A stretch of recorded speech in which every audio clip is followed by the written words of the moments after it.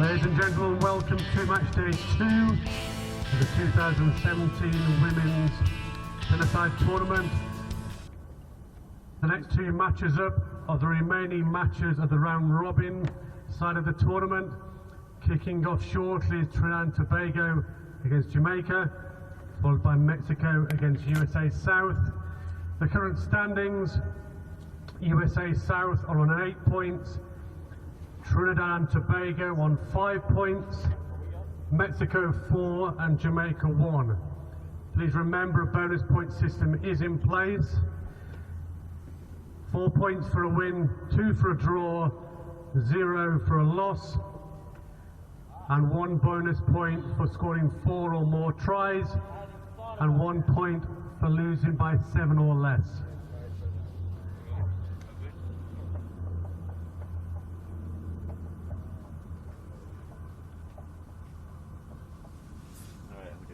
Sorry, that took longer than I thought. Need your internet. Oh, God.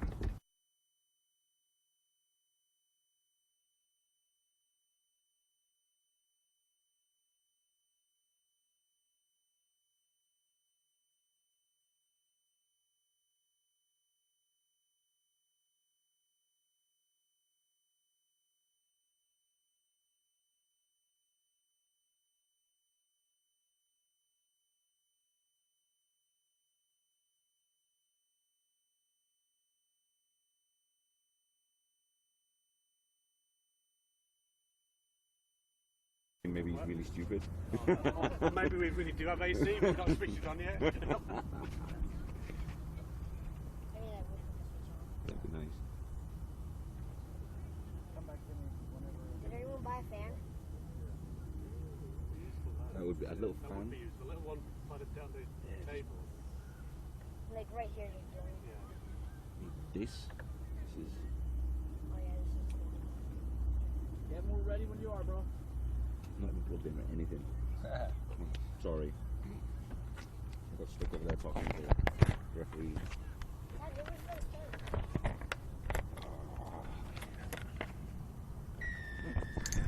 turn. Welcome, ladies and gentlemen, to the Rugby America's North Championship. We have got kicking off here Jamaica against Trinidad and Tobago. This is Gavin McLeavy. I'm alongside Austin Willis, my partner in crime. How you doing, Austin? I'm good. I'm ready to go. Recovered from yesterday's shenanigans. Exactly. All right. So the situation is, ladies and gentlemen, USA sit top of this round robin currently with 2 wins and 8 points. Trinidad and Tobago are second with 1 win, 1 loss, but they got a bonus point. So they've got 5 points in total. Mexico are 1-1 also, but only 4 points. And then Jamaica have 1 point but lost both games. One of them was within 7 points, so they got a bonus point for a loss.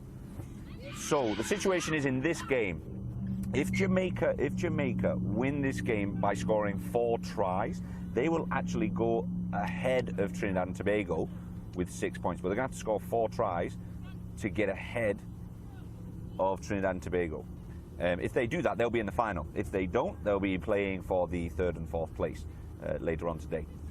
On the other side, you've got USA, Mexico, a bit more simple. Mexico win the game, they will play again against USA in the final. So we'll see how this game pans out. Yeah, I think USA South is the clear favorite so far. They're the leading in the standings right now. But things can get interesting in terms of the scoring and the bonus points here in the end of the round robin action.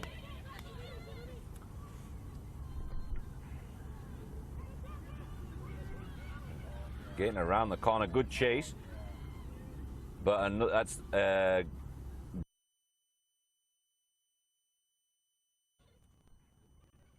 Lasso, and she scored like 3 tries in the second game yesterday. She's got some wheels on her when she has a bit of space on the outside. The final is a win over USA South, which is probably an easier way to get there rather than, decide by bonus points. So Yep. not hard for the coaches to communicate what they want out of their team, just to win in any way, shape, or form.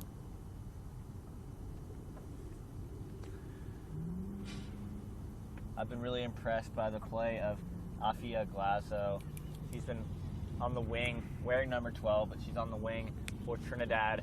And almost all of their tries have come from just moving the ball wide to her and letting her just burn around the edges. But the number 6 for Jamaica, their captain, Lisa Frazier, when put on the outside, is more of like a lockdown defensive player. Can't be beat around the edge. So we'll see that matchup today. Yeah, she narrows down the angles really well when Jamaica are under attack, and kind of just stifles any attack that comes as she's still involved, as she's still on her feet when the ball gets thrown out wide. She's going to slow down the Trinidad attack, which is she wields a lot of power within the Jamaican team, and really the team looks much more comfortable when she's on the park.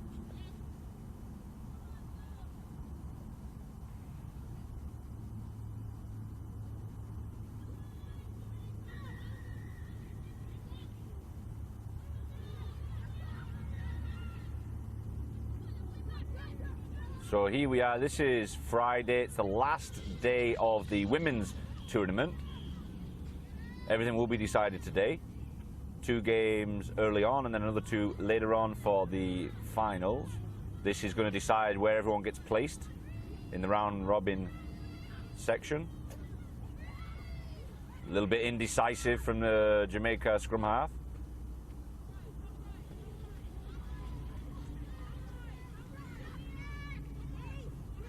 Well went to ground, and referee Fernando Garcia bringing it back.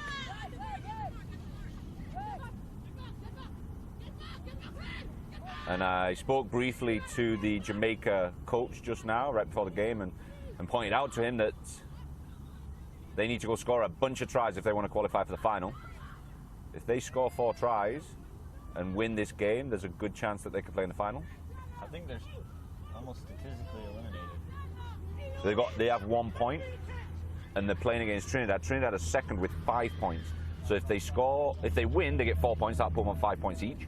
But if they get a bonus try, they'll get 6. Trinidad and Tobago will be on 5. That means that they'll be, unless Mexico beats USA, that's a different story. But to give themselves a chance. They also have to keep Trinidad from having a 7-point margin. Correct. 7 points or less margin. Yeah, Jamaica really does need to go score the 4 tries just to give themselves a chance and hope that USA beat Mexico. They have 1 point, and they're playing against Trinidad. Which, based on yesterday's games, honestly, it's so unpredictable at this point. Yeah, we thought Mexico looked pretty strong, and then they come out in their second game, mind you, playing back-to-back, and that's true. Drop 1 to Trinidad, drop 4 tries up against Trinidad. So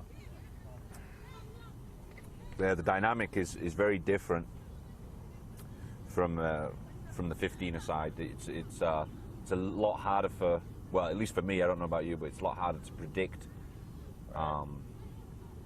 what's going to happen in these games based on the players on the field. It's a lot like sevens in that sense, where it's more like arcade-ish and can go either way and at the drop of a ball. Yep. So that's very similar. I like 10s. I like this size on the field. The amount of space. It's a good combination, yeah, and it allows for a decent amount of forwards play, just as much as backs play too. And there's Lisa Frazier. She's gone through the gap. That's a great break. She's got support on the right side. And she's going to keep going. She's gone for the pass. If she can keep a hold of it, this is a try. Glasshouse chasing it down, but that's a try. Jamaica surely. Referee kept pace with it. And a phenomenal try. Lisa Frazier architecting that one. Architecting or orchestrating? What was I trying to say? I got all excited. I'm sorry, guys. I know it's early for you guys to be listening to this, but once I've had my coffee, I'm good to go, and I get a little crazy. That was Kristen McGregor with the try set up by Lisa Frazier. And missed kick, so it'll be 5-5. So that's 1 try down for Jamaica. They need to put up 3 more and keep Trinidad from scoring again. And you know what? coming into this, I was like, well, Trinidad are probably going to be the stronger team because Jamaica did lose twice yesterday, but Jamaica lost twice yesterday, but didn't play badly. No. Maybe made some mistakes late and allowed the other teams to climb back in it, but they do look fast, especially Frazier. If she can create the space for them, she's got the weapons around her.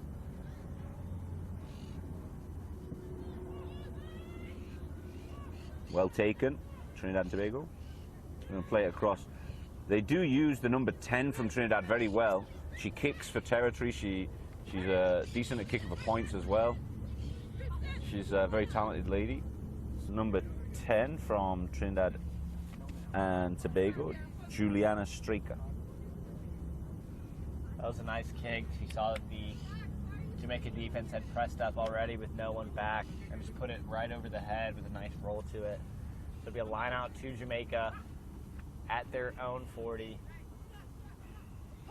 for the tie ball game. And steal from Trinidad. Jamaica losing the ball. There's a knock on there. And that's going to be a Jamaica ball from a Trinidad knock on.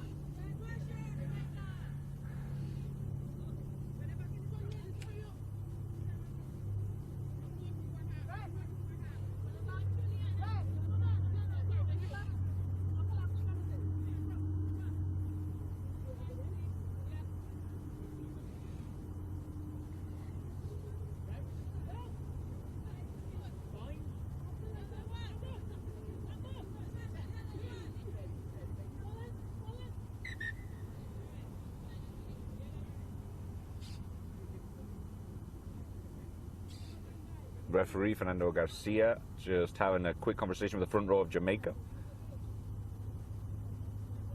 making sure that they're binding in correctly.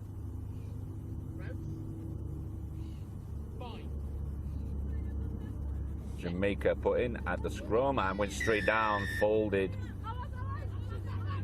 hinging. It's dangerous, that head goes to ground. Jamaica player stays down.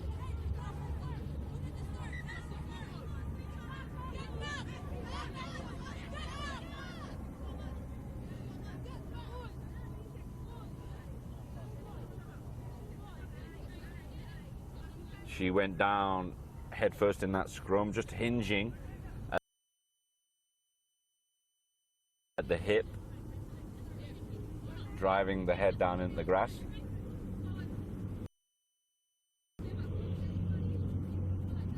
Could be the arm by the looks of it.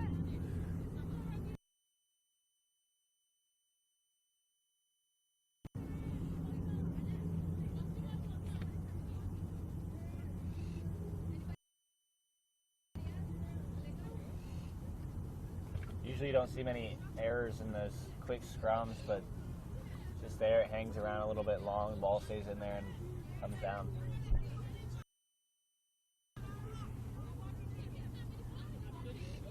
So here we are, guys and girls. It's the penultimate day of the competition, the last day for the women's competition here at Vizcaya Park, Miramar.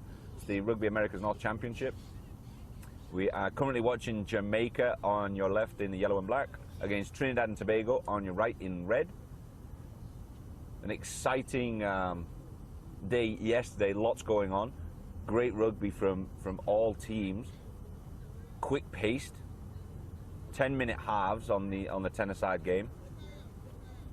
So exciting to watch. You don't get, if you've got a short attention span, it's perfect for you, just like me.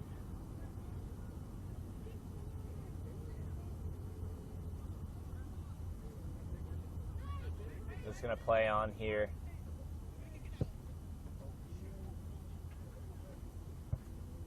And that's the half. Current score is 5-5.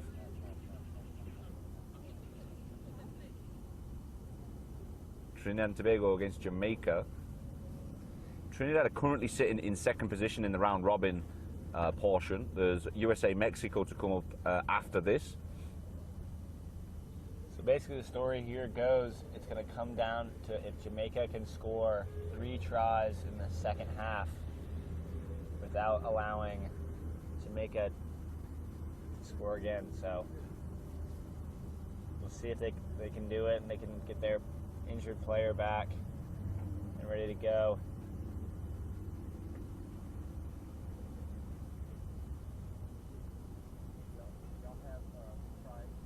there's a 5-minute break at the halftime of these 10-a-side games.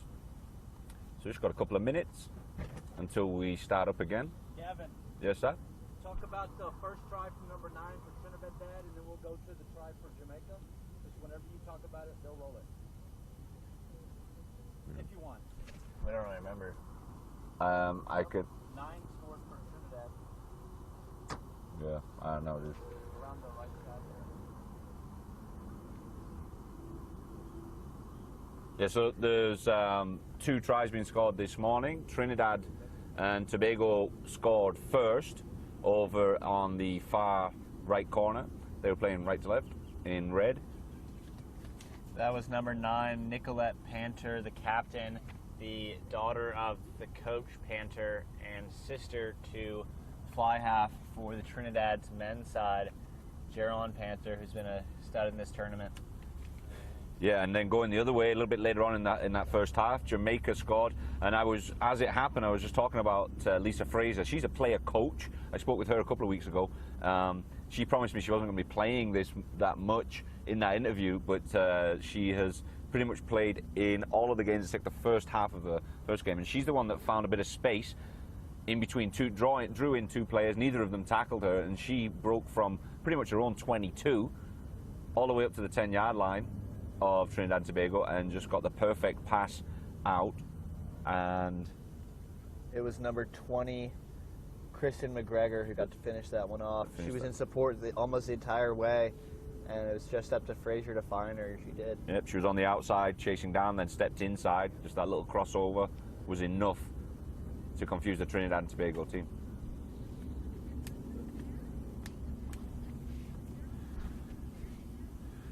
But one of the things that ended the first half there was the scrum. There was a bit of hinging, what we call hinging at the hip.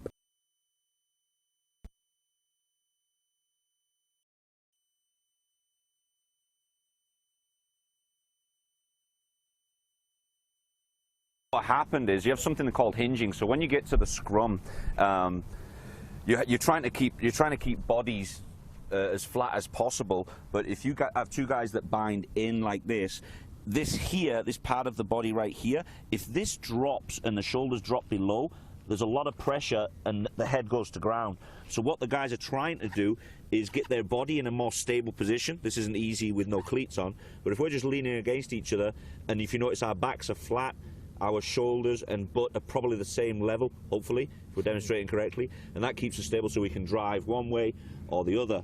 And what happened with that particular situation, the girls hinged down, head went to ground, and that's when you start getting dislocated shoulders and the head goes around, you can twist your neck. So that was what happened with a couple of the players in that last scrum. It's kind of dangerous. Referees trying their best to avoid that situation. If they see something that's unstable and they start to hinge like that, they're going to call it and a penalty to the obviously the team that's doing the infraction. So we have to be careful with that. We've got to keep an eye on it. Referee Fernando Garcia is doing a great job. Unfortunately, one of the ladies got themselves injured, so we'll see if she's back on. The second half's about to get underway. Stay with us, and we'll get Trinidad and Tobago against Jamaica back underway for you in just a moment.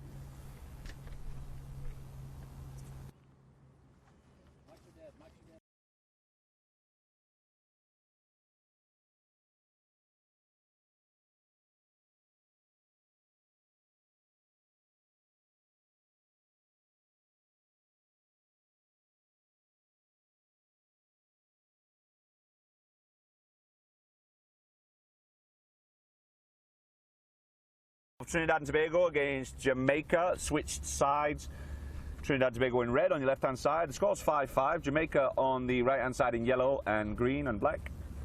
Yeah, Jamaica has to score 3 tries here to even allow a chance for the Cup final for that bonus point. They also have to keep Trinidad from basically scoring again or having a 7-point margin to get that other bonus point. So we'll see if Jamaica has any shot here at the Cup final. That's also hinging on the fact that Mexico would have to beat or lose to USA South. Mexico did look strong yesterday. Good pickup by the Jamaica 20. So they got. Yeah. That's going to be a penalty to Jamaica, as Trinidad wasn't coming in straight from the ruck. Might have had hands in there. Lisa Fraser playing a quick tap and go. And Trinidad has stolen that ball. Legally, good job.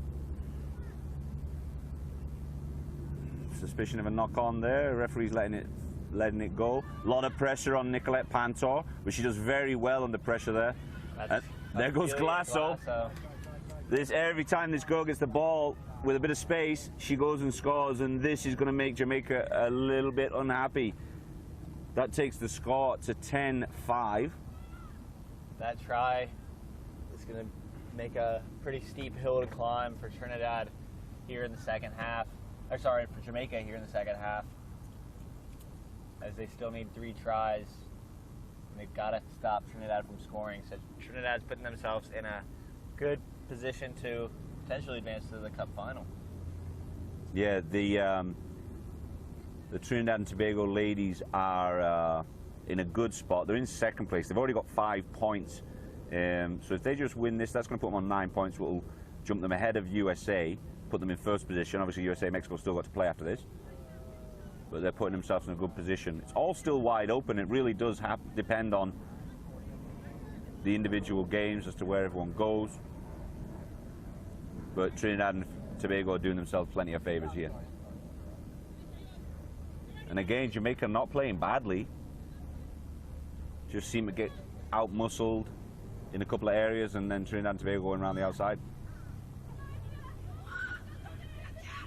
Ugly bounce. Finally works out for Jamaica. Garcia's going to call a knock on here. So we'll see if these teams can right their scrum and hopefully do away with those injuries like we discussed at halftime. I didn't see if the injured player came back on. I was getting settled back into my seat. And I think they may have substituted her out. So Trinidad put in at the scrum, just on between the 40 and the 22 of Jamaica. A good shove from Jamaica, but it squirts out the back for Trinidad. Pick up from Jamaica. Does well to stay in, the big prop.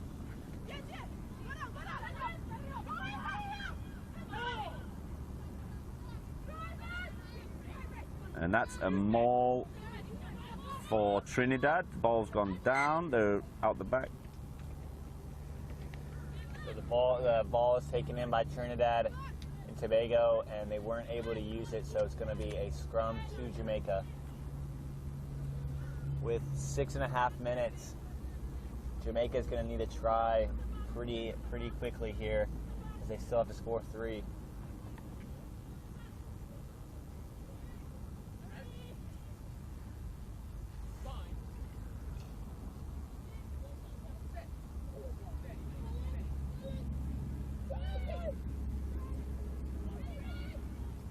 Call advantage to Jamaica, as the scrum half for Trinidad was in the Jamaican pocket, so they're going to go back to the penalty here.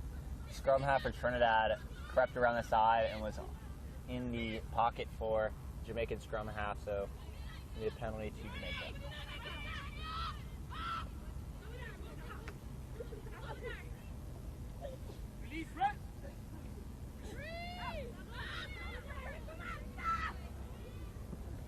Some big hits, getting a great close-up action right here. Good line speed from Trinidad, putting them under pressure. Advantage to Trinidad.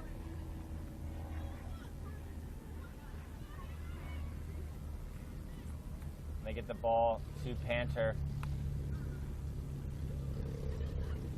Nice offload. Unfortunate. Panther puts it to ground.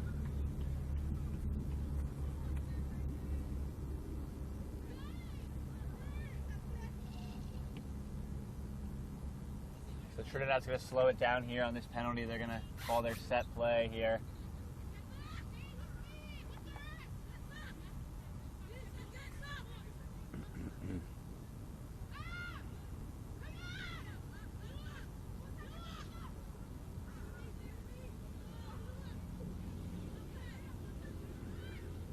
they're going to turn it over. The boot's going to give Frazier a chance to chase this down. And with a good bounce, they're unable to grab it.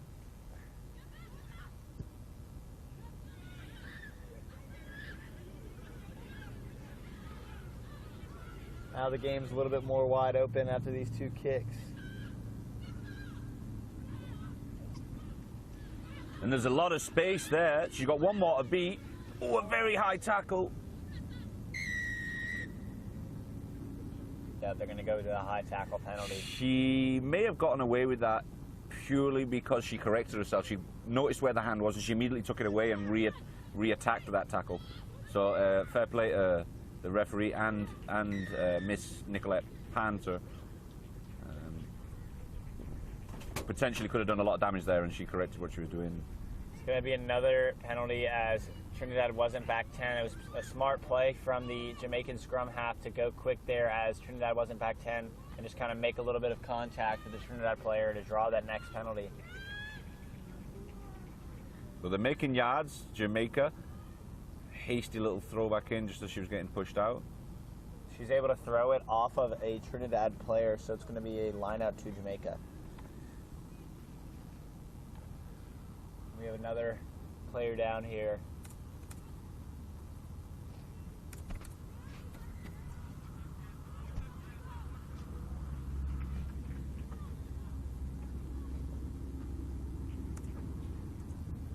So the clock's ticking down here on the chances for Jamaica. About 3 minutes to play. It's 10-5 currently to Trinidad and Tobago. This is going to put them in a great position in the round robin table.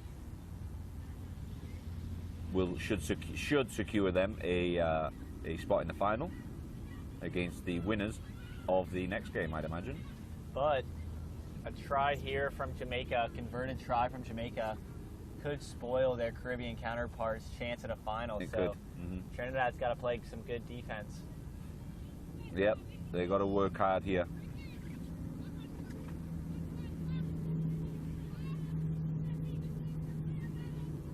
I've been impressed with the line speed of Trinidad in defense. They were able to just come up and basically shut down Frazier's ability to break the line in the second half. And this is the Trinidad, I believe it's the Trinidad 10 that's on the ground. It's Juliana Straker. She's been kicking really well. She must be their go-to kicker territorially and for points. But she's on the ground. She's taking a while to get up. So the referee's going to call time for a moment until we get all that fixed.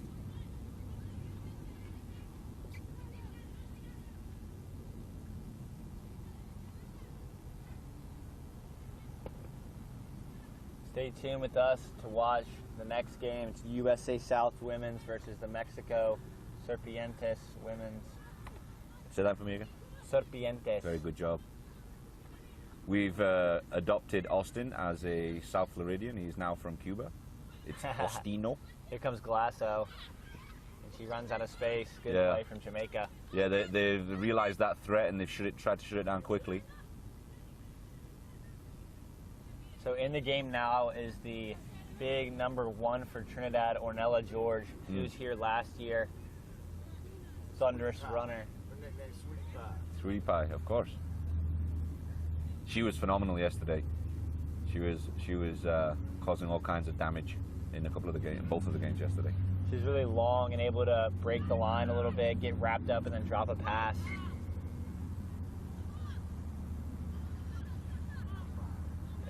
And Jamaica was unable to throw the ball into the line out well enough to where it got out of the 5-meter channel. So it's going to be a free kick to Trinidad. Nice idea, though.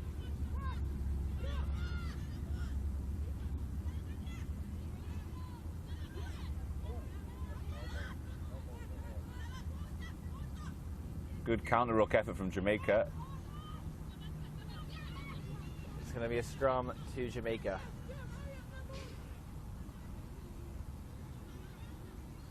I want to see a Jamaica try here. It really would make for a last-minute bit of excitement. Yeah.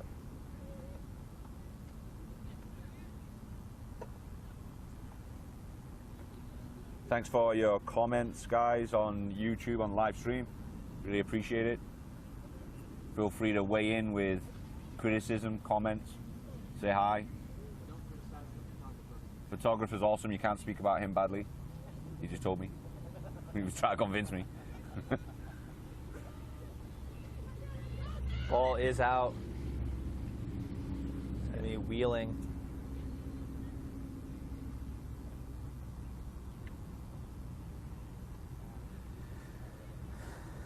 Number 6 from Trinidad's not too keen on getting back involved in that. Looks like she's having a problem with her eye. Oh, they got gouged in the eye a little bit on accident. She just needs to finish out this last 30 seconds of play. If they want to potentially advance to the final, it's going to come down to this last game between Mexico and USA South to decide what the finish will be.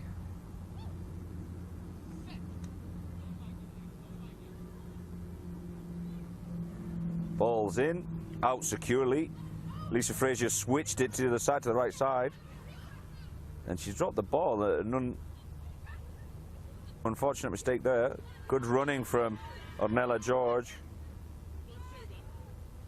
This is Panther on the sideline. And for me, two of the best players on the park just colliding. Nicolette Panther against Lisa Fraser.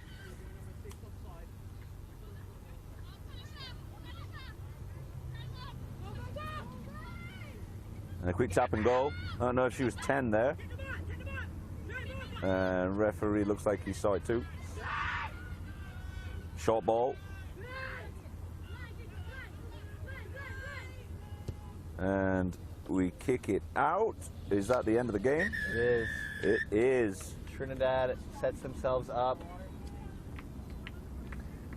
Trinidad and Tobago 10, Jamaica 5, and that puts Trinidad and Tobago in a great spot for potentially the final against either USA or Mexico. We will see in just a few minutes after this short break.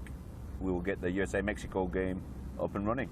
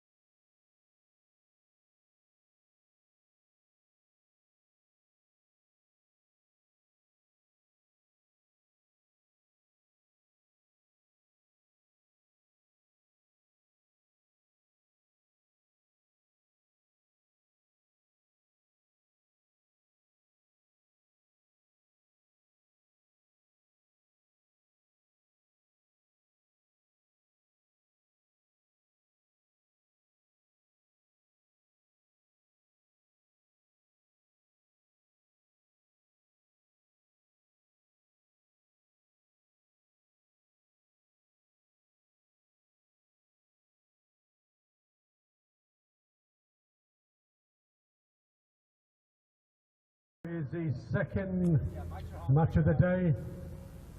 Mexico against USA South. Current tournament positions. We have Trinidad and Tobago on 9 points, having completed all of their 3 matches. USA on 8 points, Mexico 4, Jamaica 1.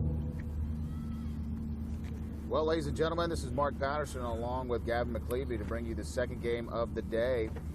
This is going to be the play-in game.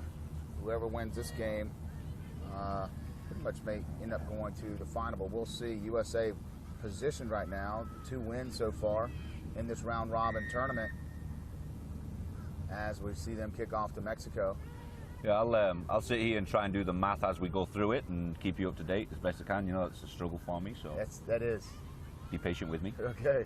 You don't have your abacus today? Nope. Okay. Left it home. All right. Just relying on the old noggin. Mexico trying to get it wide. USA shutting that down. Deep inside Mexico's territory. Looks like from the side, our referee, Cisco Lopez, he's a local referee, just got selected for the National Sevens Championships to go referee out there. Also won the Florida Best Hair for the Referee Award. He did. I think we should get him some promotions for some hair product. Oh, Mexico breaking the line. Try to offload, able to get to it. Good pickup. A lot of pressure from the USA ladies. This is the situation with Mexico yesterday. They couldn't get out of their 22 for long periods against Trinidad. They tend to play with a lot of depth, but if you're stuck on your try line, you don't have that depth. They look a lot more comfortable when they're in the middle of the park and they can play running from deep. Do have an overload, going for the switch. USA being very disciplined in their defense.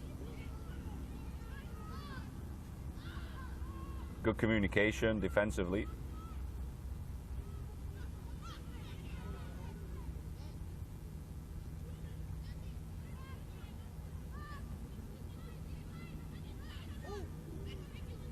Nice offload there by Mexico, breaking the gain line. U.S. still keeping a hold of them.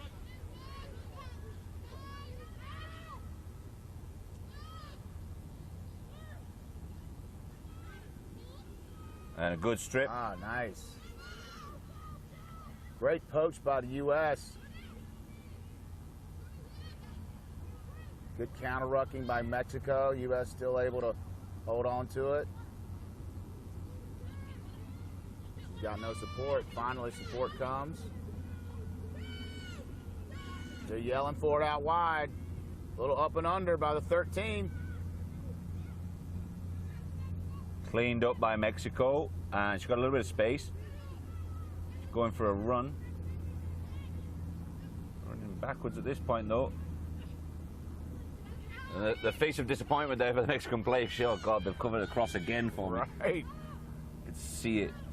Mexico moving the ball well. They're just not able to get through a hole. And, you know, wondering now, you've seen the last couple of games, Gavin. Did they have a breakaway speedster on the corners?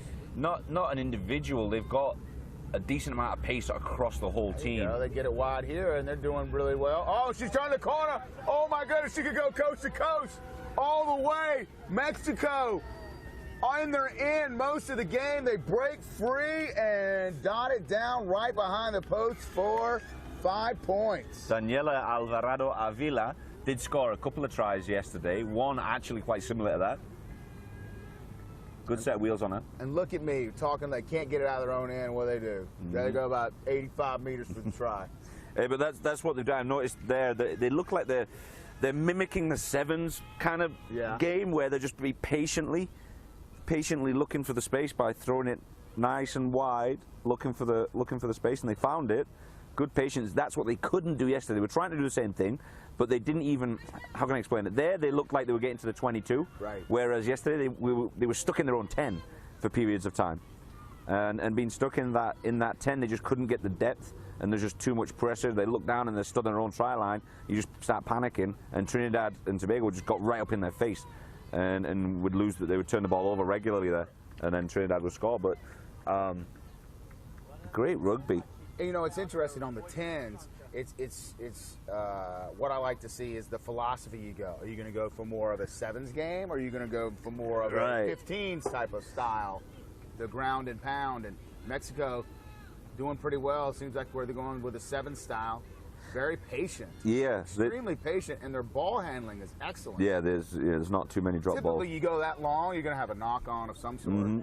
They do have an overload out wide. USA South breaking through the corner. Can she get around? She's still moving. Support's arriving. Misha Green from Pittsburgh State. Yelling for it wide. Lauren Judkins, the number 9, spinning it wide. Offside is called. Advantage the U.S.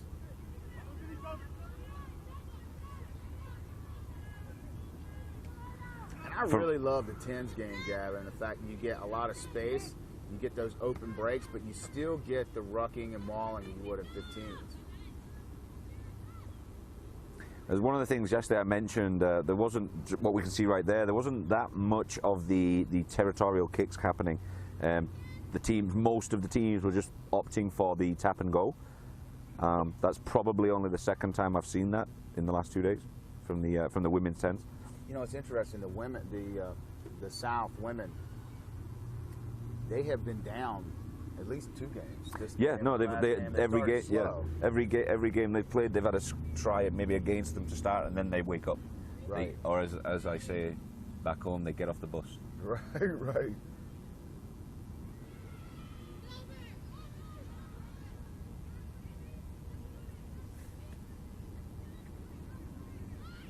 This USA South team comprised of ladies all over the country. North Carolina, Atlanta. Yeah, there's a really good mix in there. Kansas, Pittsburgh, Arizona, Nashville.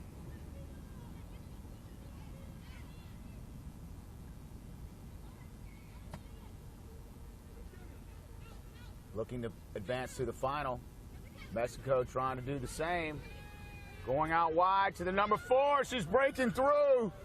Misha Green dots it down for the score. Great try, great strength. Just brushed the player off, and that opened up the space for her.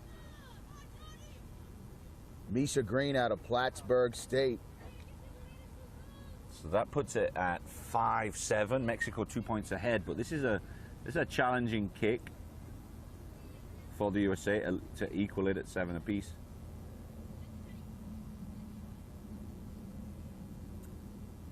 Maddie Clark out of Charlotte, North Carolina. She's going to take the attempt. I thought she was barefoot for a second. I know, so really. I do too, because she's got no socks on. And short. She's not short. Had the right line. You know, it's amazing how she can wear her scrum cap because it's so humid out here and hot. I know that I playing in the Florida sun. If it gets to a certain temperature, then I just have to take it off. And I don't have any hair. Right. You got no cushion whatsoever. Right. Just a good old baldy slap it. Right.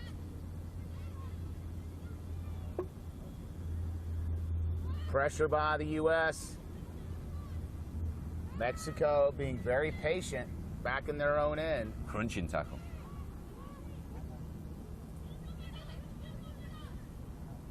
Setting up out wide.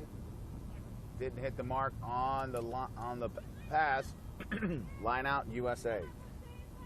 Yeah, I like the. I've been talking about the depth of the Mexico team. When they're not deep, the ball tends to go behind them. Maybe we'll talk about that at the half.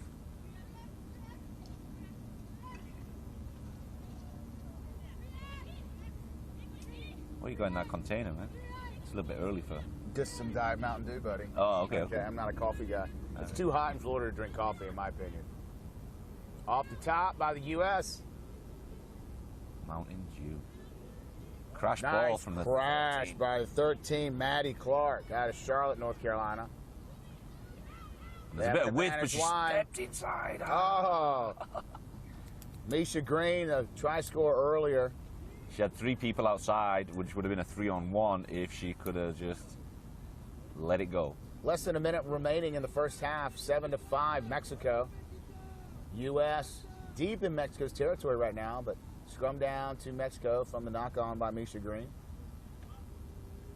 Big shout out to Tracy Parker from Plattsburgh State, cheering on her guys back home.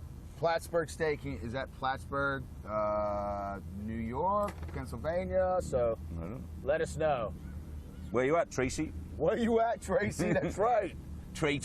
You're watching your friends play here in the Rugby Americas North Championships.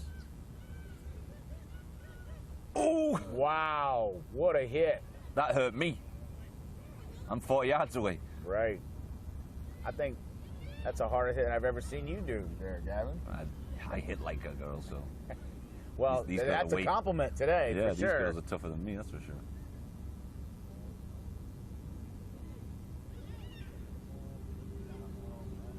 Almost another line break by Mexico. They've been in their end most of this first half. However, they are winning right now.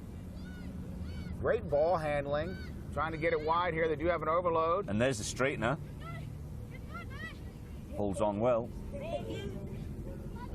Good counter ruck. USA. Not enough. Not rolling away. Quick tap by Mexico. Oh, she got Behind the ambitious. back. She got ambitious. Confidence is there. I like the idea, but anytime you're going to do the behind the back, it's got to be on point. She almost recovered the ball. Time has expired. U.S. trying to dot down another try before the end of the half. And it looks might be on. Number 6, taking it through, Claire Stingley. That's going to be a knock on, and that should do it for the end of the first half. So it's halftime here against USA and Mexico. Both of these teams trying to get to the final, which will be later on today. Your score at half: Mexico 7, USA South 5. Yeah, it's been a good first half from both teams. If Mexico can get out of their 22, they're going to be phenomenal. They get themselves trapped back there. They run a little bit sideways, but once they straighten themselves up, they look really dangerous. They're very comfortable on the ball. Their ball handling is really excellent. Don't they look very comfortable? The pitch is wet. It's humid. That ball's going to be wet, and for them to be able to consistently move that ball back and forth, they're moving side to side is phenomenal, and they just wait patiently for a break, almost like you would see in sevens. Now, I would say on the other side, the South, they're playing more of a 15s type of technique or definitely strategy. Support on the ruck and pick and go kind of work. A lot of rucking and mauling, picking and going, pick and goes. Do you want to step out? And Sure. We'll talk. Gavin, let's step out and talk. We'll talk through what I like about the Mexican team. We'll need a ball with us if one of the ball boys could bring us a. We have like 5 ball boys standing around. Yeah, that'll do the job. Okay. All right, guys. So what I'm seeing is we're going playing this direction? Yeah, we're playing this way. Okay. What I'm seeing is plenty of depth from the Mexican team, so the players are catching it in front of them and running onto it. What happens occasionally. Nice stands, dude. What was that? The Heisman Trophy? Yeah. But what I am seeing, if you just overrun it a little bit, they come a little flat sometimes. They have to try and catch it behind them. And I'm seeing that quite a lot with several teams. Mexico don't do it too much, but I did see one example here. But for the kids at home that are playing the game, basically what we need to come is a lot deeper, put that ball in front of the player. That way they can be running onto it. And also with that depth, you get a lot more options running at the player. So if you're coming from deep, you can see the defender coming at you. You can step out. You can do a short ball inside, and you can dictate the direction of the game as the person receiving the ball. The minute you're catching that ball behind you, you take away all of your options because you're flat. You can't change direction. You've got to catch the ball like this, which means your ribs are open. You're going to lose a rib at least. Absolutely. Right? You know, we don't want that. And then you just take away your options. So if you're coming from deeper, you can change the direction. You've got the ball in front of you. Your hands are out. It gives an easy target for your scrum half or whoever's passing to you, and that's what you need to be looking for. So Mexico do that really well. The minute that they're running sideways, then they become a little bit flat, and especially if they're on their own try line, they're automatically flat. But they're not confident enough to kick it for territory, and that's where I'm seeing their problem yesterday against Trinidad and occasionally here as well against USA South. And you'll see in sevens, typically you're not going to kick, but in tens, you definitely could. But I think that it's better for them to keep it in hand. Also for your younger players as well. The most important thing is to be off when you're off the ball is what you're doing off the ball, not on the ball. It's very easy when you have the ball because you're going to be running, but where you need to be, just exactly what Gavin was saying is, especially from the loose play or open play, set pieces, you have plenty of depth. The problem is that when you get into open play, you get excited, and you start creeping up, and that's when you're catching the ball behind you. Yep, right. That's true. That's true. And then you can try the behind the back pass. Well, you can do that. Mexican, and that was I liked the effort. It just went a little forward. We're going to get the second half underway. Thanks very much for that, Mr. Mark Patterson. Oh, you're very welcome. My beautiful assistant. Yes. We're starting to see some rain here at Vizcaya Park. What a shocker. Yeah, right. Let's go and hide under our tent and be protected right. so we don't dissolve. Exactly.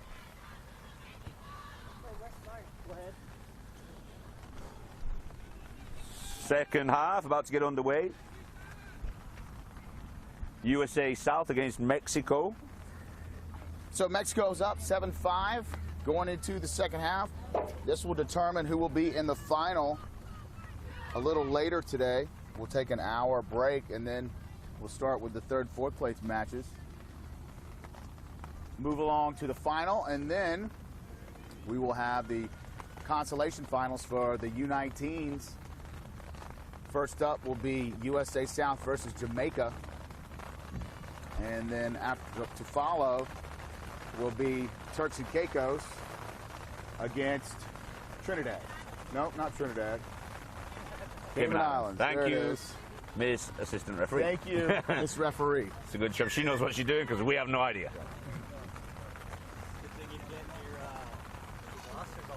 Oh man, rosters are going flying everywhere. We have no idea what's going on. We were demonstrating there. Second half underway. Some rain showers, no lightning, so we're playing on. Right. So Mexico are 7-5 up as it stands. Let me think. We got USA would get a bonus point. That would take them to 9. Mexico would get 8 points, so that would put them in second place. No, that would put them in third place. If it stays as it is, Trinidad and Tobago and USA would be. Trinidad and Tobago and USA would be the final. But let's see how the second half develops. Let me not call it early. USA always been stronger in the second half than the first. True. As witnessed right here. Trying to take it around the corner. Taylor Clanton. That was a good example of what we were just talking about. She just overran the person that was passing the ball and had to catch it behind her. Hopefully you can hear our voices. The rain's coming down pretty heavy.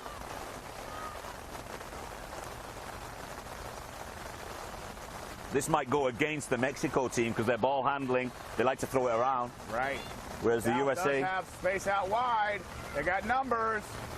Ball's gone to ground. She's a little isolated, the USA 7. She's on her own there. Help's arrived. Good job, USA South, to clean that up. Holding on. Ah, unfortunate. Cisco Lopez, a referee call. Quick tap by Mexico. Looking to get it wide.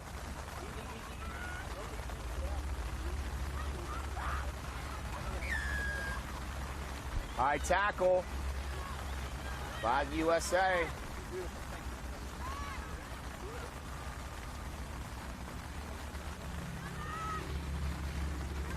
Straightens it up. Yep. She saw the sideline. Ah, knocked forward. Unfortunate, I didn't see that. Referee has a good view there. Absolutely. 7:50 to go in this match. Mexico up 7-5.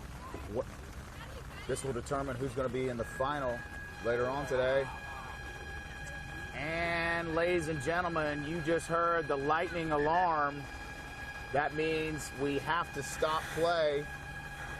Federal law dictates, Florida law, dictates that once the alarm, the lightning alarm goes off, all players have to leave the field, and we are unable to start play for 25 minutes.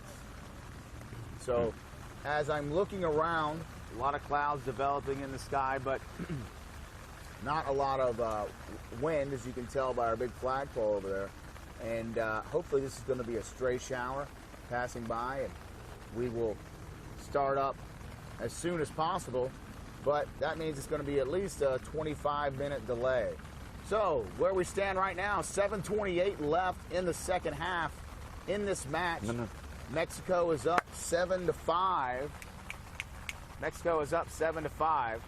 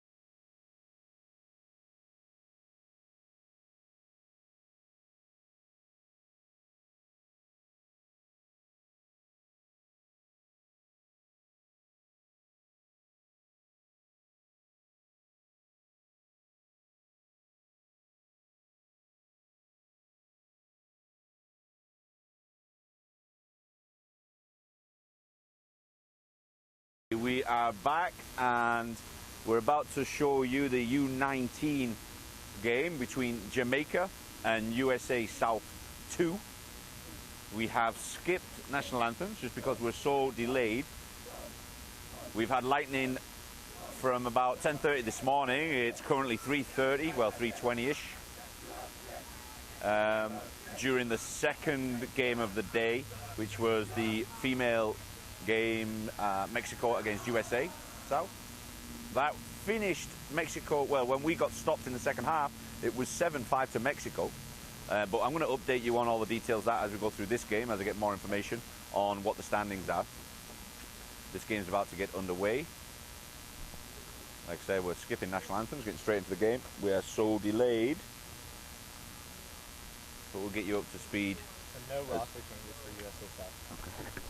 We'll get you up to speed as soon as we can. Have a quick look at the rosters as I just received them, because again, we weren't sure if this game was actually going to happen. Yeah, USA South's going to have the exact same starting lineup as they did last game against Turks and Caicos. Do you want me to run through it? I'll have a quick run through it. We've got Price at 1, Bales at hooker, Morin at 3, Hodge 4, Franzese 5, Fernandez 6, Poku 7, Menezes 8, Stockton scrum half 9, Purdy 10. We've got Montgomery Jr. on the left wing at 11, Vorta 12, Austin 13, Giordano 14, and Juan Porrin at fullback for USA. That was the number 12 there, Doug Votter, able to just pound his way about 15 yards from the kickoff. He's been hard to stop this whole tournament. Hard, muscly inside center, good on defense, big hitter.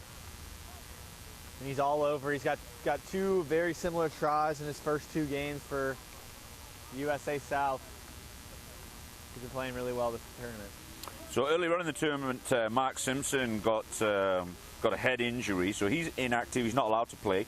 And then we've got actually 3 Jamaica players have been suspended over the course of this tournament. McCarthy, Fassi, and Minot. So they're struggling for players at this point. They've actually got 20 people available to them for this game. It's been a tough tournament, guys. So they've got Wallace at 1, Affleck at 2, Stevenson at 3, 4 and 5 is Beckford and Miller, 6 and 7 the flankers is Martin and Mattis, Jarrett number 8, Brown scrum half, Allen fly half, Henry on 1 wing, Layla, Brown, Bryan on the other wing, and then Smith is the fullback. So early pressure from USA South. Scrum about 10 yards out from the Jamaica line. Thanks for joining us and thanks for being patient, guys. Number 8 charging for the line, and that's a try early. That's Noah Meneses, the 8-man for USA South. That's his 3rd try in 2 games. He's a big, hard runner from Nebraska. And he runs right over the fly half for Jamaica off that scrum. Lots of space there behind the scrum for the 8-man to run at. So early, quick start for USA South. 2nd team. Are we going to squeeze another game in today, you think? We'll see. Don't jinx it.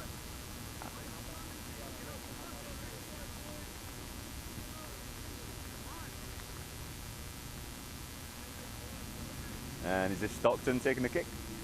Yep, Tom Stockton out of Raleigh, North Carolina. I am finally beginning to learn the names of all the players, which I'm sure the crowd will be very happy about.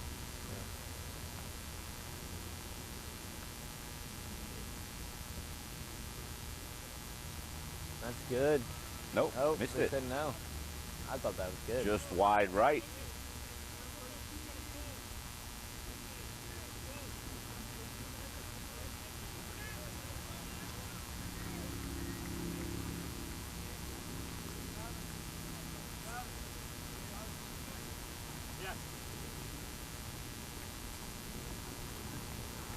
And Jamaica brought it back. They're going to kick off to USA South.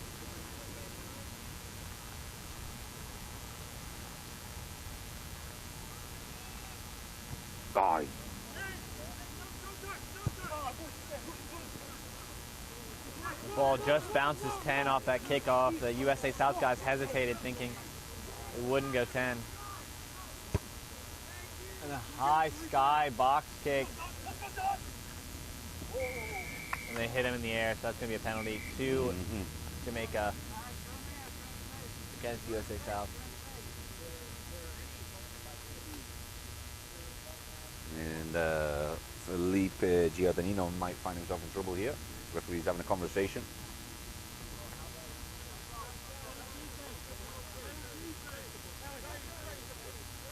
That's going to be a card here early in the game. See what color. It's going to be yellow.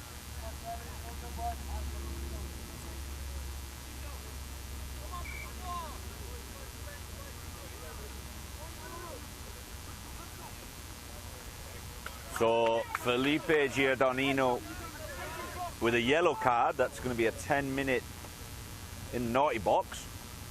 The Jamaican player jumped to catch the ball, and Felipe just put the shoulder in and he flipped over the top.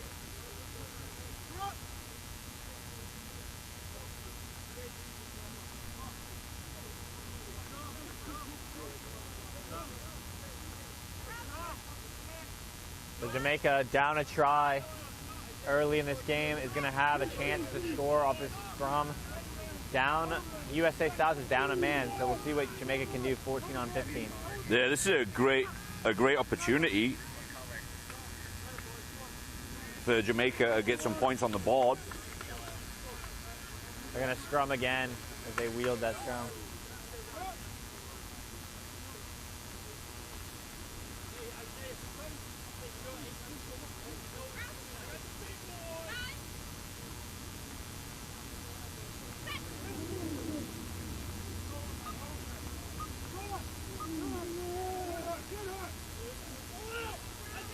There's Isaiah Poku. Good yards from the young'un. Nice clean from Meneses. Oh, but a knock on there. There's a man down for Jamaica.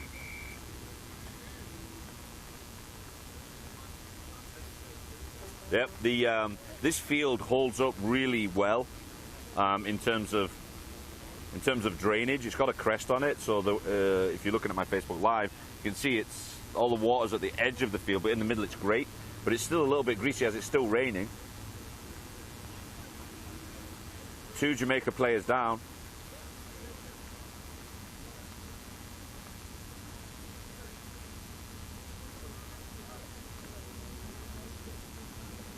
And they don't look like they're going to be getting up anytime soon.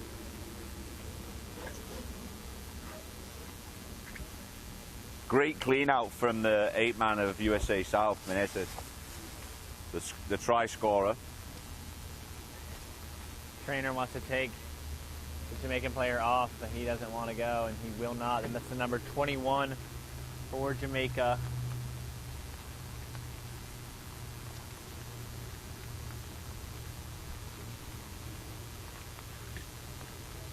All right. This is good. Chris. This is all right.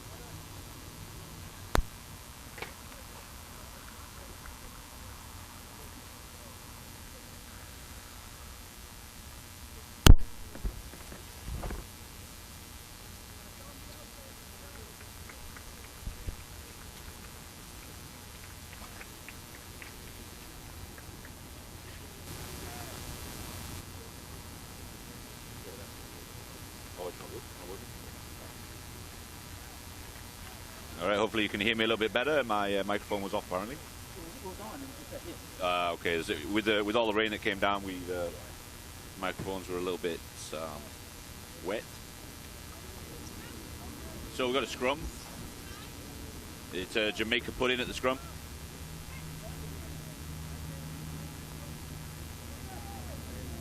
USA have got a good shove on there, but it's managed to squeeze out the back for Jamaica. Jamaica ball. Quick tap and go.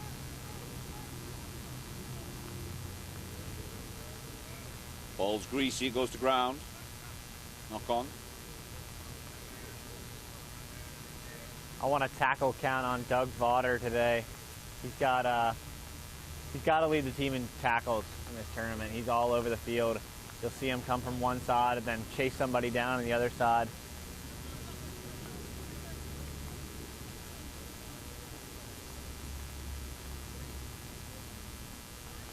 Any relation to Stacia Vaughter, who just started following me on Facebook? Thanks for joining me on Facebook as well as YouTube, YouTube Live.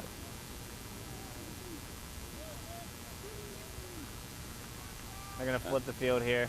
Switch. A good hit from the number 8 for Jamaica, Delano Jarrett. Good yards and a good bump from the 7, USA South. Suspicion of a knock on, but the referee has let it play. That long run was by number 2, Isaac Bales. I wanted to make a correction from yesterday. He's actually from Iowa, not Nebraska. Plays in the Nebraska League, but he is from Iowa. I'm sure that will make all of the Iowans that are watching very happy. And another try. USA South. That was Meneses again. 4 tries, 2 games. He is looking up for this game. Very lively.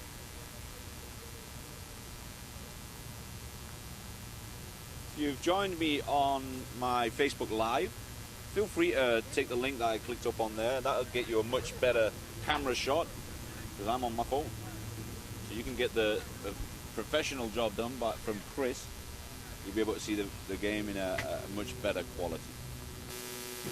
He's up on this piece of technology right here, a minivan with a high-tech camera on top.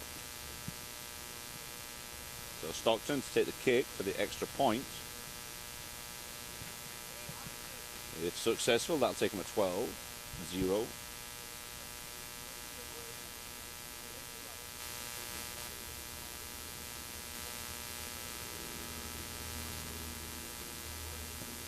He's gone wide again. Took him a little while to get going yesterday as well. Or was it yesterday or the day before? And he missed 3 or 4 kicks in a row, but then he found his range in probably arguably the most difficult kick that he took.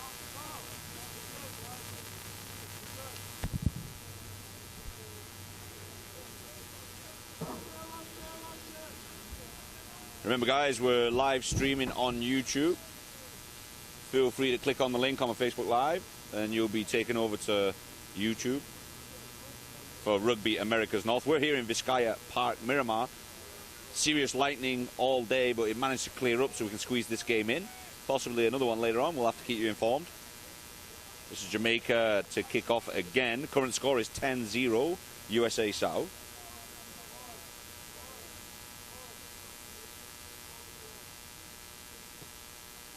Good kick, Jamaica.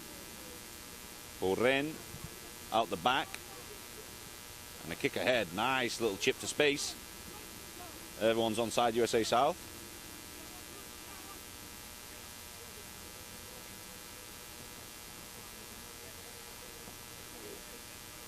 And great tackle, Franzese. And rucking well, good counter ruck too, good effort, good work.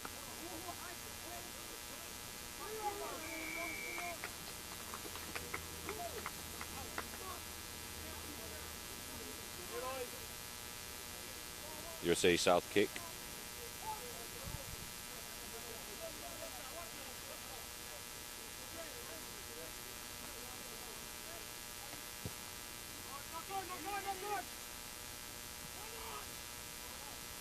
And a nice kick from Stockton. I don't think he meant to leave it in for that long, but it's able to skip a couple times and roll out of bounds at about the Jamaica 8-yard line. That'll work. That will work. We're still waiting for Stockton to settle in with his kicks. He's been wide on both of his conversions, but he seems to get going later in these games, start banging them in and putting it right where he wants it.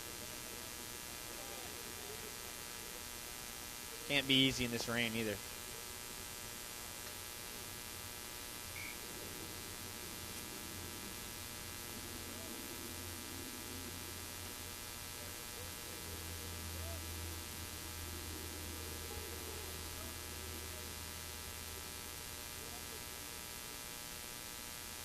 So it's going to be a Jamaica line out.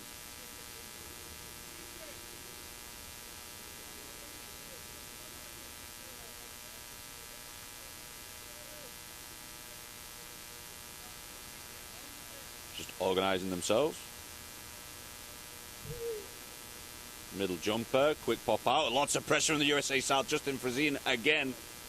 That's a big hit from Taylor Kreutz, but they might ding him for that one. We're going to see what the ref has to say to the assistant referee here. It was a strong maybe tackle. shoulder to head contact. Yes. I don't think there's anything intentional in it. It's just he's a tall kid. And as soon as he caught the ball, there was shoulder contact to the head.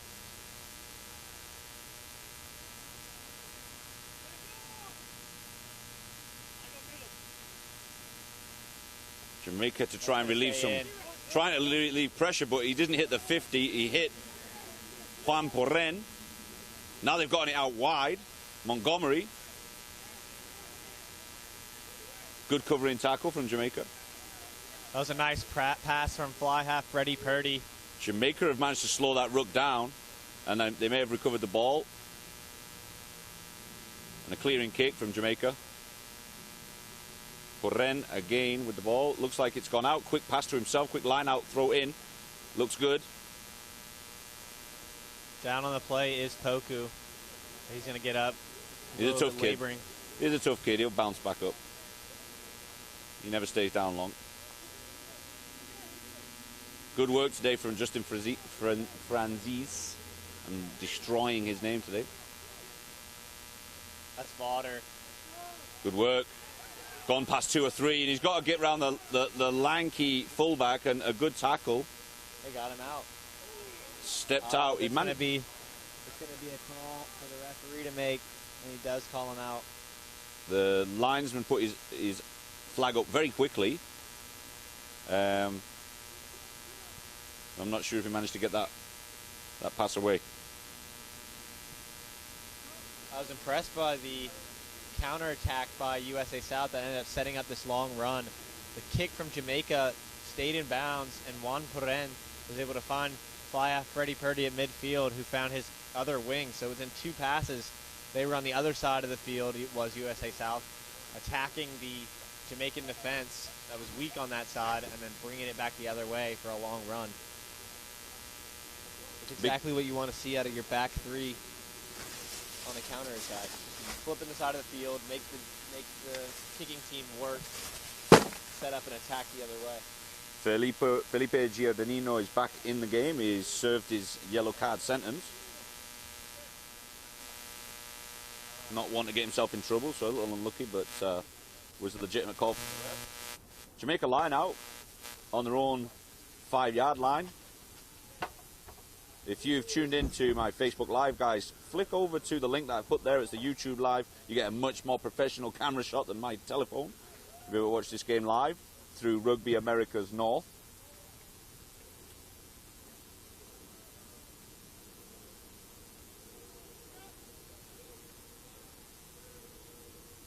Sweet. So this will be a put in by the captain, scrum half Tom Stockton. I wonder if we'll see Meneses again with a pick and go. They leave a lot of space at the back of the scrum. They kind of... So they've gone out wide this time. He's broke 2 tackles. Takes a third guy to bring him down. Vaughter's solid. He's hard to bring down. And there's your 8-man again, trying to crash. But they held him up well this time. Good work from Jamaica defensively. Quick recycle, and Doug Price has got a bit of meat behind him.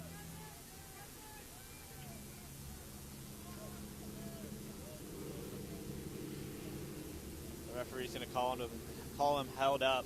I think Go Doug Price figured he'd gotten a meat pie, a try, but unlucky. Didn't happen for him. He's worked hard. The boy from Wellington, these last few days, just one of those that gets through the work. No airs and graces about him. Likes to tackle. Big into his American football. And another scrum that Jamaica are going to have to deal with here. Just a few yards out off their own try line. Been under a lot of pressure. They are currently 10-0 down. They're losing a player. They're going to have to substitute someone in. Let's see the kid over there coming on. They can't have many more subs, you know, after losing 3 guys to suspension and 1 to injury in the first game. I guess they must have travelled with 24 from what I was looking down the roster. So Jamaica having to rejig a few things. I'm going to expect Meneses now to pick and go as he's got a clear size advantage on the defending backs on the outside. So we'll see if he can get his hat trick here in the first half.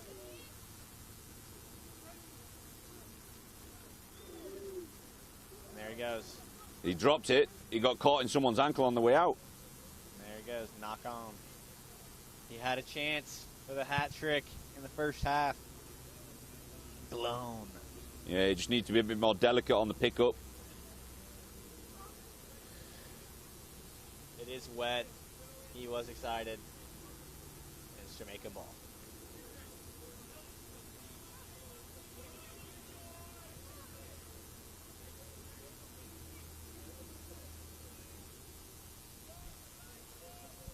Another Jamaica put in. And USA South have got a shove on them every time. And a hacked away kick. He got it in quickly. Gio Dornino shot up to maybe make a defensive play. Moran finds some space. Lets it go wide. Good chase down from Jamaica. They've got numbers on the left side. That's going to be Stockton in. And that's a try. Stockton. Great work. USA South. So this time he makes it work. Last time he had a man advantage like that. He decided to keep it dummy and he got caught. So this time he dummied and it made it work. So Yeah, he's got a good sidestep. He's got a good dummy. He's a pretty safe tackler. He's got plenty going on for him.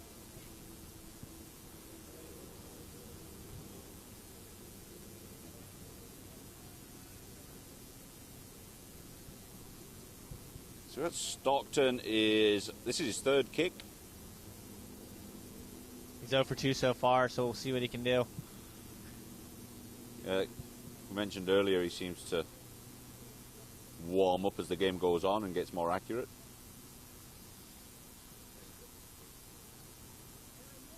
Guys, if you're joining me on Facebook Live, feel free to go over to Rugby Americas North in YouTube.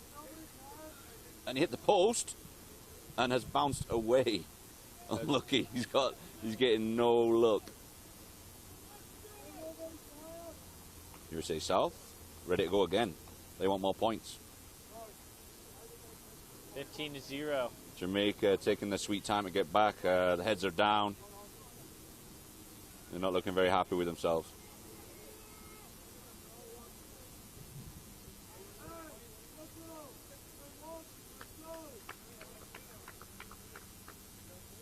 Jamaica taking a long time to walk back up here.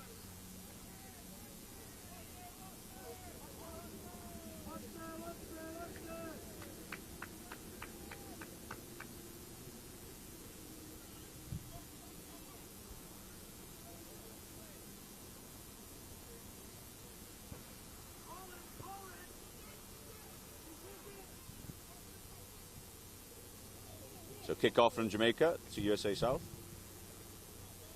Jamaica ball it's going to be.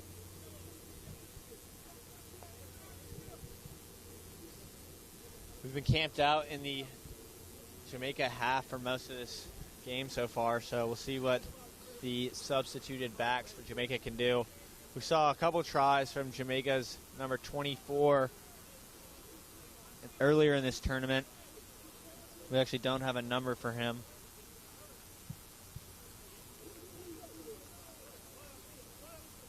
I think it's Romy Smith. Yeah, number 24, Romy Smith. He's got I've seen him do 2 tries in the last game, so we'll see what he's got. He looks like he's playing center.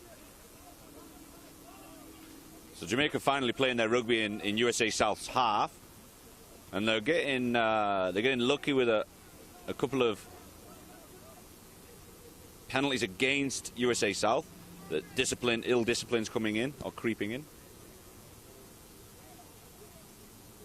Ball squared out there. I think USA may have recovered it. They have. Doug Price storming out. Nice little offload out the back. Here's Vaughter to Austin. Inside and outside. Giardino. Felipe kicks ahead. Giardino's got a nice little boot on him. And he's chasing down. Good relief of pressure. Ball's gone backwards off USA South hands. Maybe a penalty on a high tackle, maybe hitting in the air. That's going to be the USA South penalty. We'll see if Stockton can find this boot from the middle of the field and get it out into touch. He's right in the middle of the park, right on the kickoff spot, so it's a fair distance to get there. But he looks much more comfortable on his territorial kicks, out of hand. There you go.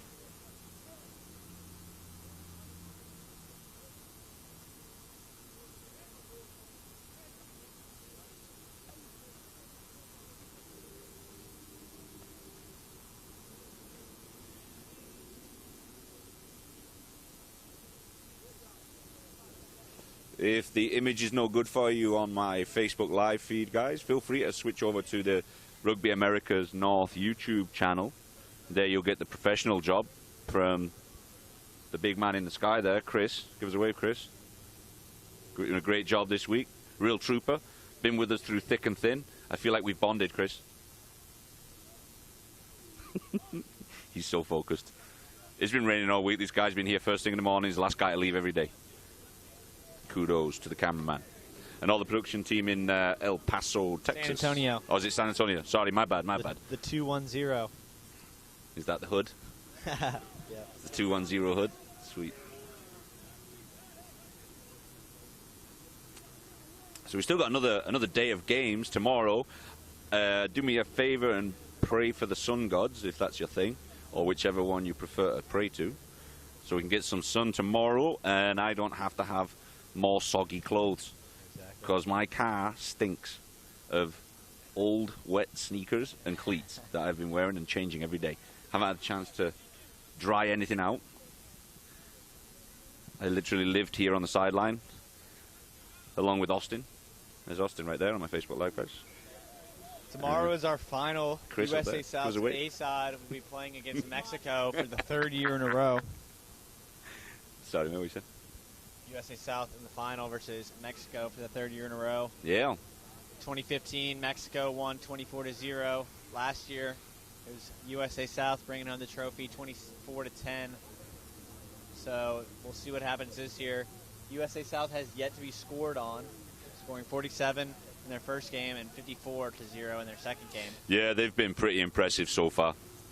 I don't know if Mexico have got enough in their armory to compete with that, but we'll see. I thought Trinidad may have been there this year, but they fell short again in the second half of a semi-final, just like they did last year.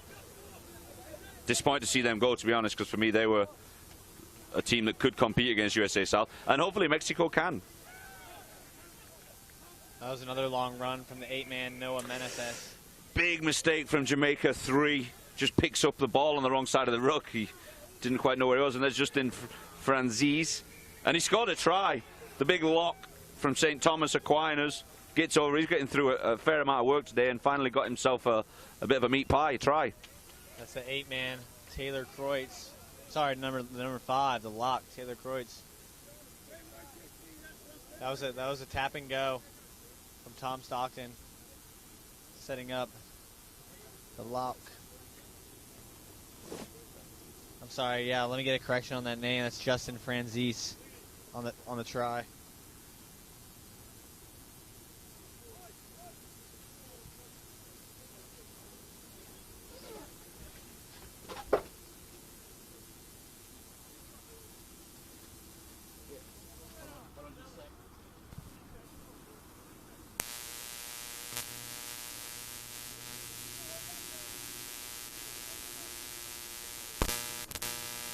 We've got a couple of new ball boys right there. Mr. Alex Smith and a young Mr. Shaw Haskin. And again, Stockton missing the kick wide right.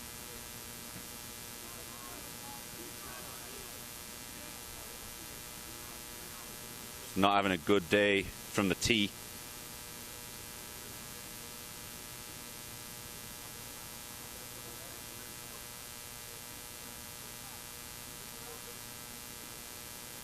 Taking his head. Looks like definitely phasing him so far.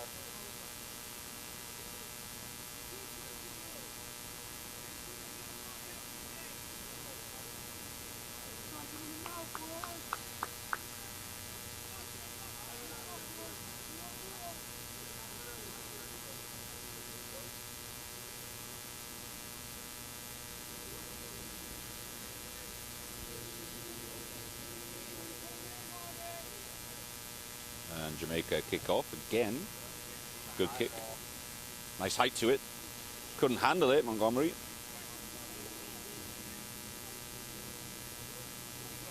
trying to do too much with the Ivy trails there. Under a little bit of pressure. Wanted to offload. Didn't have anyone there. Had a swung a 50-50 ball.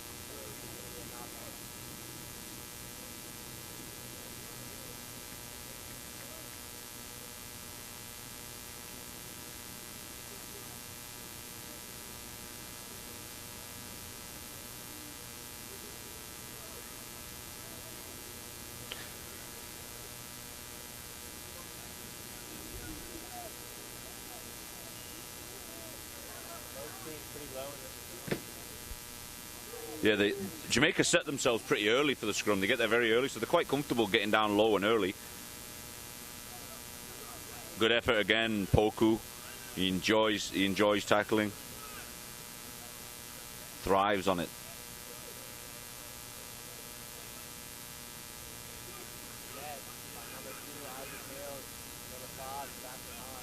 A lot of the Jamaican forwards are kind of catching it static rather than getting any kind of movement going.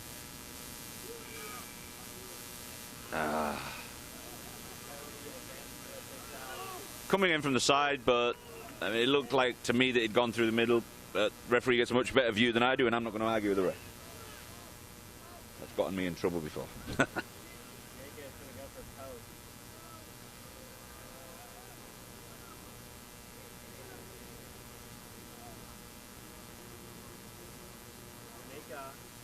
Second time into the USA South half. I'm going to try to get some points on the board here.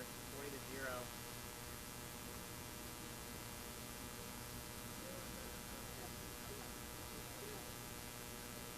So Jamaica wanted to put some points on the board.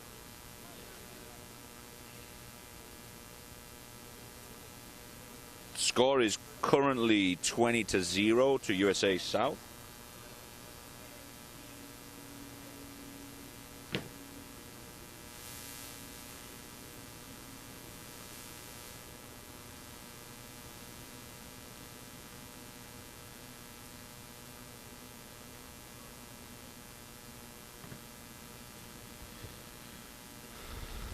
And a good kick.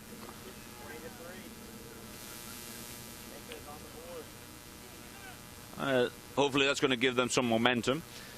Difference here is look at USA South coming back. They want to kick off again. They're up for it. They want to get it started. When Jamaica have had points scored against them, they take a long time to come back to the middle. Maybe not enjoying the weather as much as USA South are. Or maybe it's just the game.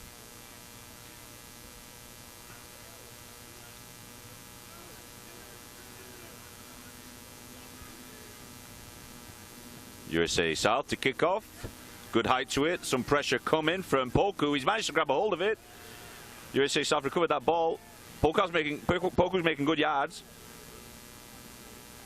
Jamaica under pressure immediately.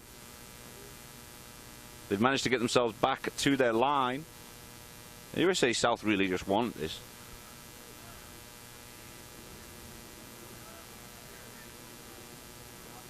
Knock on at the death. That was Doug Price from Wellington Wizards. got himself over the line, but must have just tipped it forward as he got there.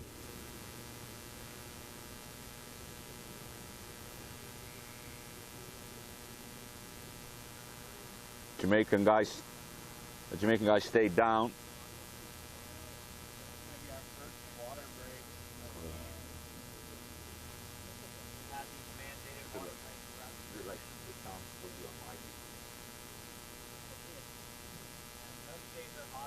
It's for me. So I'll just talk louder.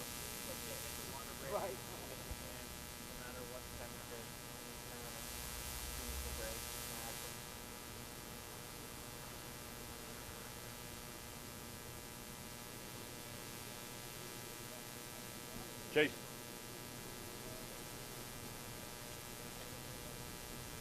I've had a celebrity sighting on the sideline. We've got Mr. Chase Shaw Haskin here, just returned from a successful tour. Where were you just now, mate? Israel for the Maccabea Games. And how did that go for you? We won gold. I got MVP. So you can't take the smile off your face? No, right now. Not at all. This is Chase Haskin. Is a local boy from South Florida. His dad is actually my chiropractor. All-round good guy, Greg. I'm sure many people have heard of him. He used to play for the USA many moons ago, and he won't mind me saying many moons ago. But yeah, went off to the Maccabi Games. Am I pronouncing that right? Yeah. And representing USA. And who did you play against in the final? Who was it? I don't remember. South Africa. And how did the game go? I didn't watch it or anything. I just heard all the news later. It was a tough game. They're a really good team. Had some really big guys, but honestly, it was just at the end of the day all heart who wanted it more. So it's a tight game at the end. Scored a last-minute try, and just stayed with it and won the game. Sweet, excellent news, man. I saw it popped up on my Facebook feed while I was commentating during one of the games, and MVP. Not a bad. I was going to call it a vacation. It wasn't a vacation. You were there for a legitimate reason, but I'm sure you had a great time. Congratulations. Have a good one, man. Take it easy. That's Chase Shaw Haskin, guys. He's a local lad in South Florida. Was at the Maccabi Games, which is, if I had to describe it, something similar to the Olympic Games for the Jewish community around the world. So national teams representing in various sports. But Chase was there for the rugby team representing the USA, and very successful. They actually won the championship. Back to the game. Just figured I'd fill in some time there as soon as I saw him on the sideline. USA had the ball down the sideline, maybe knocked it on, and Jamaica was able to aggressive and a nice kick. USA foul line out from the 24-yard line.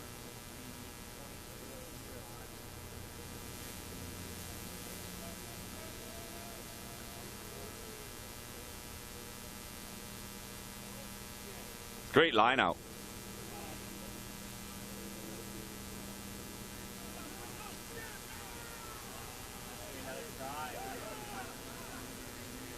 He's held him short. Great tackle.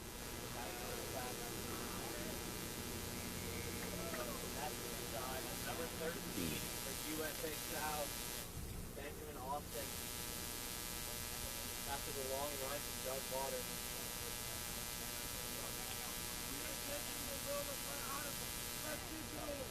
Great try, USA South. And again, Stockton gets another attempt at a kick. He hasn't had an easy angle yet.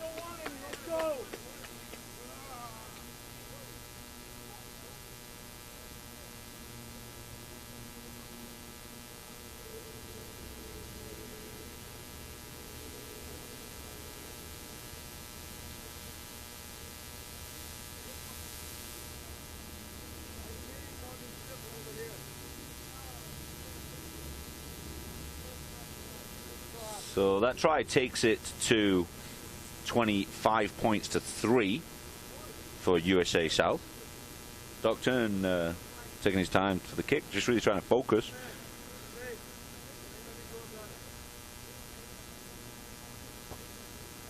And the game wide right.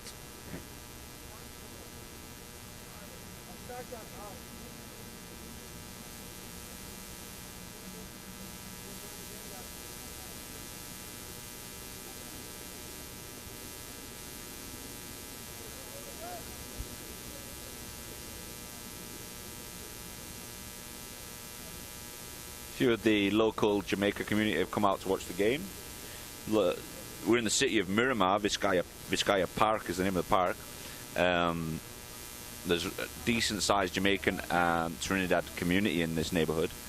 So I've seen a few people come through. It's been nice to see the local people supporting their nations, representing here. Jamaica out here today. USA South's second team has a lot of local players, Floridian players in it.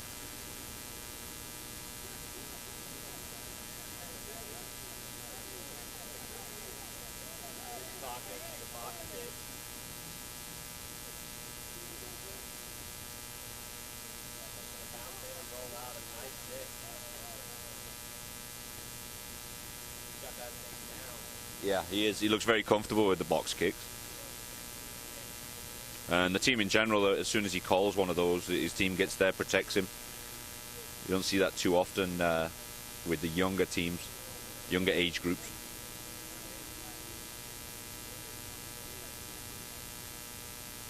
Jamaica line out, and they fluffed it. 8 goes through the middle.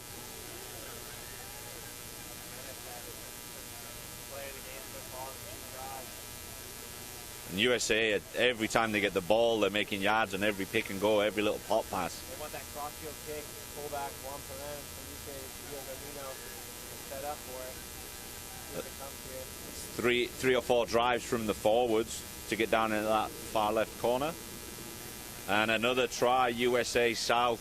Jamaica have fallen to pieces.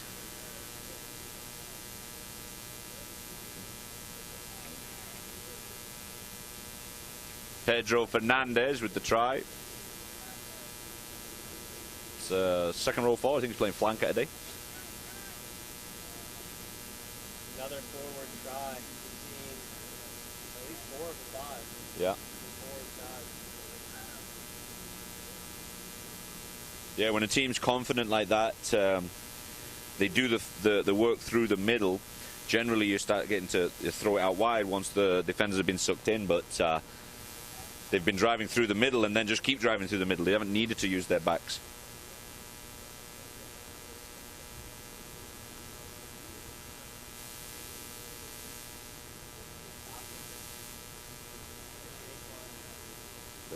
It's that distance.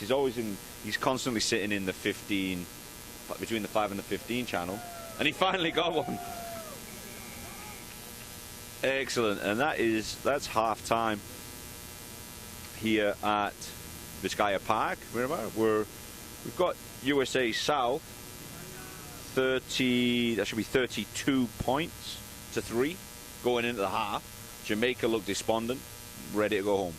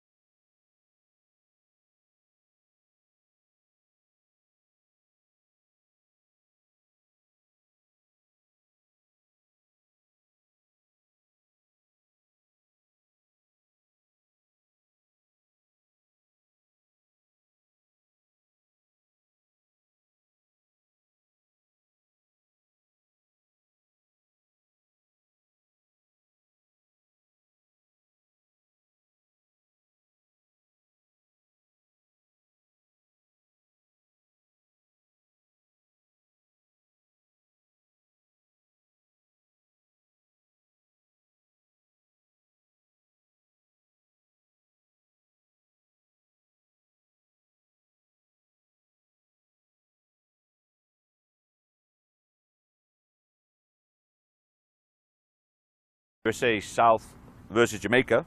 Welcome back, guys.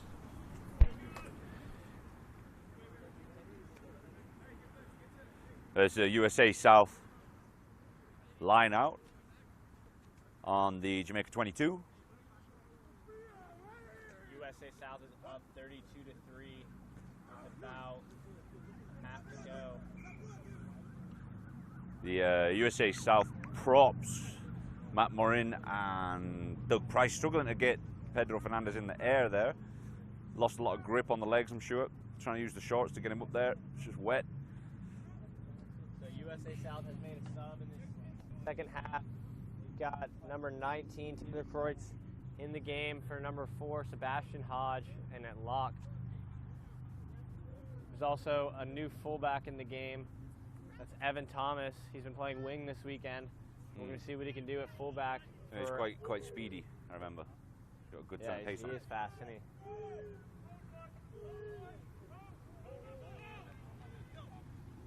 Jamaica going to try and run it out. Good tackling from USA South. Jamaica seems to have the tools and the men to, you know, make things happen. They have a lot of talent, a lot of speed, a lot of athleticism, but it seems their structure on offense isn't that great. They don't have much fluidity and continuity in their game. That crash ball went in and they just got lined up, 6 guys, 6 forwards all lined up together. Not one of them got involved in the ruck. Just waiting for someone to take the lead. Maybe they're just missing a leader in their forwards to direct them a little bit. It looks like a lot of inexperience possibly as well. We've got another injured player down, grabbing his ankle. Got another injured player down, grabbing his ankle. That's going to be another injury for Jamaica. They've lost already a few players in their first few games, and 3 suspended players due to citations from high tackles and late hits in their first game. That's Jamaica 17 getting carried off by his trainer, literally carried off.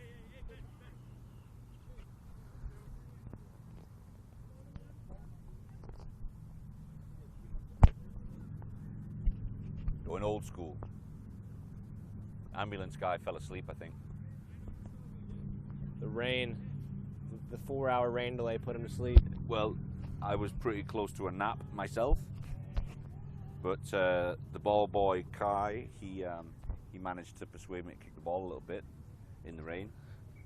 In the lightning? In the lightning, yeah. While we waited. That was after the pizza break. The last 3 days we've had lightning delays here in Vizcaya Park, so we spend the time just chatting it up, getting struck by lightning, you know, the usual things you do out here in Miami. It's all glamour, mate. We were up under the tent during the delay. Everyone else were smart enough to get out of town. We were just hanging out, expecting it to be another delay, and there we go. The tent gets struck about 20 yards away. Yeah, that was no fun.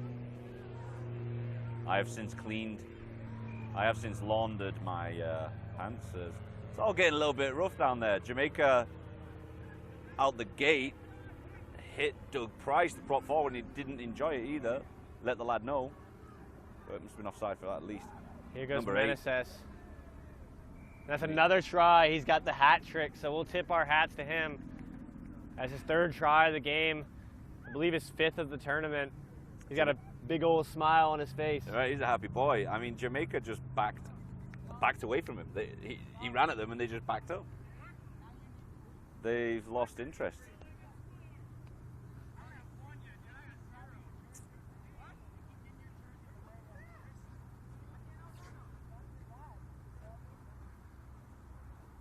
So USA South have taken full advantage of the forward dominance today and just bashed it down the middle. It's not pretty, but they're getting the tries in. Haven't used their outside centers or wings. Maybe Montgomery might have touched the ball twice. Where's Montgomery from? Don't know the answer to that one. He's great to watch, but this game he hasn't had a chance with the ball. Yeah, last game he had 2 tries, getting the ball wide, able to make a couple guys miss, stiff arm. Yeah, he's a powerful runner. They put him on the wing. He could quite easily play as a crash ball inside center. I'm sure he does wherever he's from. But here he's considered the slight winger. That's what happens when you. Just took a hit of the bait. So I'm all on it. I'm all over it. Did we get the kick?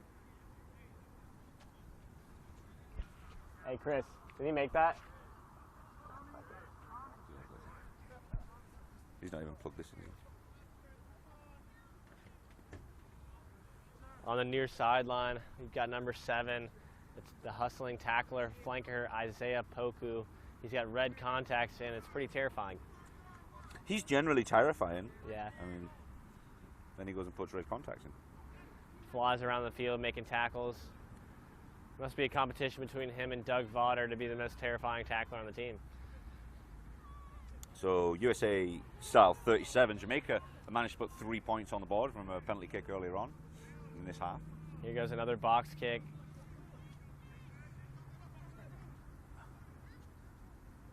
Dropped, knocked on.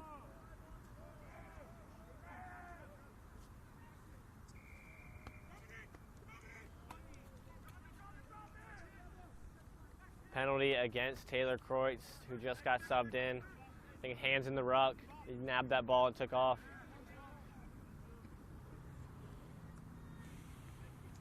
Jamaica needs to pick up the pace if they want to try to get back in this game. They're kind of wandering to each penalty. If I'm down by 34 plus points, I'm sprinting to every drop, every penalty, every quick tap.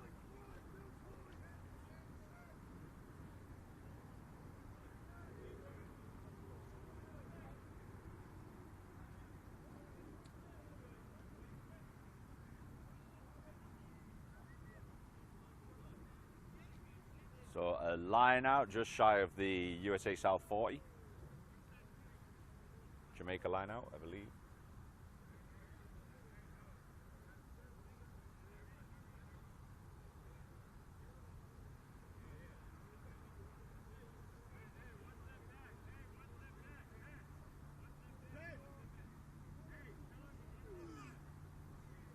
Big throw, but it went straight to USA South. Justin Franzese again. A good game today, the young'un. Still got another year of high school ahead of him. Doug Price, nice inside ball Nice to Poku. tips.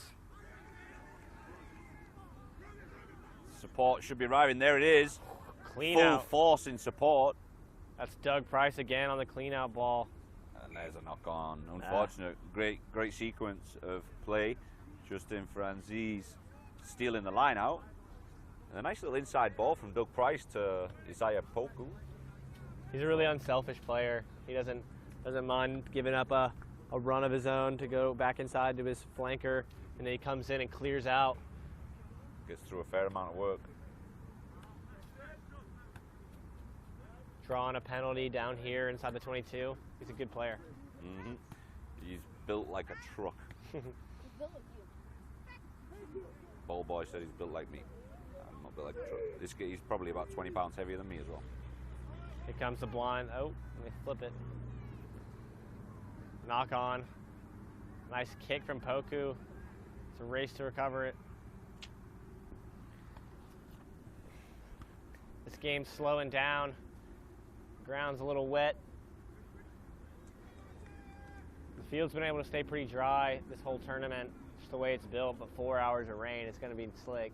Yeah, but it drains pretty well. It doesn't pool, that's the thing. Yeah. The water doesn't pool anywhere on the field. It just drains off to the side. So you remember Florida's built basically on a massive sand pit. So 4 inches under the soil, it's just sand. So it drains really easy. Drains nicely into where we're standing. Exactly, right to the edge where we're standing. Yeah, perfect.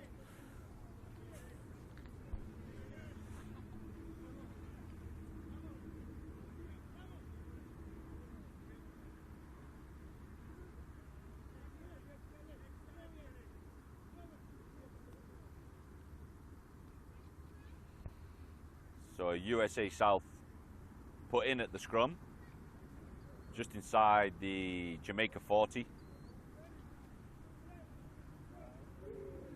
Stable scrum. They've gone on the short side. Nice sidestep from Gio Donino.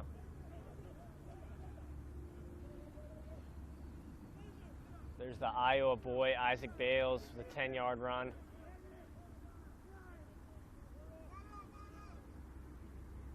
Meneses. 8's gone again. And he's up on his feet and he's making more yards.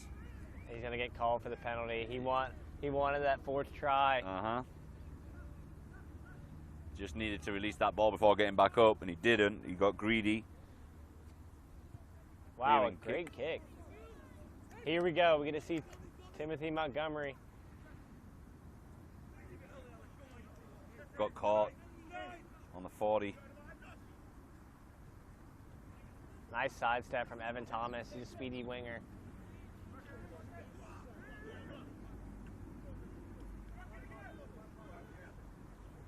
The Jamaican players are going a little high on the forwards of USA South, and it just doesn't work. They're really powerful in their upper body, the entire front row, but even some in the second row too, and the number 8. They've got a lot of power in the upper body for the USA South, and Jamaican lads need to start chop tackling a little bit more if they're going to have any success.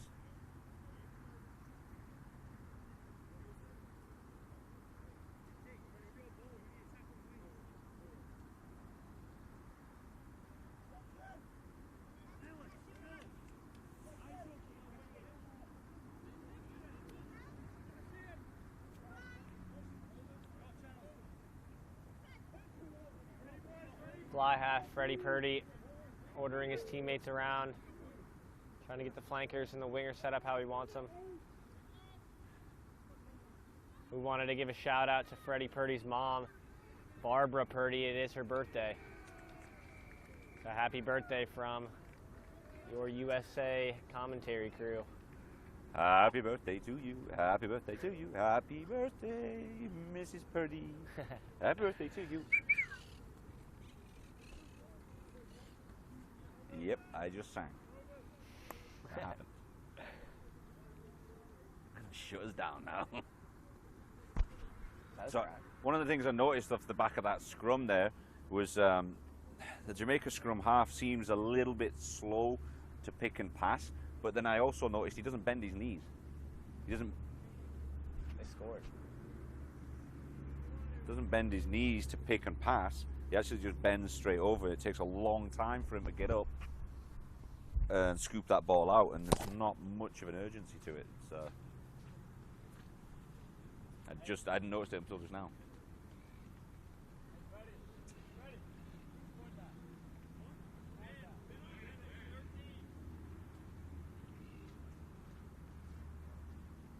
And another wide kick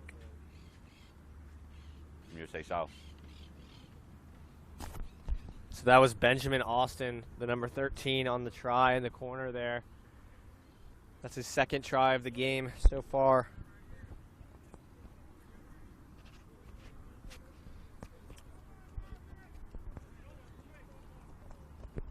So one of the things I wanted to talk about was the refereeing. We've had some great refereeing this week so far. But this is kind of like a shout out to all the clubs and people that are watching the game, that maybe on the fringe of the game, they've got friends and family that are watching. If you want to get involved in rugby but you don't want to play the game specifically, why don't you get to your local club and volunteer as a referee and get yourself the certification? Most unions now, they'll actually pay their referees. I know here in Florida we pay our referees $1 a minute that they're involved in the game. So get yourself down. It helps us grow the game. You may not be a player or you may not be knowledgeable enough to be a coach, but you can definitely learn the rules or the laws of the game and become a referee, even if it's just on a under 10, under 12 level. And then as it grows, you learn more, you can go to the higher level. I would really like to see the teenagers, maybe guys that are on the fringe of a team, maybe not going to make a career playing rugby, but want to maintain and keep involved with it. We need to have young referees coming through and helping us grow the game as we want to have players. A good example is Cisco Lopez was refereeing a couple of games earlier today. He's a local boy from Miami, played on the Miami rugby club's youth teams. I believe he played at scrum half prior to me living in this neighborhood, but he now travels all over the world refereeing. He's one of the top referees in the USA, regularly on the sevens circuit as well. So we just saw number 19 for Jamaica. Marvin Kelly Jr. gets sent off with a yellow card on a foul play hit on number 19, Taylor Kreutz of USA South. We've had a little bit of undisciplined play in this tournament from Jamaica. They've had 2 yellow cards this game and 3 suspended players from foul play earlier in the tournament. And those seem to be costly, as they're going to be 1 and 2 in this tournament. Might have been able to do a little better had they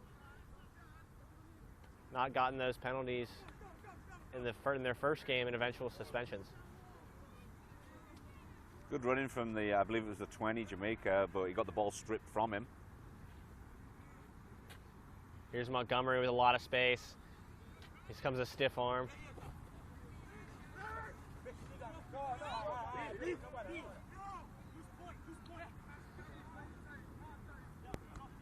He was able to beat some of those Turks and Caicos players around the edge in the last game, but that was number 13 for Jamaica, Adrian Brown, able to corral Montgomery, take on that stiff arm, and bring him down.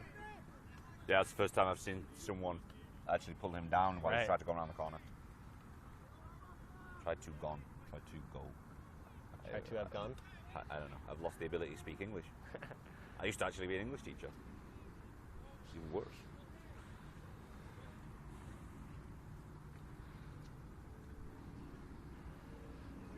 So after a few kicks from both sides, the ball rolls into touch. It's going to be a line out. Subbed into the game is Julian Presley, the hooker. He plays his rugby in Alpharetta, Georgia for the Phoenix Rugby Club. Big shout out back home to my home club. He got me into this game. It's helped me get me to where I am today, so I want to thank them. And we've got 4 Phoenix players in this tournament. Sorry, make that 5. We have Julian Presley, Nick Mandarakis, Campbell Robinson, Ollie Kennett, and a player for Bermuda, Justin Broughton. Doug Price took the short ball, but I think he stepped into the 5. Yep. Or crossed the 5-yard line. The 5-meter channel. It's going to be a free kick to Jamaica. And he looks like he's hurt himself. He's limping and calling for the substitutes bench to do something, maybe take him off. That's going to be a try from Isaiah Poku. Oh, Looking for, they're going to get the assistant referee's help here. Oh, no, they're not. Yeah, it must have just had an arm underneath it. One of the Jamaican guys held him up. That was a try. There wasn't much space. There wasn't much space between Poku's back and the ground. And I'm presuming there was a ball under there, and that's about it. We'll see.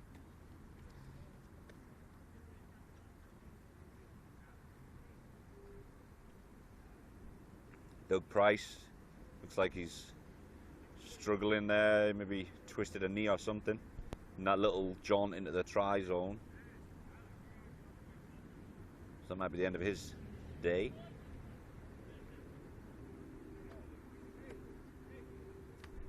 There's not much time left here in the 5th place match. Seems USA South's going to take 5th place in this tournament. And not a bad performance from the USA South second side, as the A side is in the finals and will play Mexico tomorrow.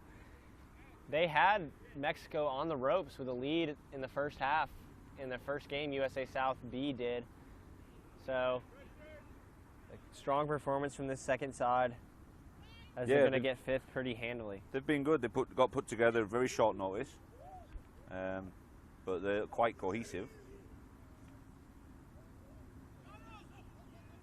And that's got to be another try for the 8-man. That's 4 for Meneses. A major mismatch against the Jamaica wing, who had no interest in trying to stop him. It's a case of men against boys today for Jamaica, unfortunately. It looks like Meneses is going to lock up leading scorer of the tournament after a 4-try performance with 2 yesterday.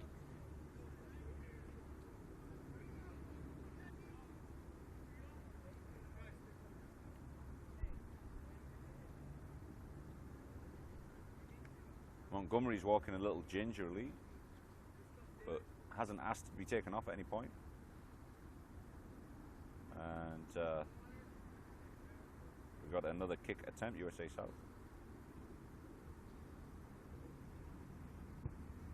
Purdy bangs that in easily. So USA South second side puts up more points than their A side against Jamaica in this tournament. Interesting, That's huh? impressive, yeah.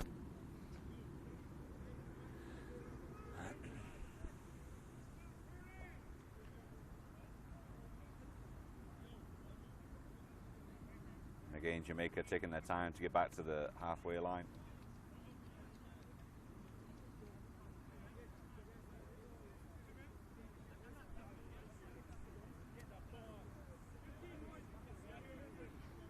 That's the captain for Jamaica, O'Dane Laylor, trying to get his team pumped up for these final few minutes here. This is the last game of Jamaica's tournament, so they want to go out with a bang here.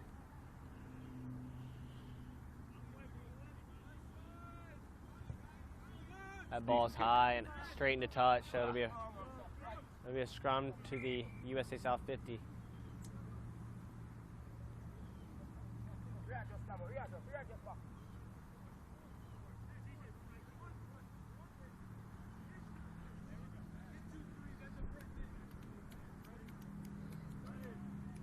Current score is 47-3 USA South versus Jamaica. So they put After up the exactly kick. the same amount of points Yeah. as USA A side. Yeah, it was 47-3.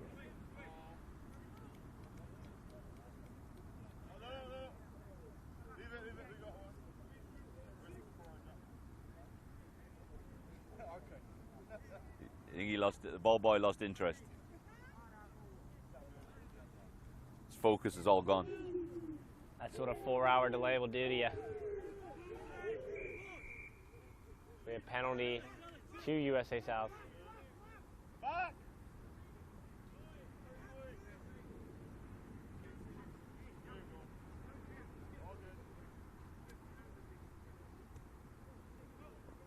Sliced it off the side of his foot. But whatever works, they've managed to recover the ball. They've got Gio Donino in at scrum half now. We haven't seen him in there yet. He normally plays fly half, actually. They've had him on the wing for this team. But he's much more, I think he's much happier in the middle of the action.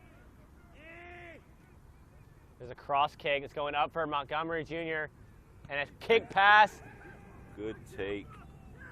And a pop pass. Try. And a try to Benjamin Austin. That's going to be a hat trick for him, too. So 2 hat tricks in this game, Austin and Meneses. That was some pretty rugby.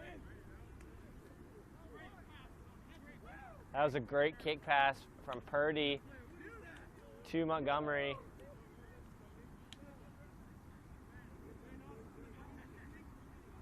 And USA South pulling out all the tricks now. They're enjoying their rugby today.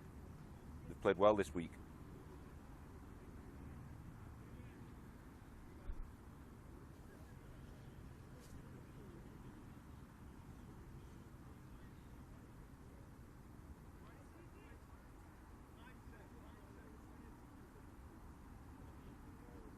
This goes over. Oh, he's gone left. Unfortunately, USA South's kicking hasn't been the best today. But this takes us to 54-3 USA South.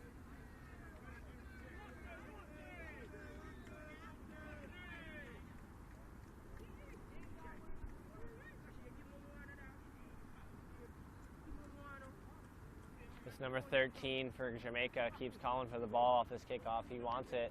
He wants his fly half to put it there. Adrian Brown.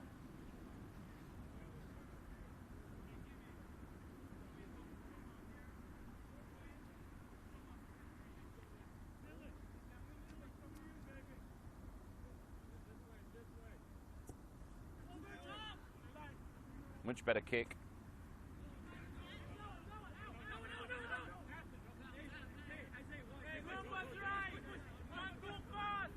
Here comes Julian Presley, and they give it to Purdy.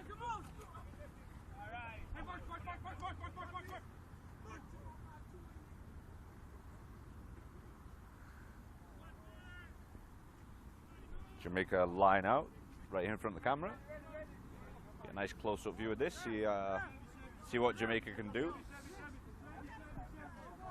There's been a bit of a lack of communication for the Jamaican line out, but I know they made some changes, so maybe that may improve their situation a little.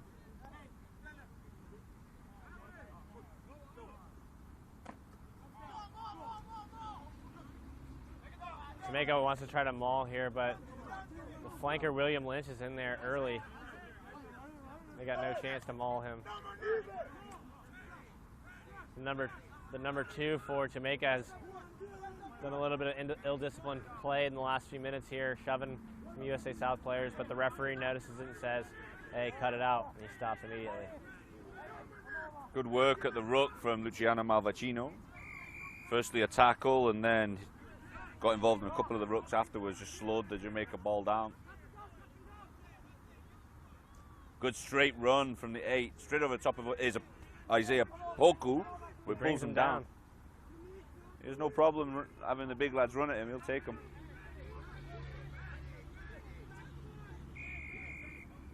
Offsides, back-to-back offsides penalties on USA South.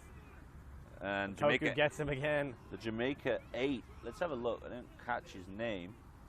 He is Delano Jarrett. Strong runner. He's been, I think he just came on a little while ago and he's getting through some work.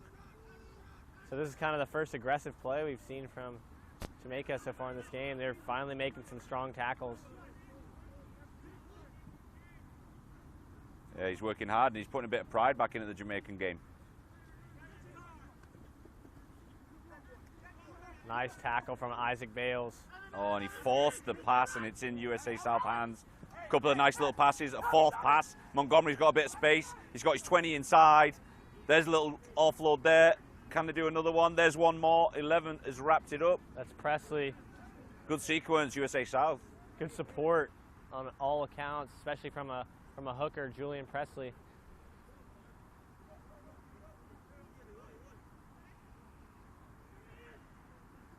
Ball got a little bit loose out the back of the ruck there. They want to go wide. That's going to be a try.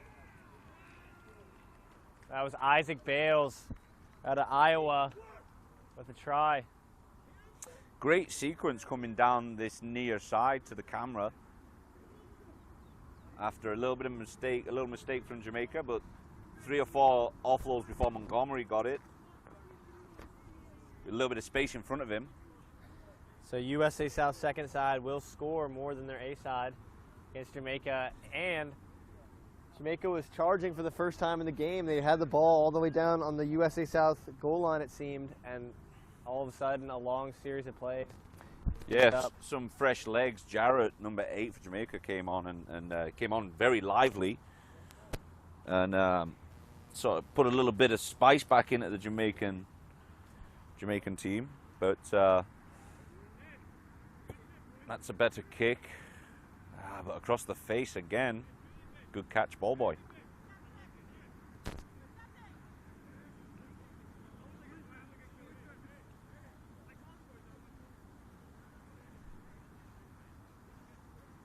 Referee calling over Giardinino.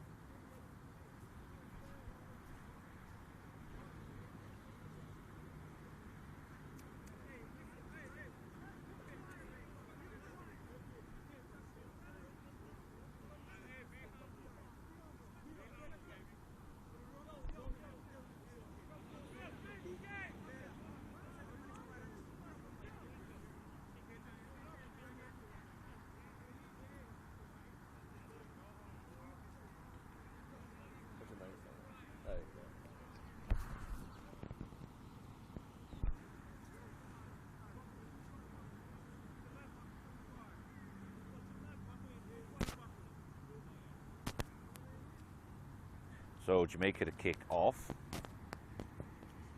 Score is 59-3 currently to USA South. It's all gone a bit scrappy. USA South losing concentration. Malvicino's stuck underneath that heavy Jamaica counter rope, but manages to squeeze it out. Good drive.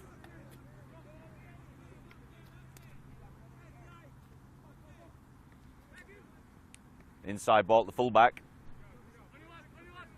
Now they've got little space out wide, stepped in, and he's just managed to knock it on. Unlucky. Just a little nudge. Good covering tackle from Jamaica. A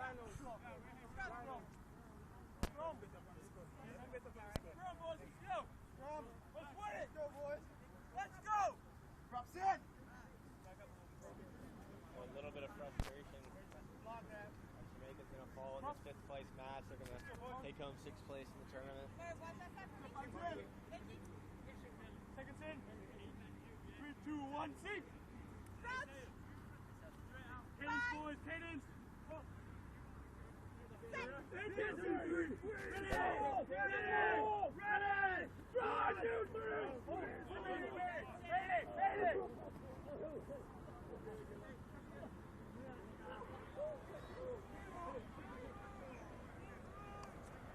Jamaican ball.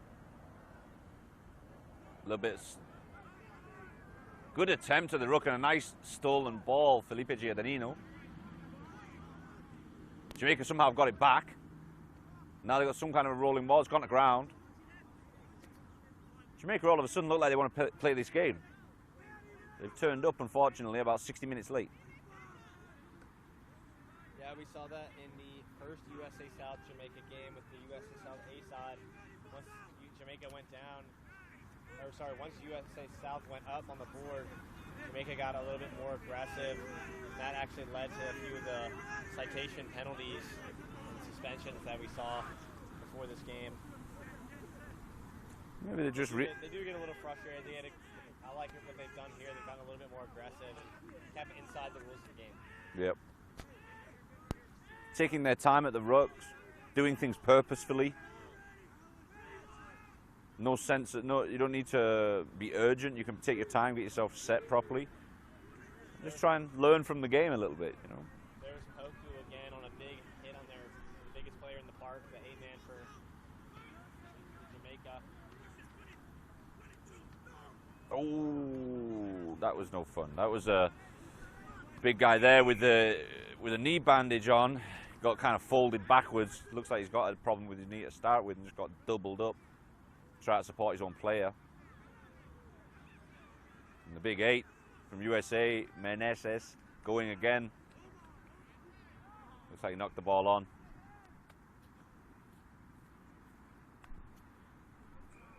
That's going to be the game. That is the game. USA South Panthers B team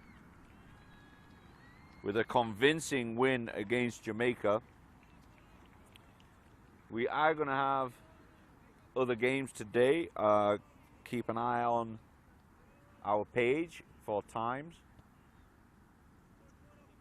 and we will keep you up to date as soon as we can. Make a big victory for USA South second side. They were strong. They've only lost to the finalist Mexico by 3 in this tournament, so not a disappointing performance from the second side. They've been excellent this whole tournament. Finishing result was 59 points to 3 in USA South's favor. A disappointing result for Jamaica. We're going to keep you posted as soon as we know when the next game is going to start.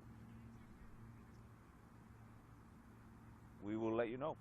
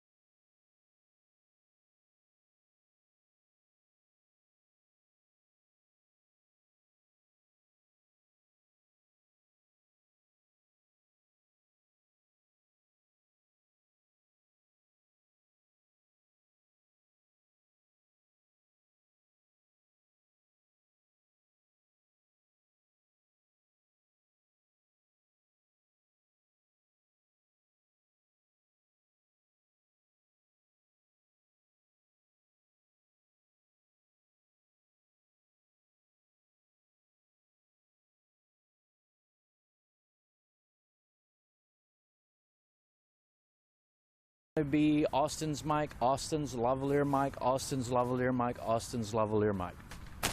Okay, so you just heard.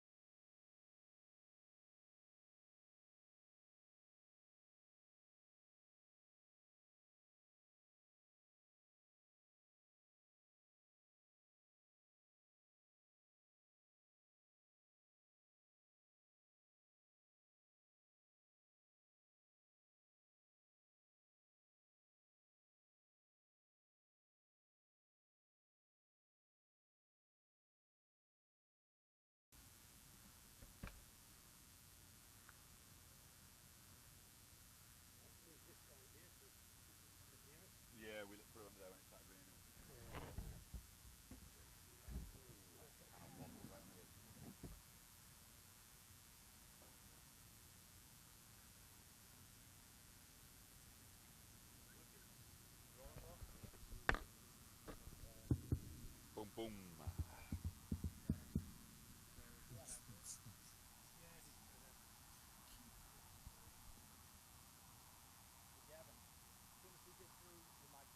All right.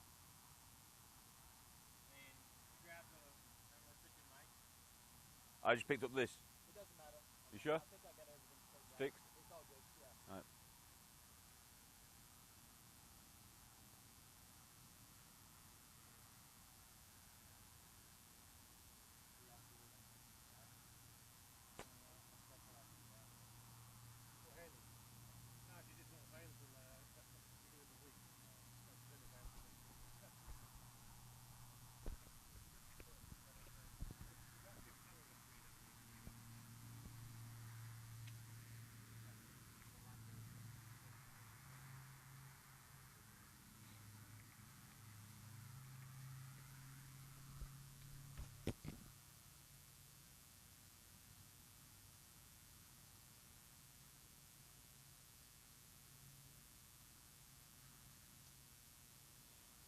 Okay then.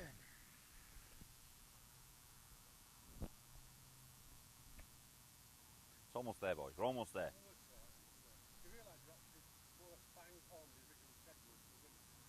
Is it really?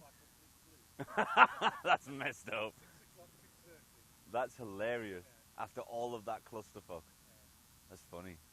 We couldn't have done that, planned that if we tried. Welcome everybody to the final match in the RAN 2017 Women's Tennis-Side Tournament. The final coming up now is USA South against Trinidad and Tobago. If teams could please line up on the far 15-meter line, please. We will commence with the national anthems for both teams. So they're going to do the third and fourth after this? And when do you give trophy? Okay. All right. Yeah, it's the important thing. You got to get it out of the way in case lightning comes again. Yeah, that makes sense. Okay. Okay.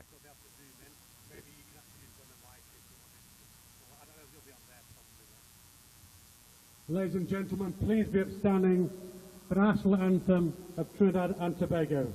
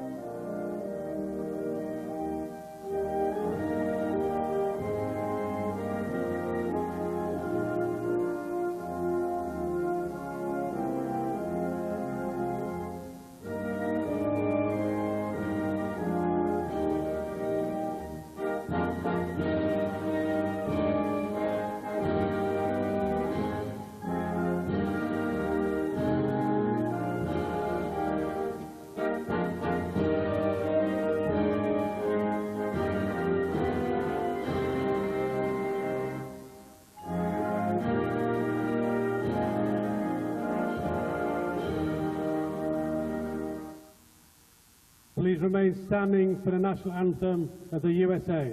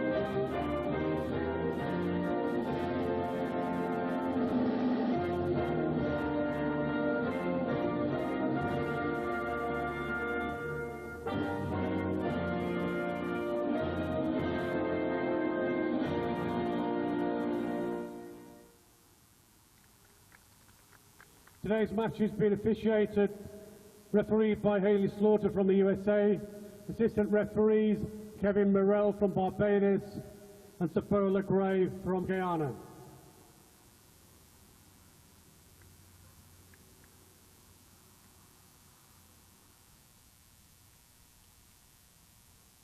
Good evening, ladies and gentlemen. The final of the Women's USA South Pacific International with the American North Championship. About to get underway. USA!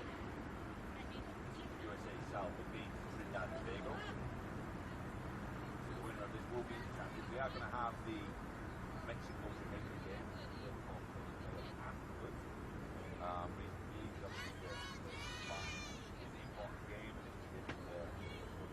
Again, we may not be able to play that first playoff, so we want to get the important game in first.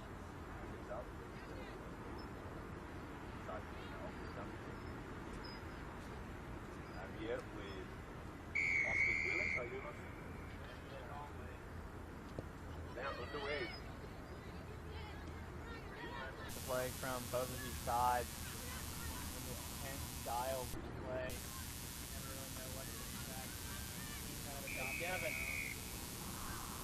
Grab that mic. That was more of a 7-style approach, moving the ball wide, where it's USA South girls like to pound it up with their size. They also play really strong defense. They come up and they make the most solid hits in the tournament. In the women's division. They come up in twos, they come up in pairs, and they stop any sort of attack, and then get spread back out and get reset really well. So we've got a Trinidad line out right here in front of the camera booth, so you're going to get a great view of this.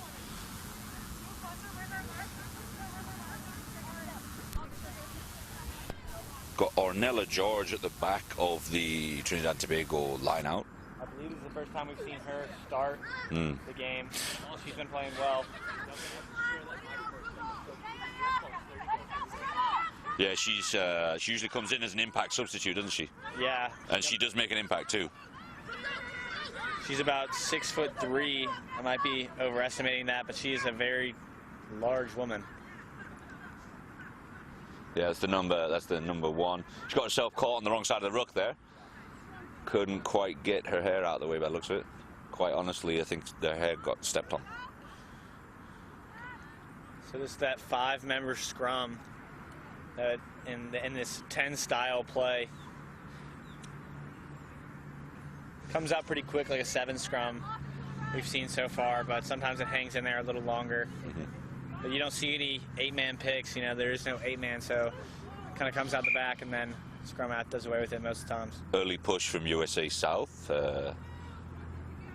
Referee Haley Slaughter, one of the best referees in the USA, on the international scene quite regularly.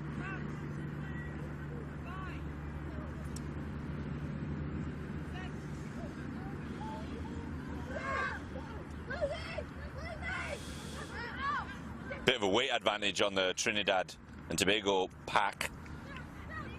And that's Straker, the number 10 from Trinidad and Tobago. She's played well this tournament. She's their kicking specialist, but she can also carry the ball quite well. Their number 9 is Nicolette Panter. She is the daughter of the coach, Panter, for Trinidad, and the sister to the Trinidadian fly half for the men's side, Jerome Panter. Yeah, quite a legacy the Panter family have within Trinidad. But across the board, Trinidad and Tobago have got some handy players. I mentioned Ornella George, Straker, the number 10, Nicolette Panter, and then Miss Ophelia Glasgow. I've been calling her Glasso all week, but I've corrected that. Not to your fault. The roster the coaches gave us was incorrect, so you get... Thanks for bailing me out on that one. I appreciate that. Get a little credit. She's the speedster. She scored most of the tries for Trinidad thus far, 5 tries in, what's it been, 2 games? 3 games, yeah. 3 games so far. Yeah. Good hit by the 14, Trinidad and Tobago. Loose ball, USA South, and a knock on there.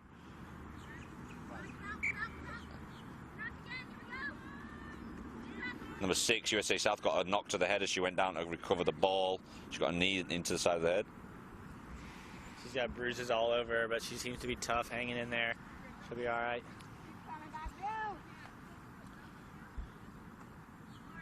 This big Ornella George might be the biggest player we've seen this weekend. She's got some size to her. Gives them a strong advantage in the scrums. When she can just lock her legs out, they're not going anywhere. So. Yep. No, it takes a major effort to be able to move her, especially if you get a center of gravity nice and low. USA South have stolen that.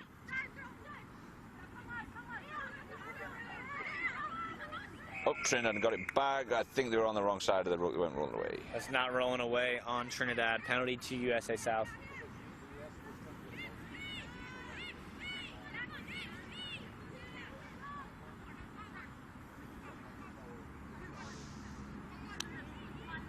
So they've got a penalty tap here. They split the attack. They're going to go straight down the middle.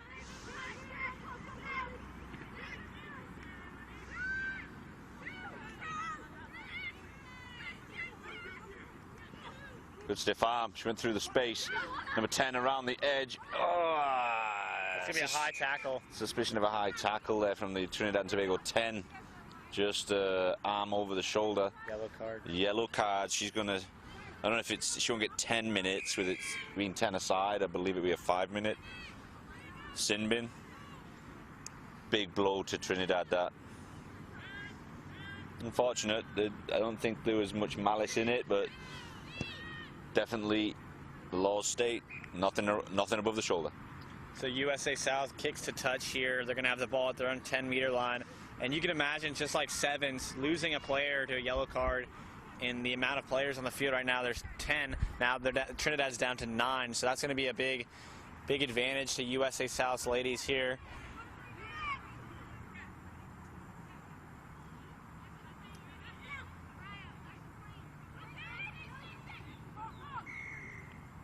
So not thrown in straight. It's going to go to a free kick.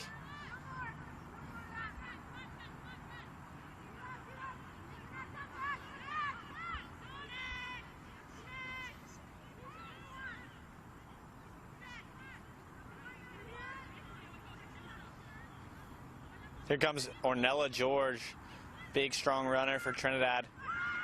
She's taken down relatively easily by the USA defense, and they're inside the 22. Loose play.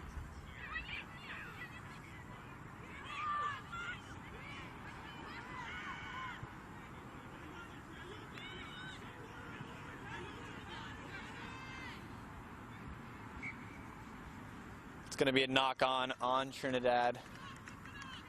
Sorry, on USA South. It will be Trinidad scrum down at the 48-meter line.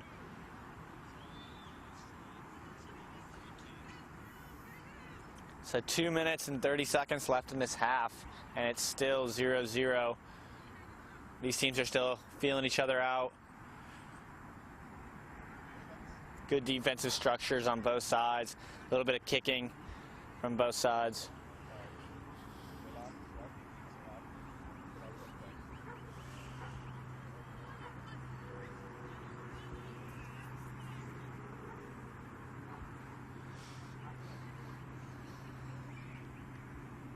Ball goes to Panther. It's an errant pass. But the kick over, there's no fullback deep. It's one of the few times I've seen territorial kicks in the female game this week. And there's Glasgow with a bit of space out wide, but she's pulled it back in. She realized she was going to get caught. Taking the safer option, maintaining possession. Panther spinning it wide. Fall's gone for the gap. Found the USA 12 in her path. Ball squirts out the back quick. Trinidad does good to recycle. They're able to just be comfortable and not taking it into contact. That's George going down. She's gone around the outside, and surely a try at this point. Good try, Ornella George. Got around the corner with a fair bit of pace. She scores in the corner, and that's a good man down try. They were down one player, and they score out wide too. That was a good idea from the coaches, starting Ornella George, as we haven't seen her start yet in this women's division of this tournament. She comes in, she makes her impact, and she scores, taking the early lead, 5-0 to Trinidad. This is the final, ladies and gentlemen, of the Rugby Americas North, the women's 10s. So we're coming up to half-time. The kick is no good from Trinidad. That would have been a difficult one to get over. But just enough time to kick off again, I believe. This isn't the first time we've seen USA South go down by a few tries in this tournament so far. They went down earlier in one of the games. Can't remember exactly. It might have been to Trinidad. They went down early, and they were able to respond and come out with a convincing victory. So we'll see what USA South has here in their engines with half coming. So not 10 kick, it's going to go to a free kick for USA South. Very similar rules to sevens. So it's not going to be a scrum, it's going to be a free kick. So we'll see what USA South has in their penalty play category. They seem to do everything they seem to do. They do it with purpose. They're all going in the right directions at the right time.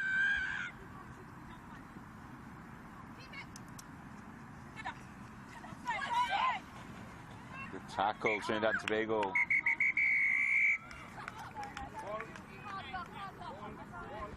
So a nice, almost try-saving tackle. She breaks that one. She's probably gone down the sideline. So that's Glasgow with a nice tackle on the sideline to bring her out.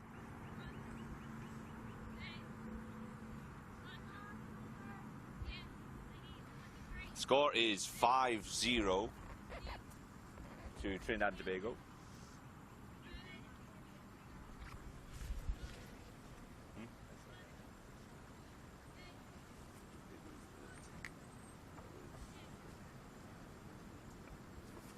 So it's half-time here at Vizcaya Park in the final. At Vizcaya Park in Miramar, Florida. Hey, Austin. Yeah. Keep your mic on. Unhook the little one that Gavin was using. Okay. Unhook that. Let me see if there's a... Yeah, unhook that one that Gavin had on. You did it? Yeah, so mine's working. I don't know. Hold on.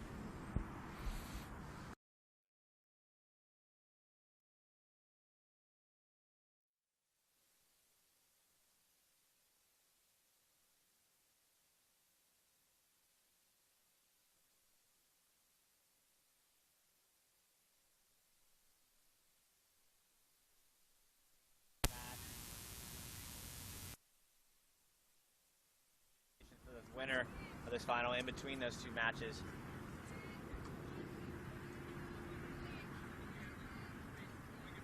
Yeah, it'll be a quick turnaround at the end of this game. Present the trophy to the winner of this championship game, and then we'll get the third and fourth place game, Mexico versus Jamaica. Quickly to your screens.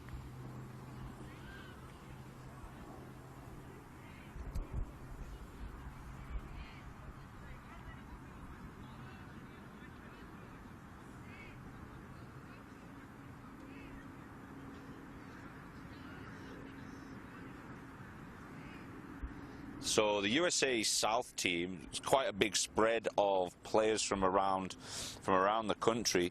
I was just looking down the team sheet. You got players from Charlotte, Raleigh, Life University, Plattsburgh State, Tribe, Beantown, Glendale, Nashville, Lee University, Kennesaw.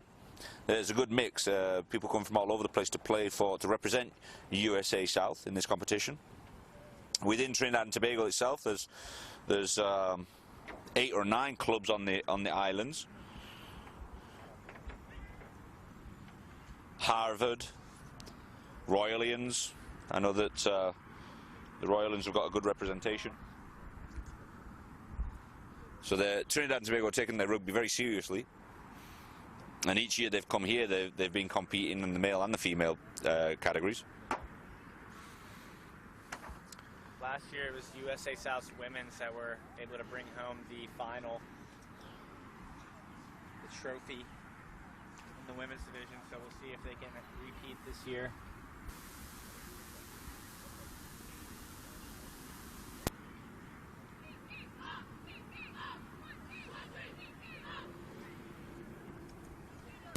Trinidad and Tobago are ready to go again. They want to chew that clock up. They're winning 5-0. They've got a lot of power in several areas. Nicolette Pantor seems to direct operations. They're 10. Straker. She's good with the boot. Looks very comfortable carrying the ball. Good at tackling. Good all-round athlete. They're going to leave Ornella George in the game, number 1, the try scorer. They're going to leave her in, so she must have gas remaining as they started her for the first time. Yeah, it's all or nothing at this point for Trinidad and Tobago. They want to win.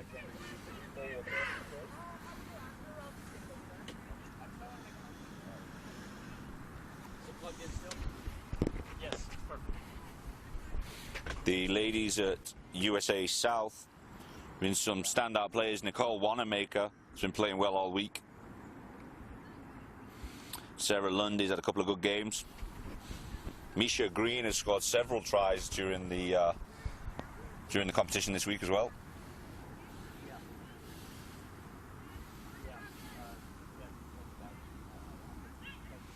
Kat Phelan's also scored. So a nice spread of players from around the country representing the USA. And they are underway for the second half. Good take, Trinidad and Tobago. Nice tackle from the number 6 for USA South, Claire Stingley out of Beantown. A little overzealous at the ruck. Trinidad ball.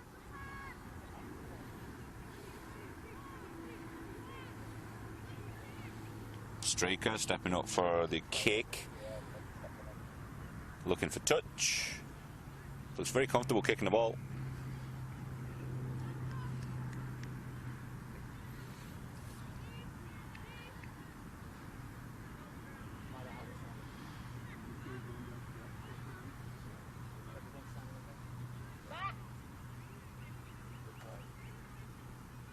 Feel free to forward this on to your friends through social media, guys. We've got you on the if you're on the YouTube channel listening to this, watching the entertaining rugby, feel free to share it on social media.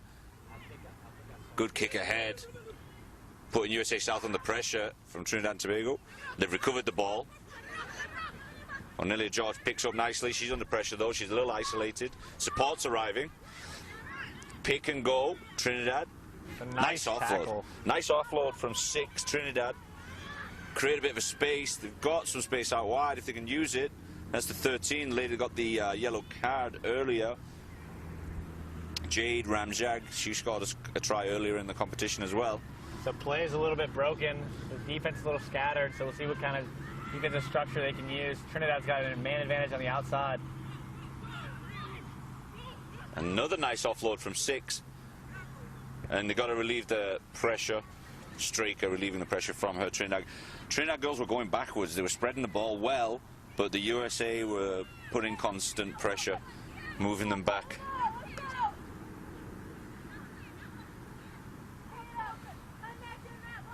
Maria Thomas was the lady that took the big hit at number 6, Trinidad and Tobago, but just under 8 minutes left in the USA or in the Cup final for the women's division.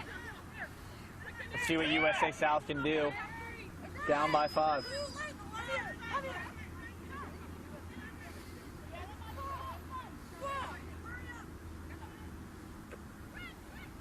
Good work from USA South in the line out. Nice adjust.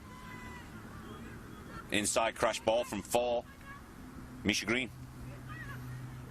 Knockdown advantage. Here comes Nicolette Panter.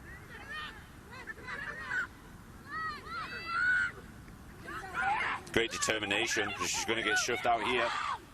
She managed to keep it in. Great work. Ornella George cleaning that up for the Trinidad and Tobago. It didn't look like number 6 for Trinidad, Maria Thomas, could get the ball out, but then she was able, Ornella George was able to come back in and rip that ball clean out. Here comes Glasgow with space to burn. And she's dangerous. She gets tied up nice by Carla Clanton, USA South, with the scrum cap on. And through the space, she's got a clean break. The number 4, Trinidad and Tobago, Blossom Stewart. Ball stolen. USA South ball.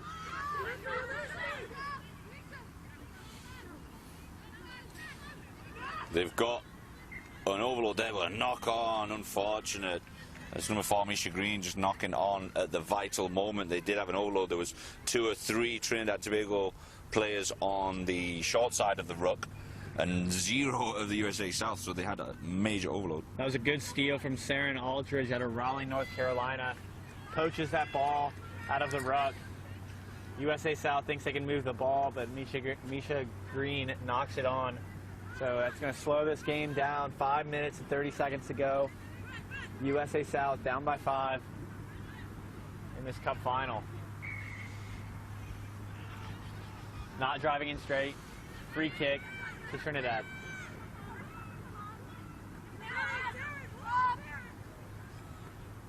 Nice little loop play from Ornella George and Nicolette Panto.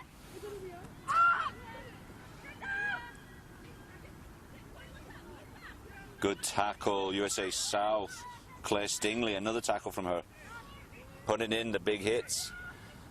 Glasgow gets wrapped up again. They're up on her quickly. They realize that she's the danger woman on the wing.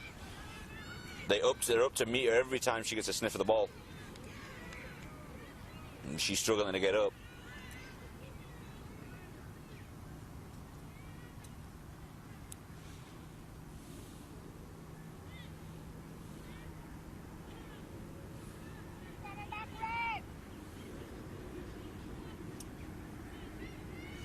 So Trinidad and Tobago are 5-0 up. It's pretty entertaining rugby we've got going on here. They're 5-0 up, just 4 minutes left of this game. And it's a real middle of the field battle. They've just been bouncing around between the two 22s. Knock on, advantage, Trinidad. Scrum down. 4 minutes left, down by 5. A couple of substitutions coming in.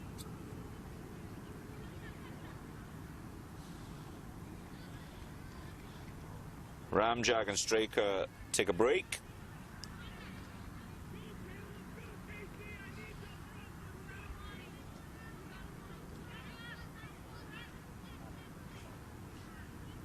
Number 7, blue! Blue!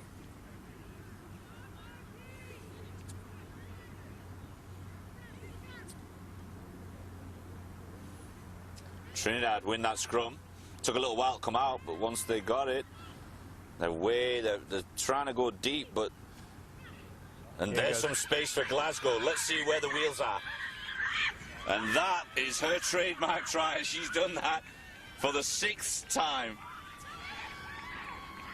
in this competition.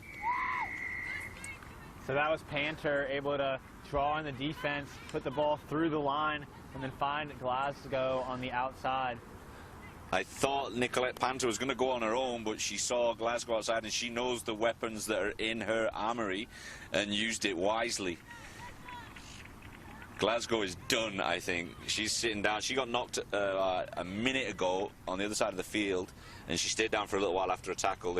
She is a threat, so the USA South were attacking her specifically, knowing that she's got that speed, but she had just enough in the tank for one more try, which puts them 10-0 ahead with only 2.5 minutes to go. Panther takes the kick. That's wide.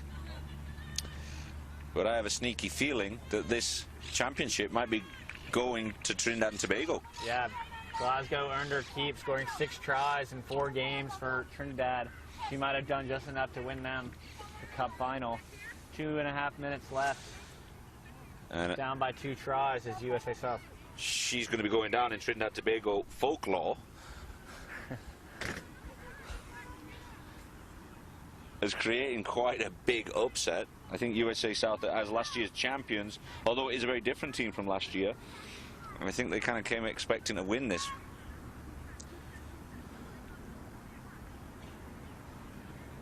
We saw Nicolette Panther ready to kick it off. She looks over to big Ornella George and go get this ball for us here. Win this game.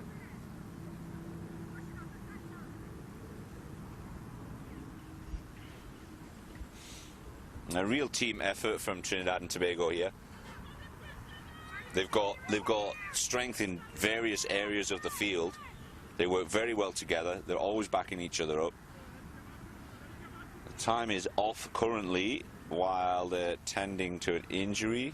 Haley Slaughter, the referee there, is just trying to get them started again. Looking over at the sideline for the assistant referee. Sorry, my voice gone a bit low. There's a big uphill task within the next 2 minutes for USA South to change things around here. They're going to have to come up with something pretty special. Nicolette Panther for the kickoff. Miss Slaughter, sorry. Oh. A loose ball. Panther's recovered it. Sorry, not Panther. Who was that? Sarah Griffith. So instead of catching that ball in the air, number 13 decides to put it to boot, and it's going to be straight into Trinidadian's hands. Malika Barkley came on as a substitute recently, so fresh legs. It's gone backwards, says the referee. Taking it to ground. Okay, it's cleaned up and secured. It's going to be a penalty to USA South, so here's their chance for the minute and a half.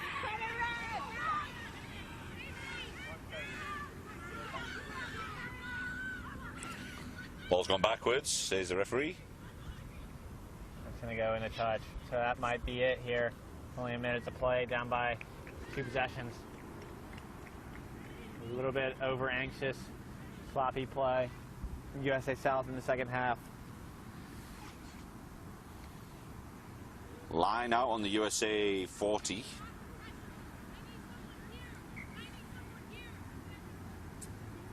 And this is the first time USA South hasn't had an answer from opponents' tries. They've just been stifled by the Trinidad defense. Trinidad ball. Scrum half looking for a way through, but gets pushed out. So USA South takes the Trinidadian player into touch. That's going to be a line out to the USA South. They got to get it in and in quickly. There's a quick substitution there. Tactical change, I'm sure. Got something up their sleeve. Maybe USA South to maintain possession. They've got the line out. They're going to throw it wide by the looks of it. They've got a bit of width here. They've got a bit of an overlap. Can the Trinidad and Tobago... And she's been caught. Great tackle from Trinidad. 8, Kanisha Vincent. Drop ball, USA South. And this game, the clock has ticked down. We're at 0 on the clock. Nicolette Panther going wide now. She only has one person to beat, and she's gone through the gap, and they've gone and scored another try with the clock over. Oh my God, Trinidad and Tobago have scored. It's 15-0. Just fittingly, that's Nicolette Panther winning the cup final for Trinidad with no time here in Miramar. And the clock has run out, and I think Trinidad and Tobago can start to celebrate. Panther's allowed to take the kick. I'll leave it in the hands of referee Haley Slaughter to decide when the end of the game is. So while the Trinidadian men's weren't able to go to the advance to the cup final after a loss to Mexico Missed a couple the days kick. ago, Game over. Trinidadian Trinidad and Tobago are the Rugby America's North champions for women's 10s. Congratulations, Trinidad and Tobago. Fantastic performance all week. They've got talent all across the roster, and they used it well. They rotated players in. When players were tired, they brought in the bench, which was absolutely suitable. They played very well. The starting roster and the bench were equal in many areas. USA South a good fight throughout the week, or throughout the last couple of days. Absolutely distraught, I'm sure. But again, congratulations to Trinidad and Tobago. We're going to have, I believe, a quick trophy presentation to the winners. And then we will have your next game, which will be Jamaica, Mexico for the 3rd and 4th place.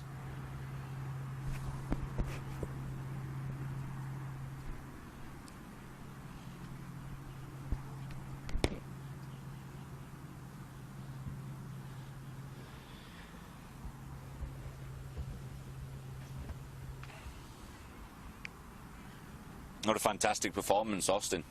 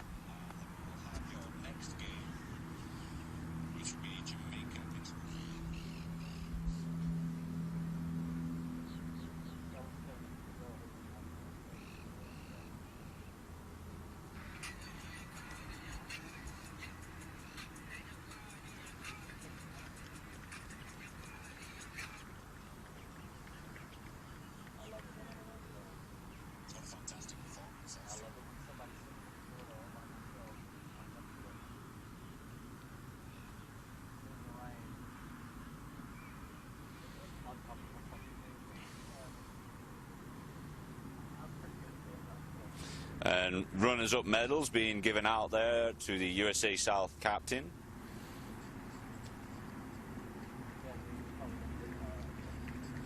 Nice round of applause from Trinidad and Tobago to their opponents. It's Katie Dyke distributing the awards there from the USA organization.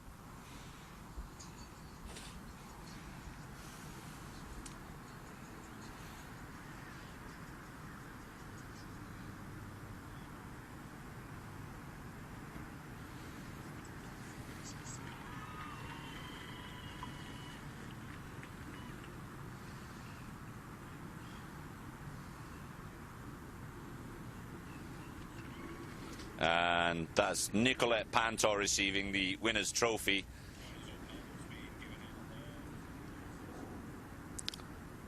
From Trinidad and Tobago. Congratulations. I'm sure everybody back home in Trinidad and Tobago very proud of the girls. Women's 2017 champions of the Rugby Americas North Women's 10s competition. As the ladies receive their winners' medals from Katie Dyke of USA Rugby down for the weekend to watch the games. She was helping me out yesterday with the commentary.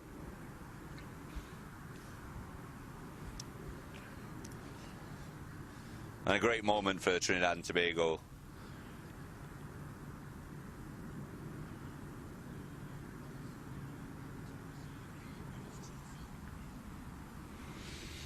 Some of the players for Trinidad and Tobago, there was Ornella George, fantastic, playing in the forwards, very tall lady, scoring a few tries, a very dangerous runner.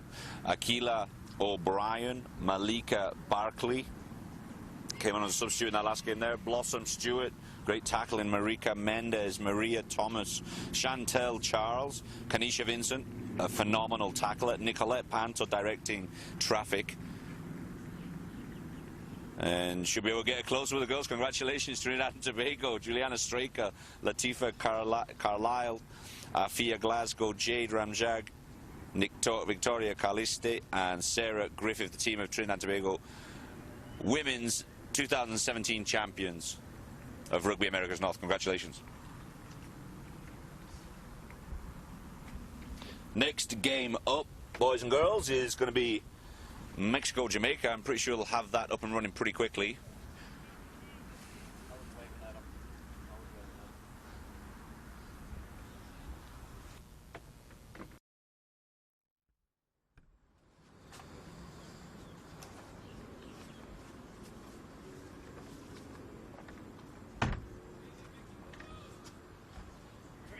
lined up. Yeah. Oh, you got it. Which one we do first?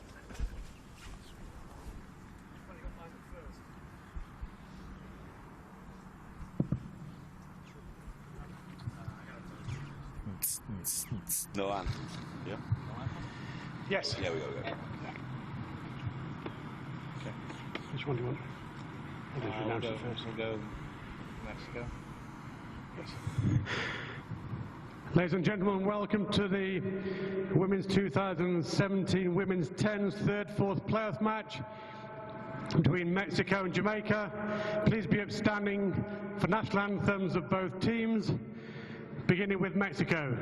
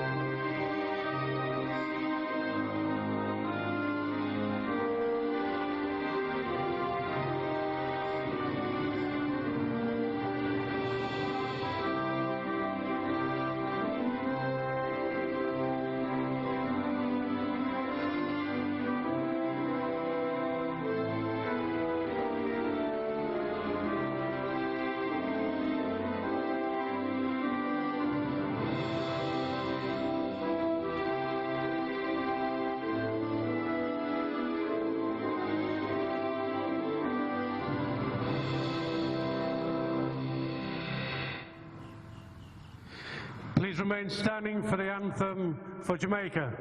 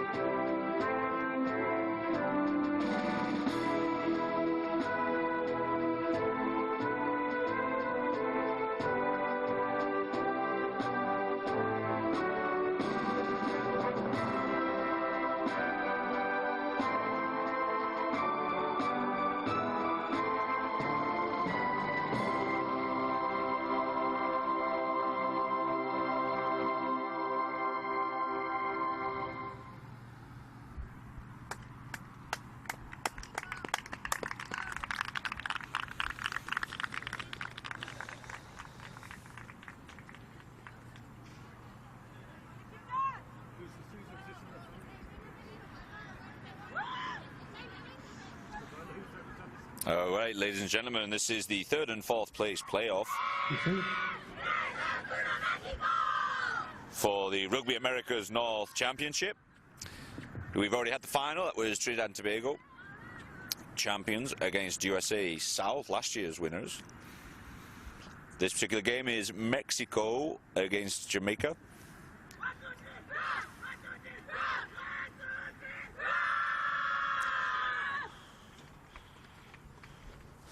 Expect to see some entertaining rugby from Mexico. When they have a little bit of space, they come from deep. They pass the ball very well. Jamaica are more, they tend to play more through the middle. Similar size with the physical ability. The Mexican girls seem a little bit more technical. The Jamaican girls are a little stockier, a bit more weight in the pack. But two fantastic teams full of running. We got player coach Lisa Fraser from Jamaica with the white headband on, kind of playing at fullback currently. Good kick from Mexico, good start. Good take, Jamaica. Yeah, Fraser's been a superstar of this tournament so far, just all around dominant in organizing her team, but also, as well as speed, not only on offense but on defense. She kind of picks a side of the field before the game and just shuts it down completely, not letting the wingers for either squad to get around the outside. It's number 1, Shireen Johnson. We saw Mexico beat Jamaica earlier in this tournament, so we'll see if Jamaica can respond here and bring home 3rd place.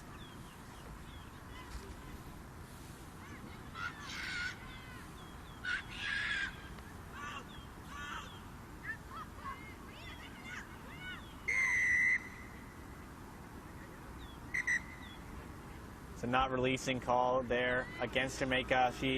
Number 13 for Jamaica, had a 2-man advantage on the outside and could not find the hands to get it out wide.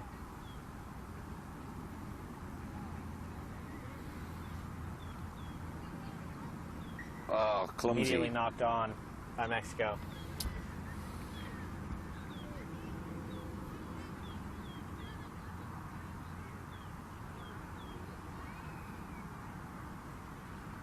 So first scrum of the game, Jamaica head. Be Sasha Gay Green of Jamaica put in at scrum half.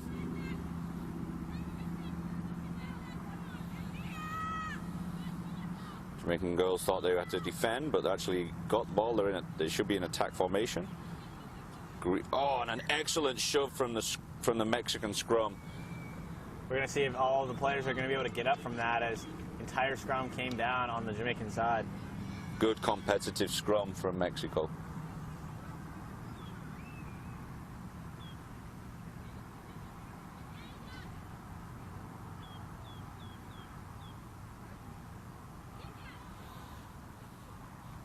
Kristen McGregor, Jamaica number 20 out here on the wing.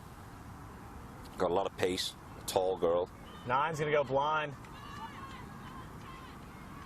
And that's Green, making great yards. Sets the ruck nice. Hint of coming around from the side, surely from Mexico. Correct, they were offside. Quick tap and go. I believe that was Green again, over for a try. I didn't catch the number. She was so fast. And here's Jamaica. Very different team. Early. Yeah, they've gotten better throughout the entire tournament. We've seen. It seemed first game they looked at their worst, and then Frazier, the player coach, was able to come in and kind of coach them up a little bit. And then you start hearing other players on the field talking it up, saying, "Hey, is that how we're going to play? Is that how we're going to line up?" And then suddenly you see the 9 leading the team, going blind, setting up a try there on a quick tap penalty. So I feel this team's gotten smarter. They've learned. It's been a huge learning experience for them, yeah. Sure. You know, you get out of your comfort zone. You're not in your club team anymore. You're playing for your national team. You're playing against a higher standard that you would normally play week in, week out. The learning curve is immensely quick when you get taken out of your comfort zone. And I think Lisa Frazier's comfortable with it, but a lot of other players maybe not. So they're going to start this drive off with a penalty to Jamaica. I'm not exactly sure what the call was there. Maybe some kind of problem once they scored the try. Maybe some back chat to the referee, possibly. Yellow card. Oh, there was a yellow card to a Mexican player. So, that's the first dirty play we've seen, foul play that we've seen in this tournament. It seems, besides, casual high tackles and stuff like that. But that's the first decently dirty play we've seen in the women's side of this bracket. Not the men's, though. We've seen a little bit of there's been chippy play. Plenty of bad attitudes in that one. But generally the game's been played in pretty good spirit throughout the week. For the amount of games. Certainly a lot of respect for the referees, which I've been very happy about. Almost nobody talking back to the referees at any point. So there's a Mexican put in at the scrum. Good shove from Mexico again to secure that. Their hands have steadily looked the best this whole time. It's just whether they can use the ball and make things happen once they've moved the ball around. Looking for a little bit of space out here, but Lisa Frazier just wraps everything up that's anywhere near her. Like a magnet on the outside. She really is. She moves, she lowers her center of gravity and gets right in front of the attacking player.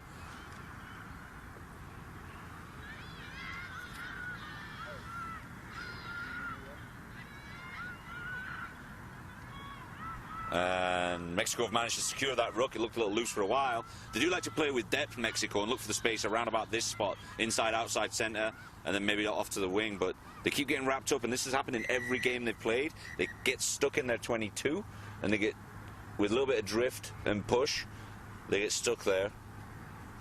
So there's going to be a card here on Jamaica now.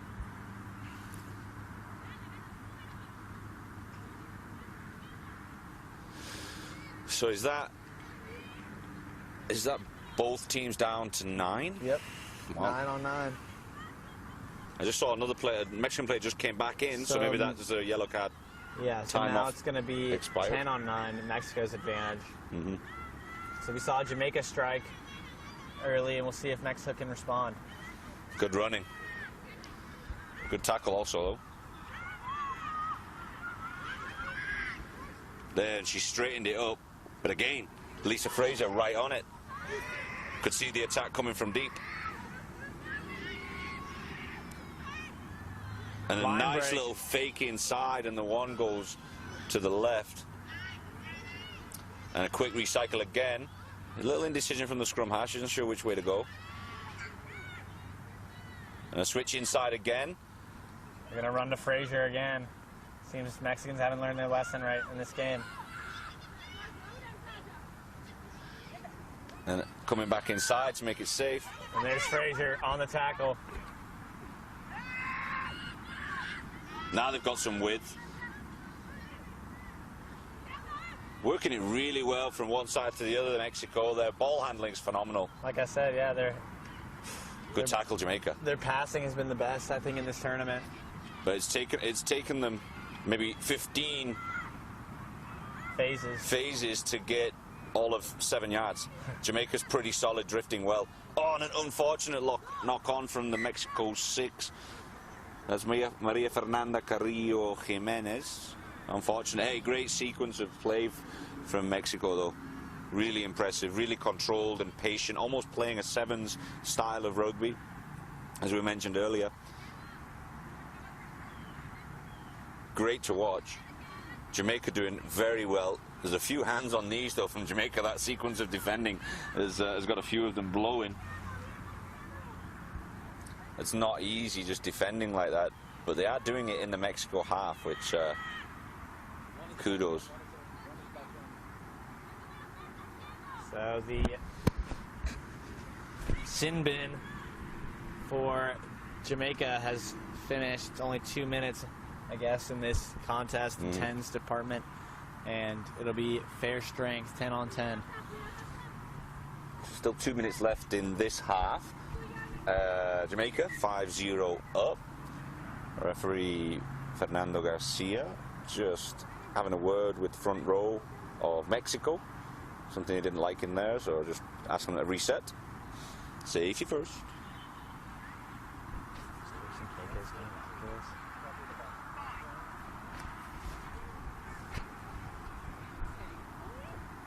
There's a fair amount of weight in the Jamaican pack, but the Mexicans technically are much better, and they've won it again. 9 was a little overzealous and offside. Surely she wasn't back 10, but referees let them play advantage. Mexico's number 2, Alvarado Avila, has got a couple of tries. He's managed to lose the ball there. A little pop pass off the ground.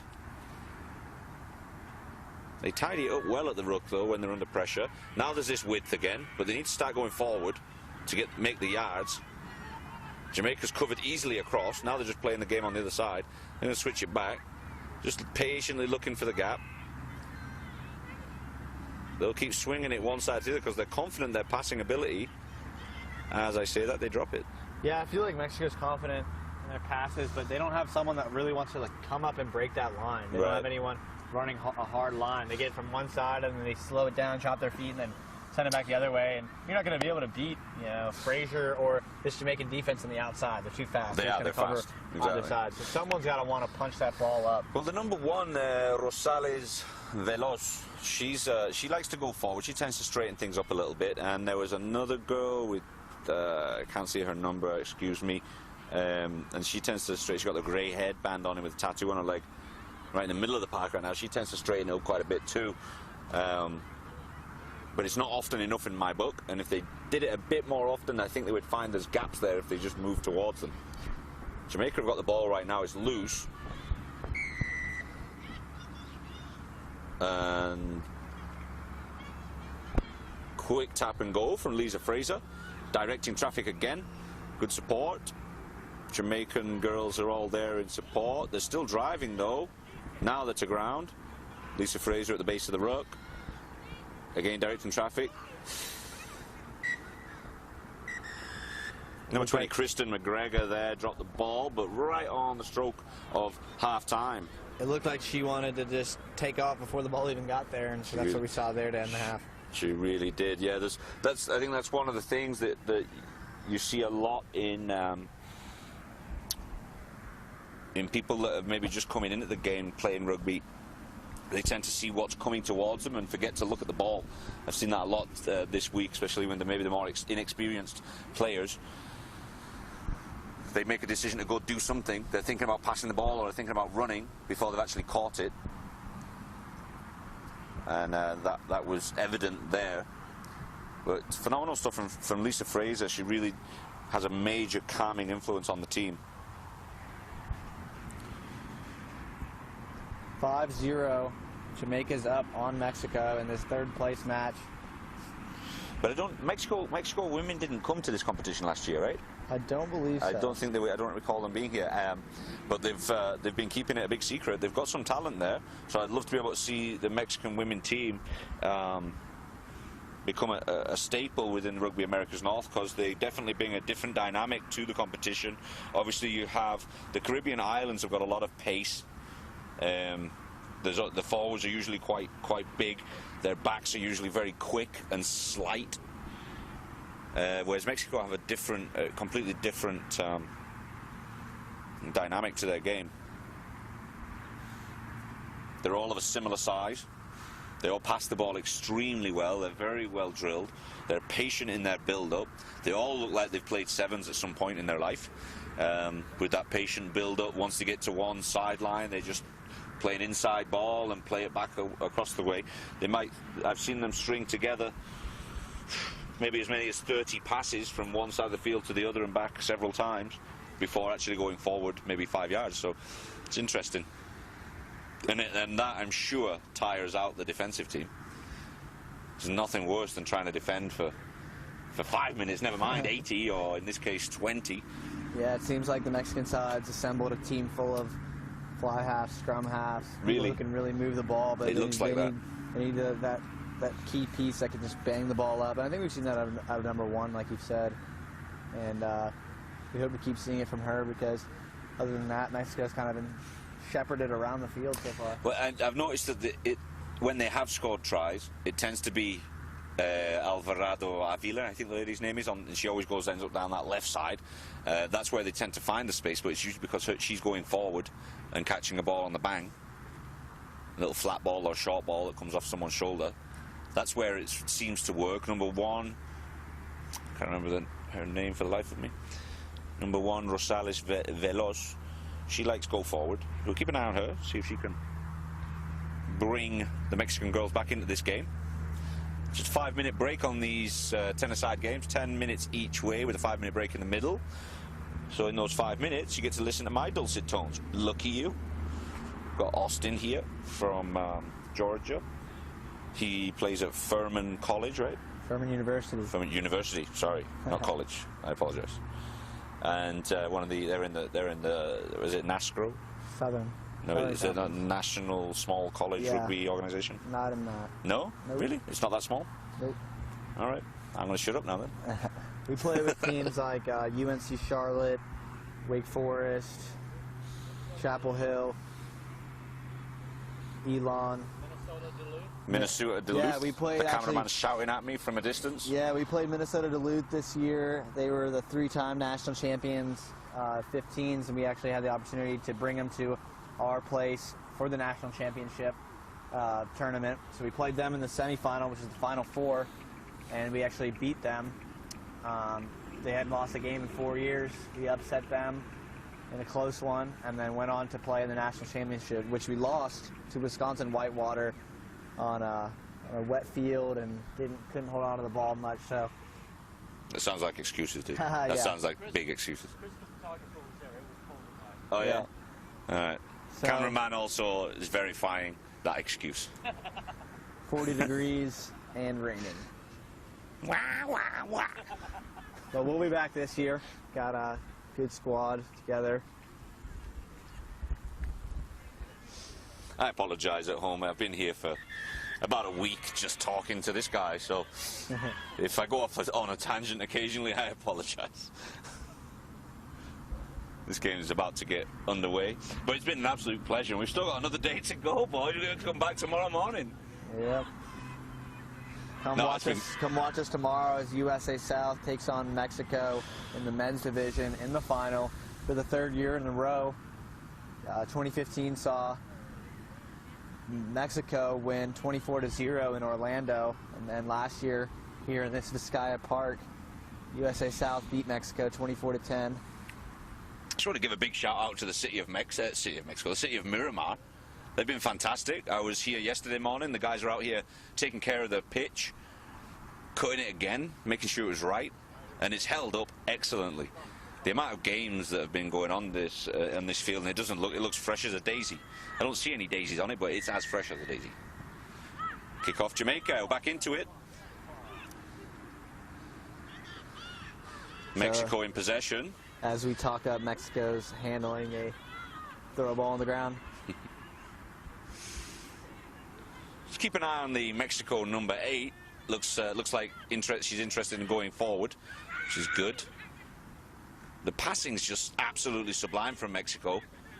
Again, I need to just stop speaking about it, because every time I mention it, they drop the ball. They really don't drop the ball very much in comparison to the amount of passes they string together. Good tackle. It was the number 5, Mexico. Rodriguez Gasperin.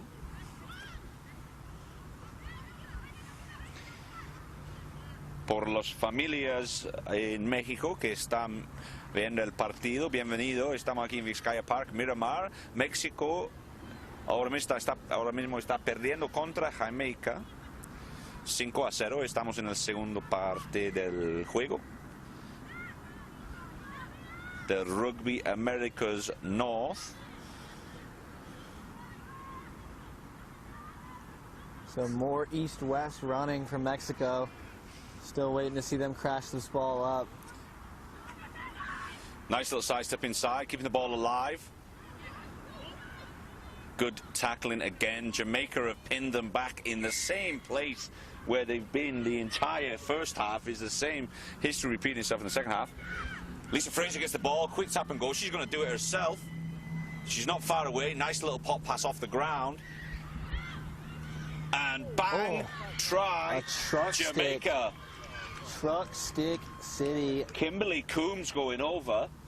Phenomenal stuff. A great little pass from Shireen Johnson, the number 1, right under the sticks. And Coombs coming at about 5,000 miles per hour.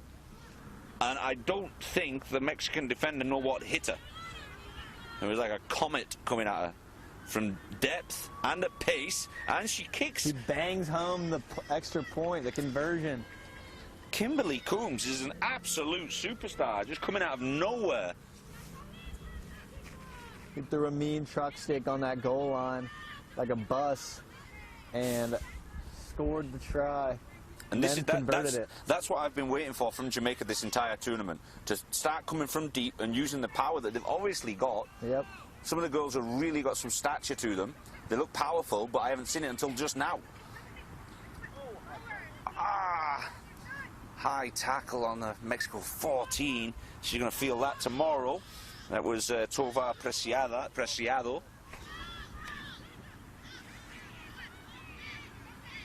East-west running, they're going to take it back. Yeah, they're going to go all the way back to that high tackle because they didn't get any advantage. The Mexico girls are moving with some urgency.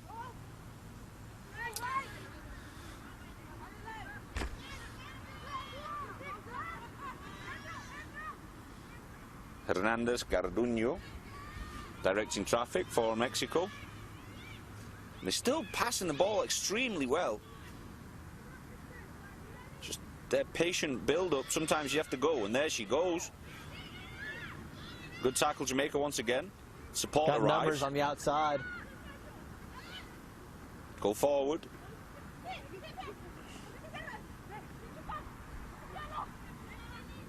Tovar Preciado going to ground again. And again, there we are. They've made it up to the halfway line. If they can straighten this out again. Nice Line little break. fake. Good support again. Spreading the ball wide one more time. Carrillo Jimenez, the number 6 from Mexico. I like her angles of run. She likes to be direct. They're switching it back to go right again. Looking for the space, searching. Great game to watch. And she's found some space around the outside. The number 12, Sandoval Rivera. So now Mexico's found their way inside the Jamaican half, inside the 22 now. Minimal support, but it gets there finally. They've got numbers on this left side, about 6 on 4. Lisa Fraser holding them up, using their experience to create the maul. That should be, if all goes well, for Mexico. That's going to be a penalty to Mexico. Didn't exactly see the indication Tap from and the referee. goal. 10. Try. Rosales Oh, Roeles. and she got Robles. dragged in the touch. Stepped in a touch. Out of bounds at the 10. Line out. Oh, they're going to call not back 10. There's still 5 minutes left in this game. The score's currently 12-0 to Jamaica. But at this pace, Mexico might find themselves back in the game if they can keep it up. They've got the width here. Bad pass. Suicide ball to 12. Sandoval Rivera will not appreciate that pass. Just into a little bit too much of the space. We call that one a hospital pass. Yup. I've had a few of those in my time. Sure, you've thrown a few of those too. I don't throw the ball, mate. I was an 8-man. And then in my later years, a prop forward. There's no reason for me to pass the ball.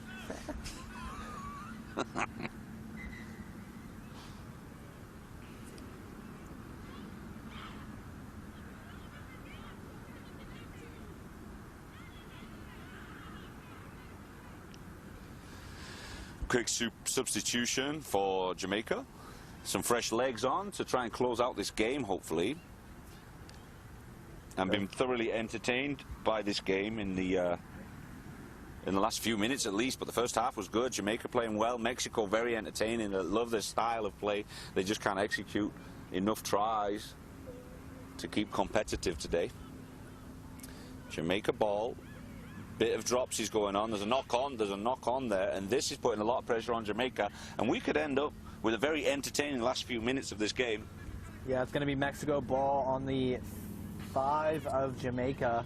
So if Mexico can put one in here quickly, we might be able to see another try out of them later in this game. It took them about 5 minutes to drive it down in here, so they're going to have to put one in here quick and string a nice quick drive together. They want to try to tie this game up. If you're tuning in here live, you're watching the 3rd place match. Trinidad and Tobago were able to take home the Cup final in the women's division against USA South Women. So now you're watching the 3rd place game. Jamaica up 12-0. Jamaica didn't have a win in the first day. Did not win a game, but were able to string together a few points in order to put them in the 3rd place match. And now they're looking like they're going to come out of here with some jewelry. Offsides. Jamaica. Again, pressure. Quick tap and go. She's gone for the line. Held up. She's been held up. She's definitely on her back. Ball squared around the corner of the poles. Penalty, not back 10 again. I'm not sure how you can not be back 10 there. You're on the goal line. So. Another quick tap. There's the 8. They've got space out wide. They're going to use it quickly. We need someone to go forward. The try line's right there. And then she gets over the line. Try Mexico. Carrillo Jimenez. Maria Fernanda Carrillo Jimenez de Mexico. 12-5. Jamaica is up, but there's 2 minutes left. That's enough time for Mexico to come down here, but they need a converted try. He misses this kick, so just short. They're going to need 7 points here if they want to tie. I'm not sure what the tiebreaker rules are. but we've seen enough delays here in this tournament with lightning delay after lightning delay, so they've definitely got something up their sleeve. Por los familias de México, las chicas de México marcan un try. Tenemos 2 minutos. 2 minutos que falta en ese partido. Jamaica ya corriendo. I can switch back to English, I apologize. It's a steal, and it's going to be a penalty. Hands in the rut. Mexico this time is offside. A quick tap and go from Jamaica 18. Lisa Fraser passing it on. Quick pass. Nice little stiff arm from the 14. Jamaica immediately gets back on the drive. Once they've got this ball on the front foot, they're hard to stop. They're just a bit more direct, aren't they? Yeah, they just want to take it up into contact, which has served them well so far. And that's Green, scrum half for Jamaica, very lively. Lisa Fraser just calming things down. Girls, we've got a minute left. We're winning. Let's relax. That's exactly what that move said to me. She just stood there and waited. And all that experience is coming into play and is becoming very useful for Jamaica. Great driving tackle, it's Mexico. Be offsides. Oh, she's offside. The score, Extremely the try offside, scorer. Carrillo Jimenez, driving tackle. Unfortunately, she was offside. She was sitting there waiting after the ruck was formed. She still just waited there to make the tackle, so that's going to be offside. Crunching run, crunching tackle. This is real. It's become a real ding-dong game. Arguably better than the final itself. Right. It's going to be 18 seconds left here in Vizcaya Park in the third place match. It's going to be a scrum to Mexico, down by a converted try. So Mexico's going to need the try and the conversion to tie this ball game. And this might be the last play. Substitution. The number 1 from Jamaica, Shireen Johnson, has played very well. She's going off, taking a break. She's limping off. She's had a strong week. Played well. The champions there in the background, you can see Trinidad and Tobago are on their way home. We're taking their trophy and medals with them. As this game wraps up, Mexico want to try and keep it alive, but that was a knock on there, and I think this is going to end the game. We are done.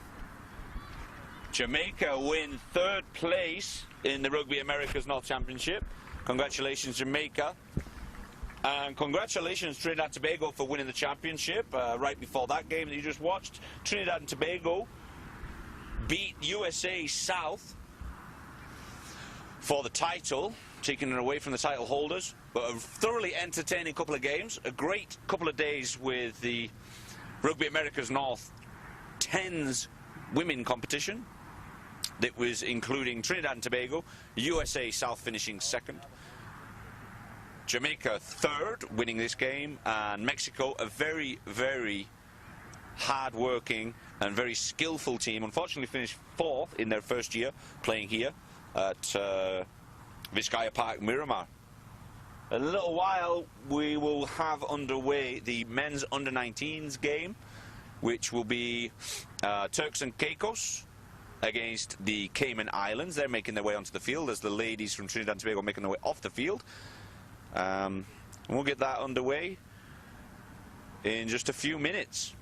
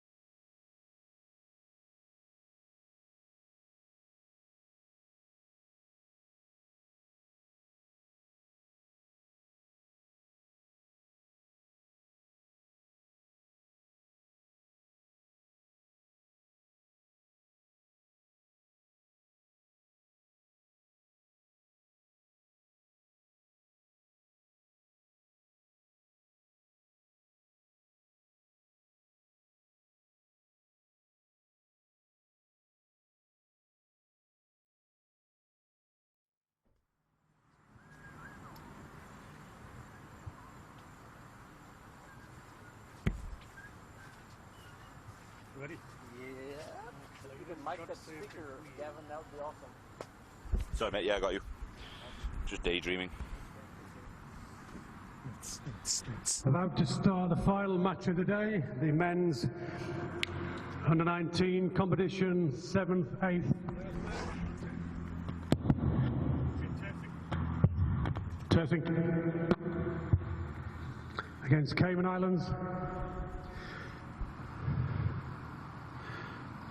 Please be standing for the national anthems of both the Turks and Caicos Islands and the Cayman Islands.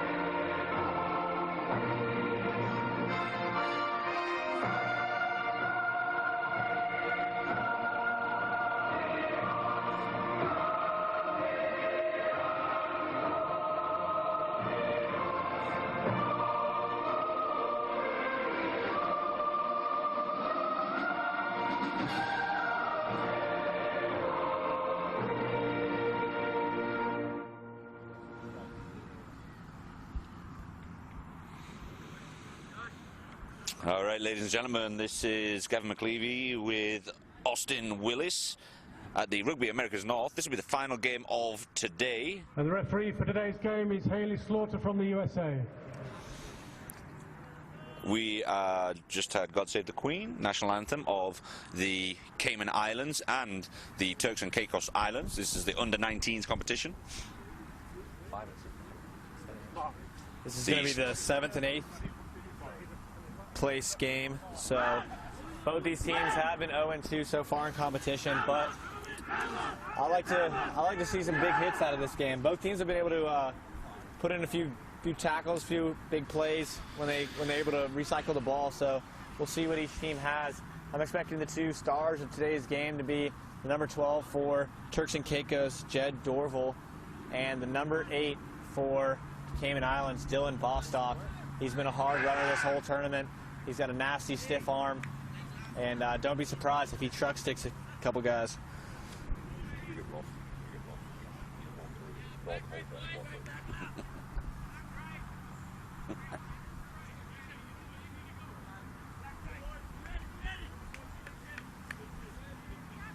So the Cayman Islands will kick off this game.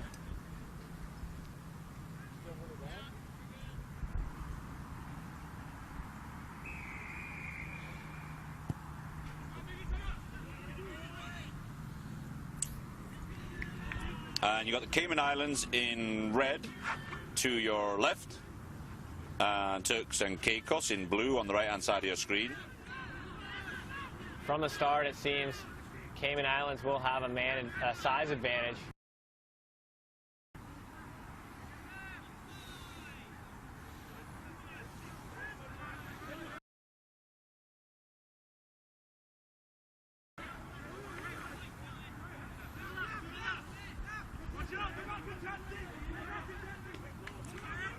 Good run from the Cayman Islands 7. He played really well in a couple of the games earlier in the week. So diving into the ruck call on Cayman Islands. Ball will go to the captain for Turks and Caicos. That's Andy Ford.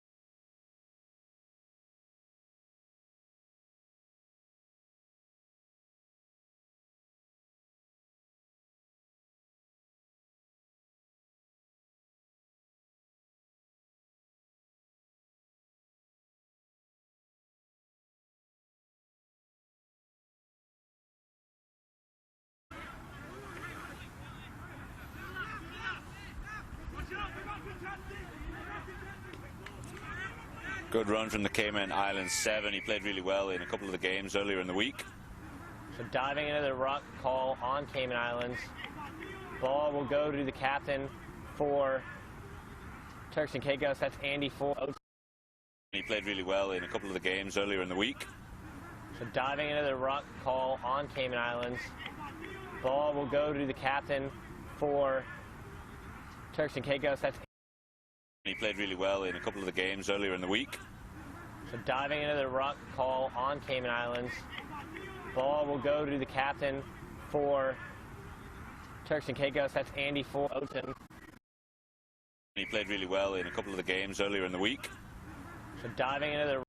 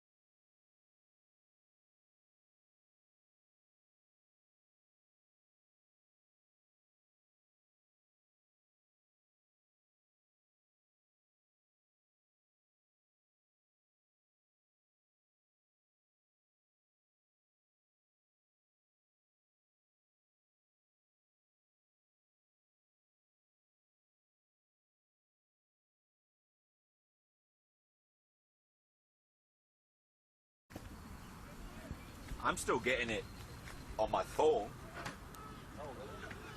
Let me see. One sec. They were hearing us. The audio was pushing fine. They just video takes a lot more bandwidth. It doesn't say. I'm still loading. Well,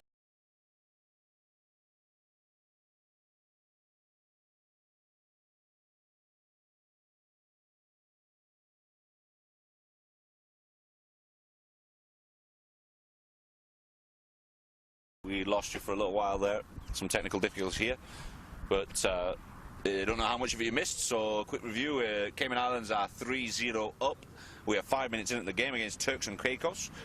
If you've got live video currently, which I honestly don't know if you have or not.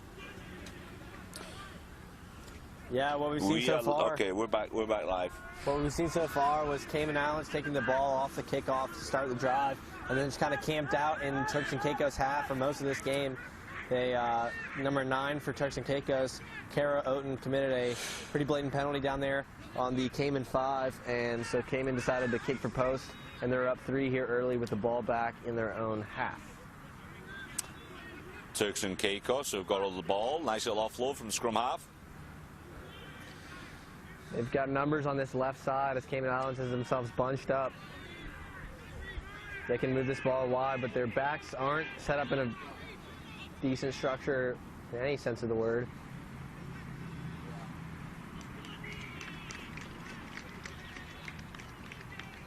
And that's going to be a Cayman ball for the line out.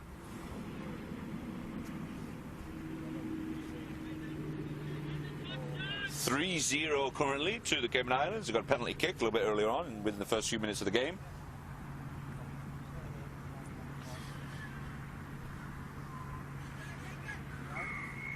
Mark, you don't blame it here on the 50, okay?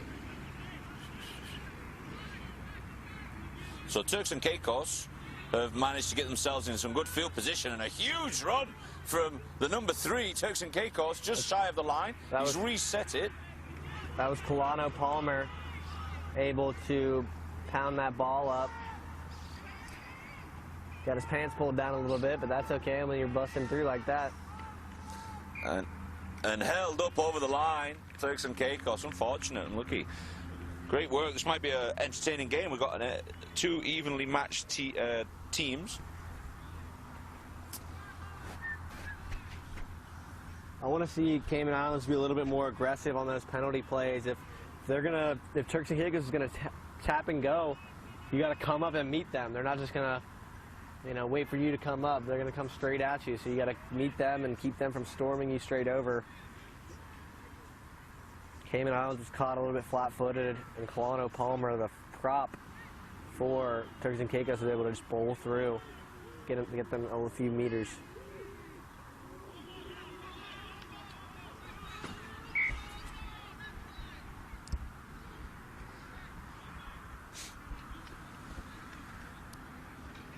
So Cayman Islands and the Turks and Caicos Islands, two small unions that are growing the game the last couple of years. Last year Turks and Caicos were here and they were very young. Look a little bit better this year. They've grown the game a little. Still lots to learn though. There's not too many teams on the island, and obviously they can't travel that much throughout the year, so a bit of a lack of competitive rugby for them. Yeah, last year Cayman Islands was in that 3rd place game. They were in the semifinal. They lost to Mexico, who would go on to play in the final game and lose to USA South. But Cayman was that 4th team. They were strong. They were competing as they have in the past. So they must have graduated a few guys and lost a little bit of strength. But I'm sure they'll rebound in the coming years. They've been strong in this RAN tournament since they were NACRA and beyond then. So I can't remember the name of their coach, but I know that he is now the national team coach in Czechoslovakia, possibly? Czech Republic. Czech Republic. South African gent. Name escapes me. Yeah. But very experienced South African coach. He's moved on. So that could have rocked the boat a little bit there. It's another possibility.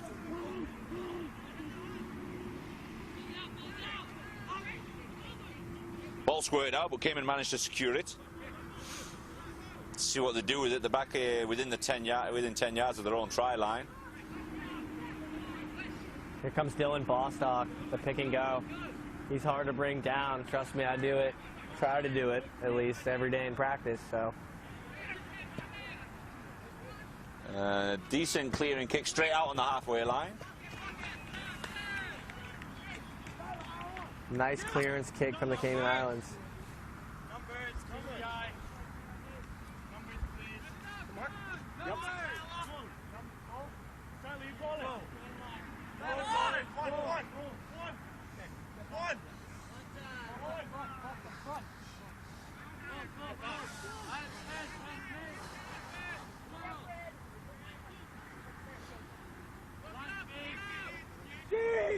Turks and Caicos line out right here at the halfway line. Stolen by Cayman Islands. Stolen by the captain, number 5 for Cayman Islands. Squared out.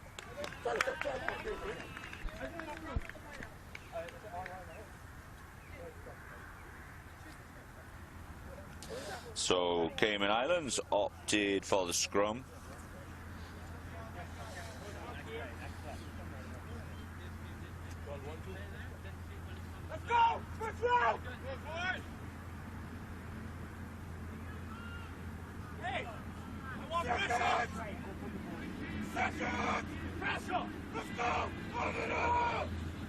Cayman put it in at the scrum.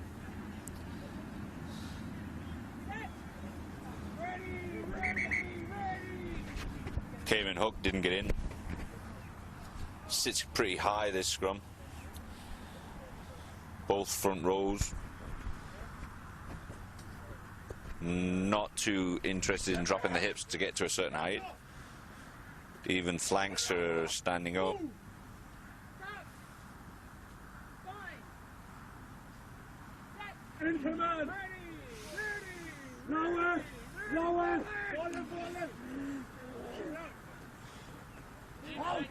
And a good push from Turks, and that put pressure on the Cayman scrum half. Turks and Caicos managed to hold on to the ball. They kept it alive.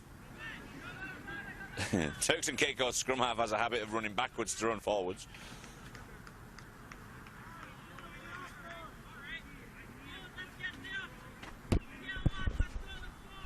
And it's a little scrappy.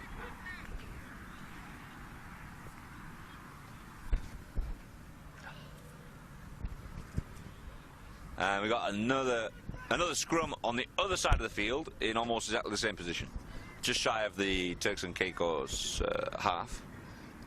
So put into Cayman. See what their backs can do. They've been rather quiet this game. It's going to be a very forward-oriented game, I believe. I agree. Two big sets of forwards in both teams.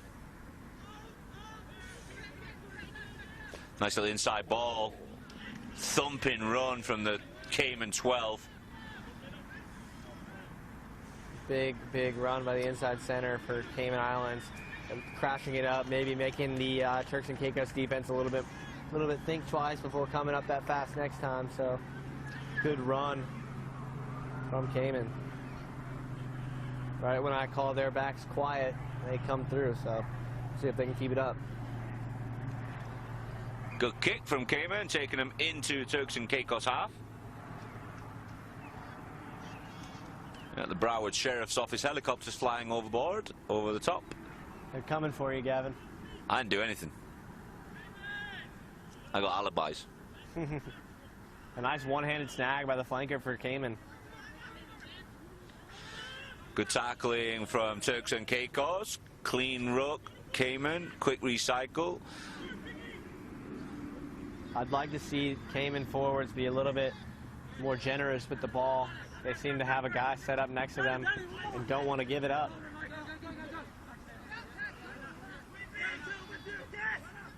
Offsides. I think he was just coming from deeper, so he got there quicker.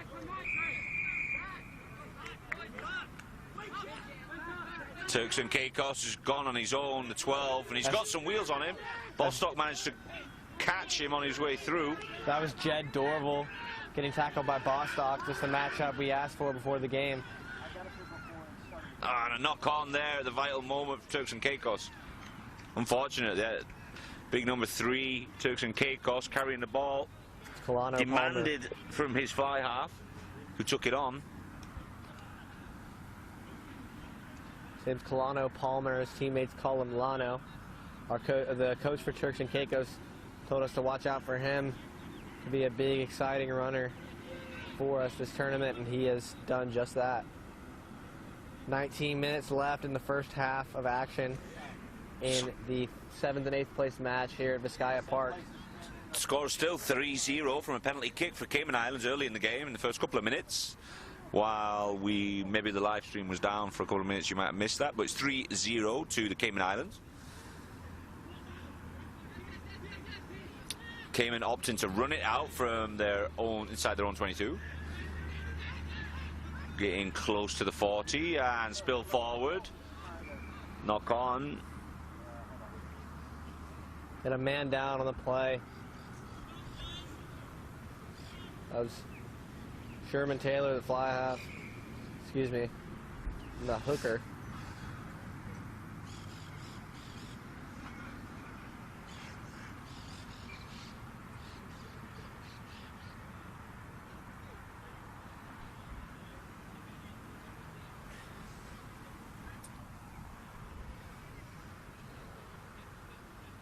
So if you're wondering why we're still here, we had a major rain delay today from about 10:30 a.m. till around about, what was it, 4 o'clock maybe?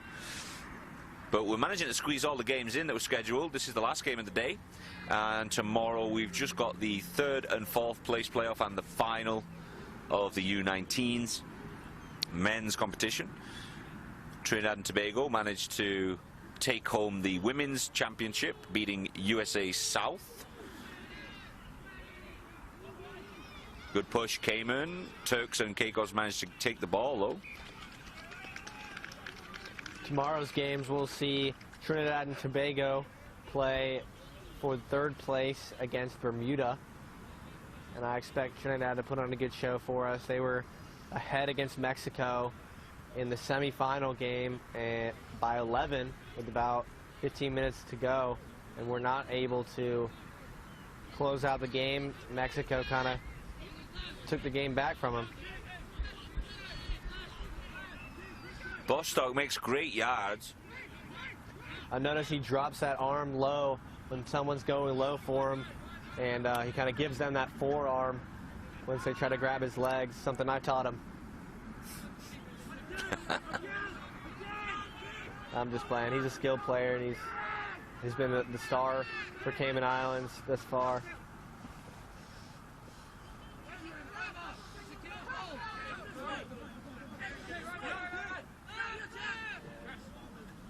Nice little inside ball from the 10.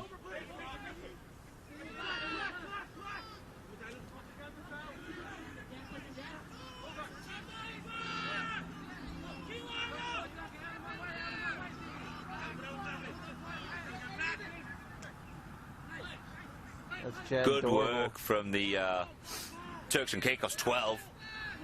He comes back in for more. And rooking again. He enjoys getting in the middle of that, doesn't he? Sure does.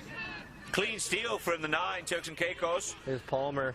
And a mismatch there. Prop forward 3 from Turks and Caicos. Making amazing yards. Takes it back into Cayman's half. Long ball.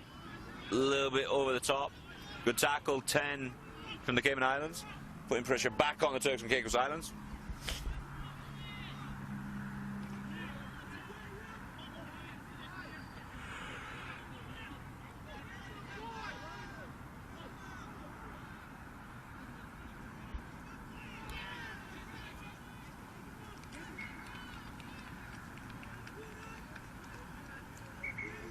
Nothing but scrappy play there as the ball finds touch, and this is might be. Nope, I thought they were going to call for our first water break, but they did not. It's going to be a scrum down.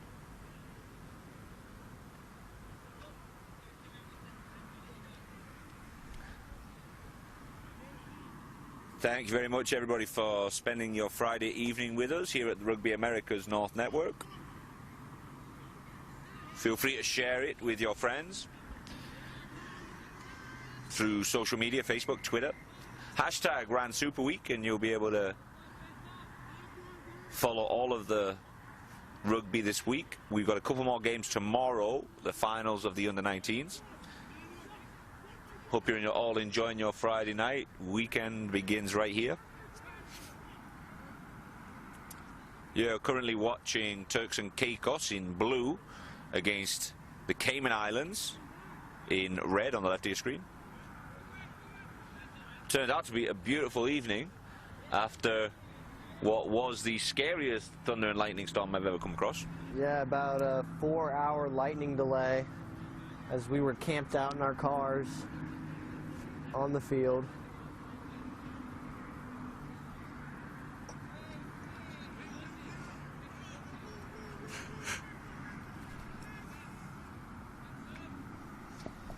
So Turks and Caicos line out. Good recovery there from the 7. That's Dorval. He likes to run. He likes to step inside. He's found himself a bit of space. And he's still going. Support has arrived.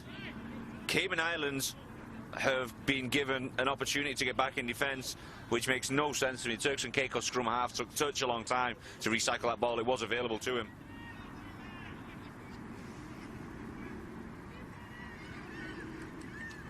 that's but going to be they a managed try. to score. And we've got flips from the Turks and Caicos wingers. A standing backflip from the winger for Turks and Caicos in celebration of Turks and Caicos try.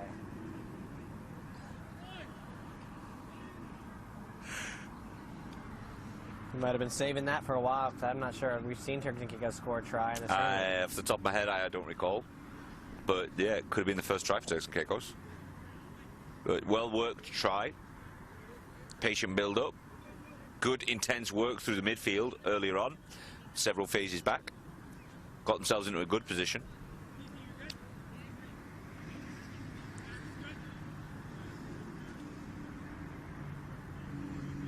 So we'll see what kind of resilience Cayman Islands can have here. Down 5-3. So don't expect Forbes to make this kick. It's a long way out.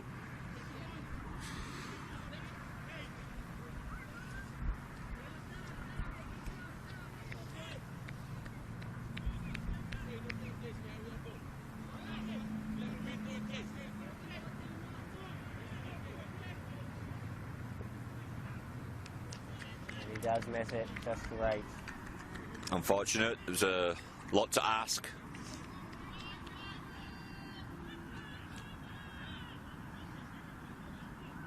So, Turks and Caicos 5-3 up against the Cayman Islands. It's going to be a tight game. We've got, what, 10 minutes, 11 minutes left until half-time.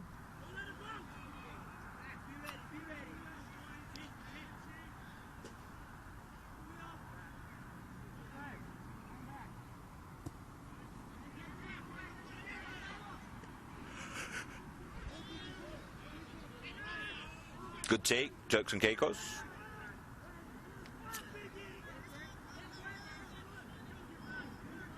Loose pass.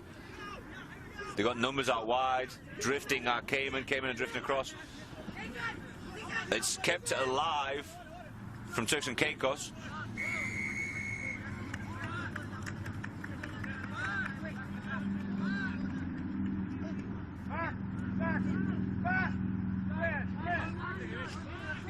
Cayman Islands told to keep the tackles low, although the scrum half from Turks and Caicos is very small in comparison to the he was running into the Cayman Islands forwards, who are a big set of boys.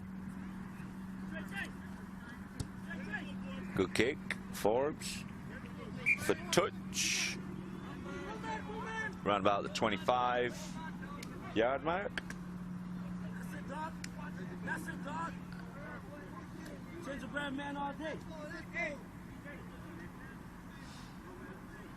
Turks and Caicos full of confidence. This is the first motivated Turks and Caicos side we've seen thus far. Caro Oaten, the scrum half, back from illness, getting his team pumped up as they're leading for the first time in this tournament. Check that, they were leading against USA South second side, so not their first lead. They managed to recover the ball, but Turks and Caicos kind of dropped their jumper. Good line speed from Cayman Islands, but it doesn't completely cover to the wing. Turks and Caicos have gone back about 5 yards from that line out, just running sideways. Needed someone else to straighten up that run. Big hits going in. Big clap from the number 2 and number 4 on their respective sides. That's Colano Palmer with a head of steam.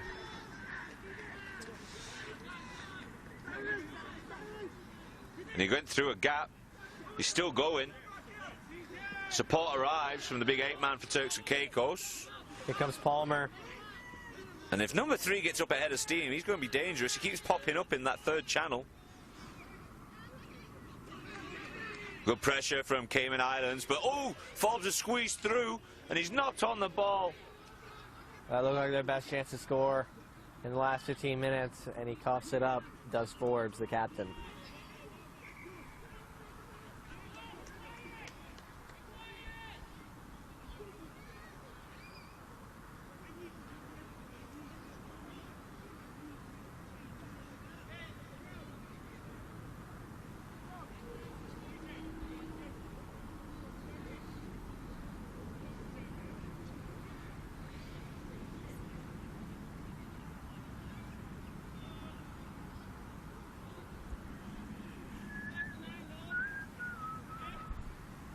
8 minutes left in the half.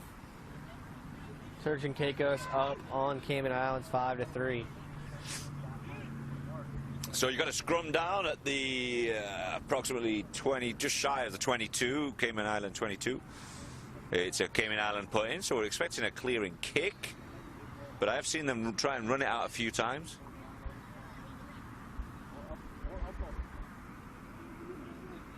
Good shot from Turks and Caicos, and they might steal this ball. They have. Oh, I said a lie. Hanging kick, it went backwards, drop ball, but it's gone backwards. The Turks and Caicos fullback, very lively, changing up the play. Now they've got support, but a steal. The number 30 from the Cayman Islands is tearing up the track, and a great try. Turks and Caicos have been camped in the Cayman Island half for a little while there after scoring, but a wayward pass from Turks and Caicos, picked off by the 13 of Cayman Islands, and a good 60-yard run to the try line. It was getting chased down, but he got a good head start. So yeah, there's a little bit of handling errors from Turks and Caicos. We've seen that a little bit this tournament. Looks like a young team. They throw that ball to the wind, and a shooting up Cayman Islands, a smart play to shoot up that fast. He grabs the bobbled ball, takes it to the house.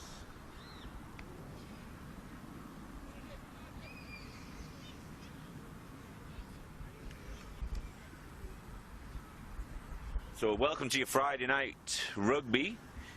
Rugby America's North, Vizcaya Park, Miramar in Florida. Thanks very much for joining us on the Rugby America's North Network YouTube live. Vizcaya Park, Miramar.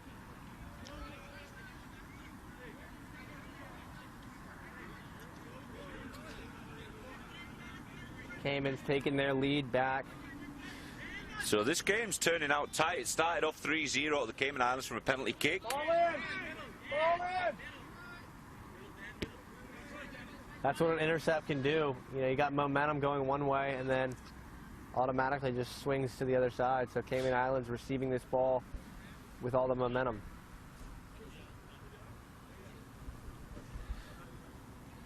Yeah, Turks and Caicos have done well for a while. They scored. They almost scored a second one, but it stayed at 5-3 for a while, and then that little pick right under the stick, so they got the conversion also. So that takes the Cayman Islands to a 10-5 advantage. Cayman Islands on your left of your screen in red. Oh, lack of communication there between two of the forwards. Went to ground. Referee Haley Slaughter lets it go. She believes it went backwards, and that'll do for me. Nice little chip, and that's come out. It's going to hit me. Oh, a one-handed grab by my co-commentator Gavin McLeavy. Still got it. Shows off the skills. With the microphone in my hand.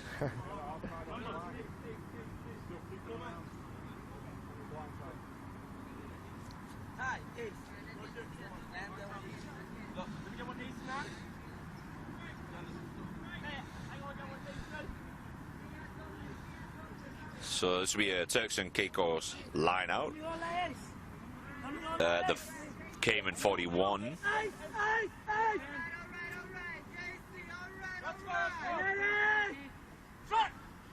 It's a front jump, tap back, scrum half quick, ball out to the fly half. Still playing it to the 12 of Turks and Caicos. That's where he met the Cayman Islands defense. Ball's out the back, and they keep going the top side. Nice little break. Pick and go, 12.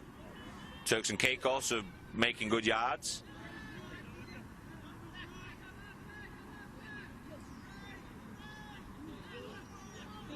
Not easy to bring down the big number 2 of Turks and Caicos. Oh, he forced the pass a little late. Good tackle. Good aggressive work from both teams. Turks and Caicos 8. Picks and goes. A steal from the 11 Cayman Islands. Turks and Caicos somehow have gotten it back. Balls all over the place. Haley Slaughter's going to have to fix all of that. No idea what she's going to decide. Yeah, Turks and Caicos seem to have good possession and charging forward, just like a run from that number 2, but unfortunately they're deciding to give up those 50-50 passes. They, you know, can either 50-50 goes to the guy or 50% chance it falls on the ground, and they're not looking too hot right now in the offload game. So maybe at halftime they'll talk about recycling that ball, going to contact, hitting the ground, ruck over, and letting Caro out and do his job, move the ball around the park.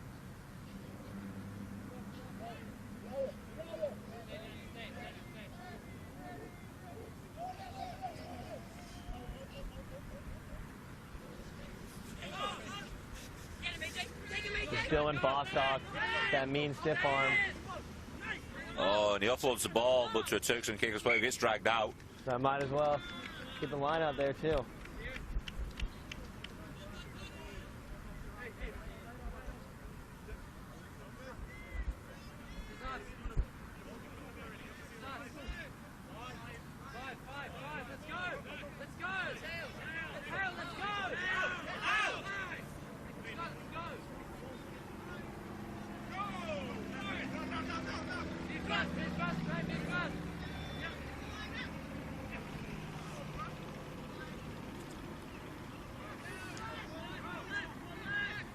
One of the impact players for Cayman Islands, they're number 10, and able to just kind of comfortably move the ball around the park with his hands. He's got quick hands.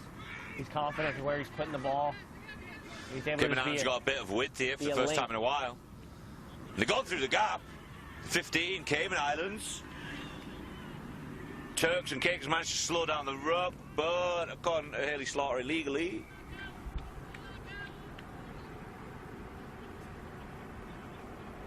Going to be a high tackle. That penalty might have been willed from the Cayman Islands stands. They were going nuts. You can't really see it from over here. We saw a loud eruption come from the Cayman Islands fan base, and immediately following was the penalty. So and that's that's a yellow card to the Turks and Caicos 7. Was it the 7 or the 6? Two guys walked away, one to the bench, one to... Okay, yeah, so the 7, Turks and Caicos 7. It's 10 minutes in the naughty box, which is not going to help their cause, and they are 5 points down, a minute from half-time. Line out. First time Cayman Islands has been in the Turks and Caicos half for a while, or close to the try line at least, in the 22. As the sun is beginning to set here in South Florida. Lights come on. Have a little night rugby. It's getting very romantic over here.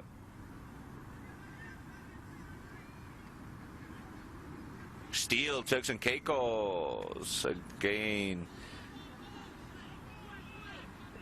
Miss Slaughter not happy with it, so there's a penalty to Cayman Islands. So they're going to go for another kick to touch. Got 40 seconds here left in the half. They're going to have one more shot here at the line out. We'll see if the backs are able to put one in here.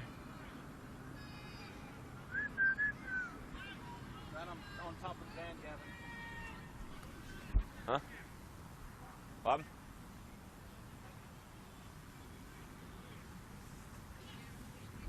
Here comes the maul. Here's Bostock. He can just get this ball down. He looks like he's near the try line. Good support from the Cayman Islands forwards, and they're going to go do the pick and go. They're very comfortable doing that, and they've always got it. When they pick and go, they do it usually in cycles of 2 or 3 at least. A good stick by the number 8 for Turks and Caicos, Dowry. That's about the smallest man in the park making the tackle, Caro Oden. Yeah, he puts himself about. He has no problem hitting the big lads. Ball squirts out backwards. They have a man advantage, does Cayman Islands on the right side. They can just move the ball. This is going to be a try. Oh, Too great much cover speed. from Turks and Caicos. Great covering tackles. Forward pass, halftime. Good work from Turks and Caicos to cover across. That's kept them. That's going to keep them in the game. That could be a turning point. So 10-5 currently. Cayman Islands up by 5 points, 10-5. A real end-to-end game. Forwards oriented. We are currently in the last game of the day.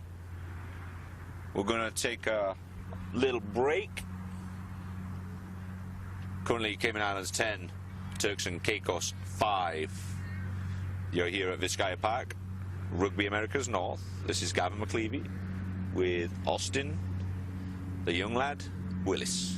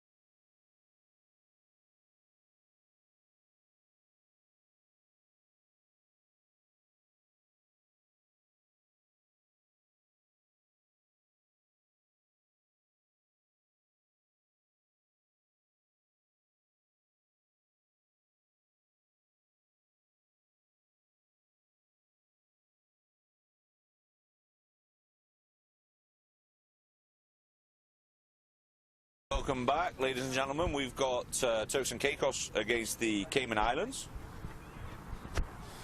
Second half about to begin. Score is 10-5 to the Cayman Islands. An early penalty. Turks and Caicos responded with a try to make it 5-3.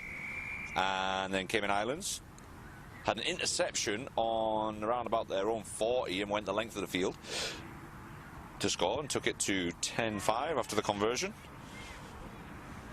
Here goes Bostock. His flanker. Thunderous start.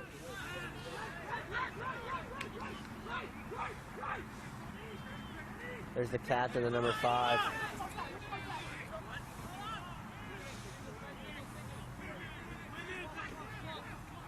Good stick by Devari.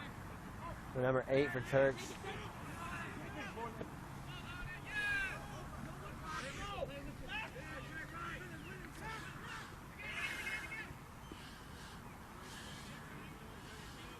Good kick to space, right on the halfway line, and it's rolled out. Pretty sorry kick there from the 12. You expect more when you have a few man advantage on the outside. Number 12 decides to kick there and it doesn't really go. There's not much communication between the halfbacks and the actual wingers. And I think that's where they're lacking. There's just no, they can't respond because there is no communication. I haven't seen many plays, for that matter, in the back line. Once the ball gets out there, it's kind of just a free-for-all. Seen strong play from the forwards in terms of rucking and recycling, but the backs haven't done their part to carry the weight, minus the interception on that long interception run.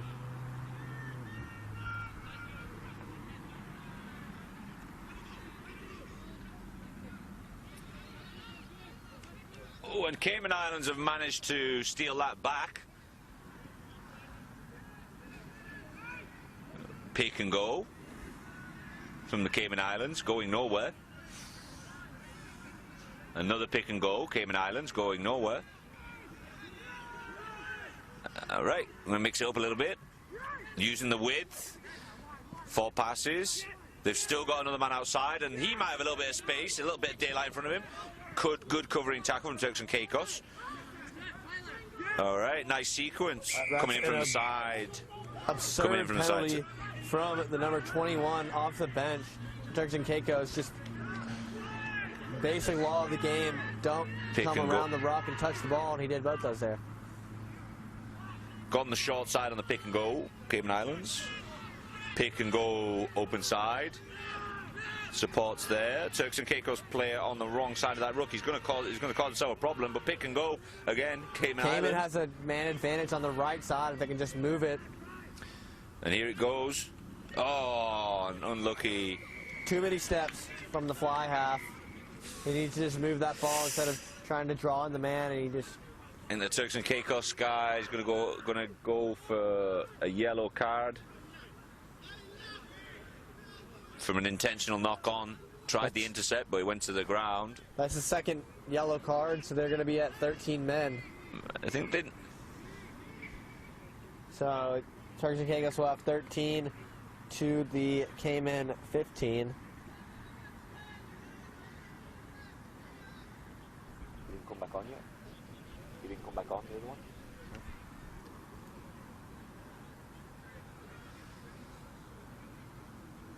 Making life difficult for themselves, Turks and Caicos. So number 7 and number 20 for Turks and Caicos will both have a seat on the bench. We have 30 minutes here left in 7th and 8th place match action. It's 10-5 Cayman Islands. And we'll see what the fly half can do here to extend this lead to 2 possessions.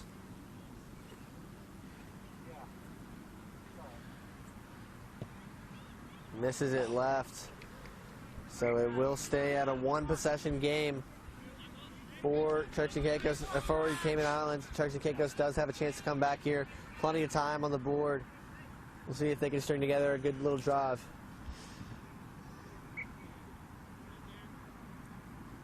Oh, ball.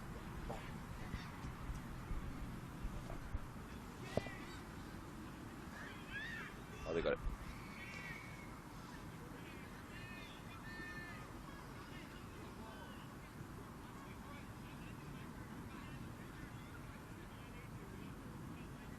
So Turks and Caicos got a 22 dropout as there was an unsuccessful kick, and that works.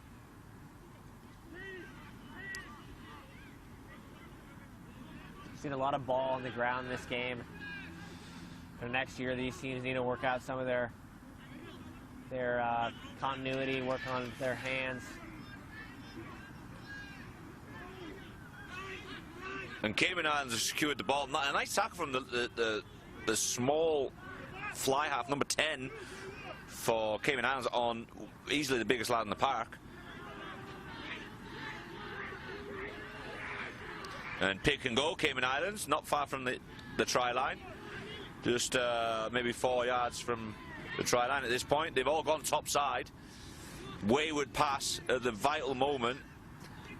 They've managed to retain the ball, Cayman Islands, but now they're around about the 22. Here comes the captain, the lock. Support is arriving. 1, 2, 3, 4 people at that ruck. Overcommitment in my mind. Bostock, no space, nowhere to go. He's making decent yards though. He's hard to bring down. He always seems to take the ball and never be tackled backwards, always tackled forwards. And again, when they have a 4 or 5 man overlap and the ball went to ground, it's just a wayward pass. But they got the ball back. Penalty there, must have been going in over the top from Turks and Caicos, and this is Cayman Islands still on the attack.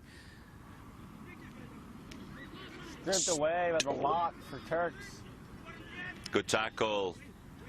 Good tackle, Cayman Islands, and another steal. Oh no, Turks and Caicos still got it. And there's a little bit of space. One man to beat. Nope. He's got through that one. There's another one. And he's spun out of 2. Inventive pass, but it ends up in Cayman Islands' hands, and Turks and Caicos' attack breaks down.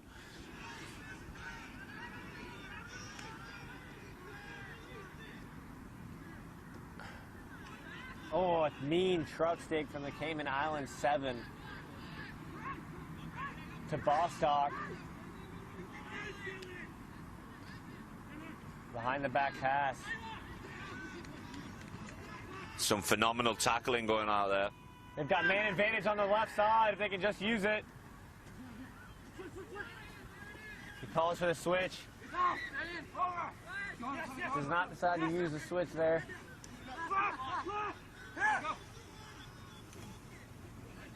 Good stick from Cavalry. He's been a solid tackler this entire tournament. That Cayman Islands prop comes in to pick up the ball, and he stands straight up with it. It's just like he was going for a Sunday stroll. Picked it up and went. Picked it up and stood straight up. You got to stay low and drive through. I've noticed with lads of that posture, they tend to not bend at the knees too much. They just bend over to pick up a ball.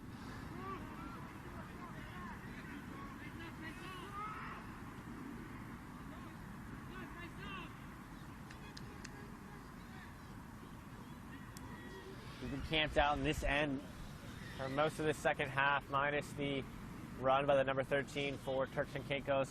He had 2 spin moves on that run. Seemed there's 2 fullbacks back almost. Yeah. The 13 and the 15. He spun out both of them before getting hawked down from behind. He stayed down afterwards for a fair while as well. I don't know if he was just tired or injured, but he's finally gotten back up. He's back in position. There's a lot of tired bodies out there. Friday night rugby, ladies and gentlemen, under the lights. Sun is those yellow cards. The Cayman Islands is going to drop Bostock into the back line. And they haven't taken advantage of all of the yellow cards that Turks and Caicos have committed with 13 players. Turks and Caicos, fair play to them. They've managed to hold out till now. They've got the ball in their hand. And it is 14 now as the flanker for Turks and Caicos has the turn of the game. 14 on 15 advantage. High tackle. The Turks and Caicos fly half, he receives a lot of punishment. His style of play kind of causes a problem for a lot of defenders. They tend to end up going high on him just because he's all over the place. He changes direction so much. There's not much meat on him. There's not much to grab a hold of either.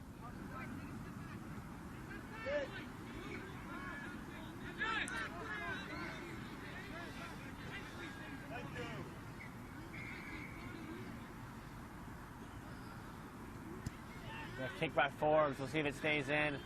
Let's take a big attempt by the winger, and he knocks it on. So Cayman Islands dropped the ball just inside their own half. If they'd have caught it, there's a great opportunity to go and attack again. Turks is going to have a chance inside the Cayman half for the first time in the last 8 minutes.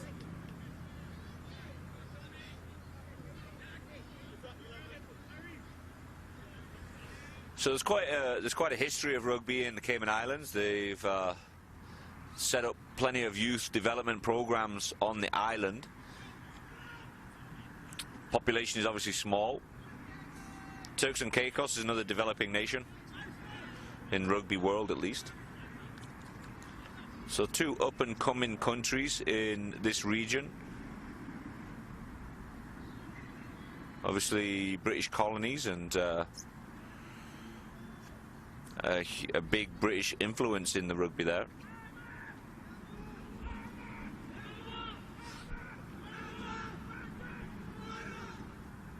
Dorval, the inside center for Turks and Caicos, trying to get his team motivated, down by 5 points.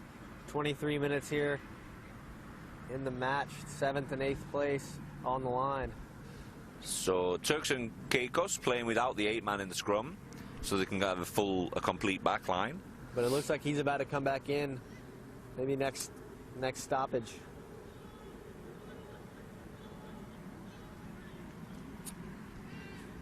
And ball's out. Went to ground. Just a lack of concentration. Man advantage on the outside and just a slippery ball.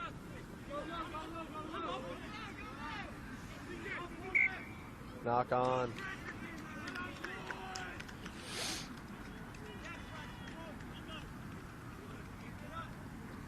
Cayman Island defense push and drift is working for them. Just puts a little doubt in their mind when they go charging towards the guy that's trying to catch the ball. And that's all that it needs sometimes, just a little bit of a distraction. I'm in your face. What are you going to do with the ball? Players take their eye off the ball for a second to look at the guy that's coming at them.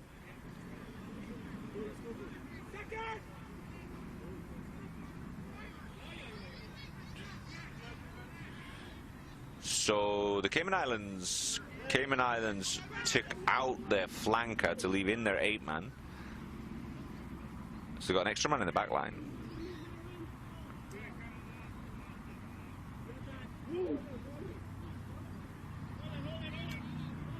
Nice harassment from the scrum half for Turks and Caicos, Kara Oden.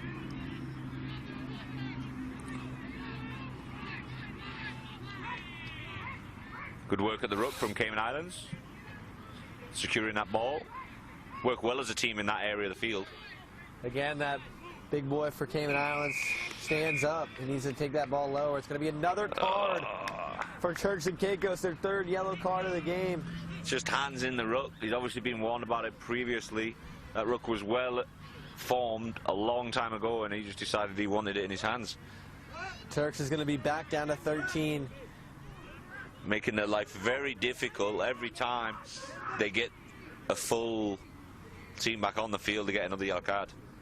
And it's generally silly little mistakes, nothing major. So Cayman are going to go for the 3 points instead of taking the advantage and seeing if they can go score a try against 14 men. So Very tired 14 men that have been playing with 14 men for most of the game. And right now they'd be down to 13. They still got 2 guys penalized on the sideline. But opting for the kick, it's relatively straight kick, but it's about 39 yards out. So not the easiest. Kicking into the beautiful sunset in South Florida. It's a good kick. Misses it left.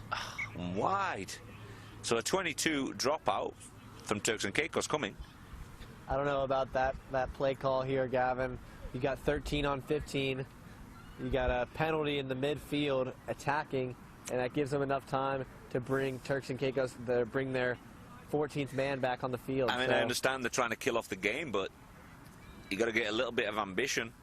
At 10, you're only 10-5 up. The 13 Turks and Caicos only got 13 players on the park. Go run at them for 5 minutes, see if you can put 5 points on them instead of 3. Trainer on the field.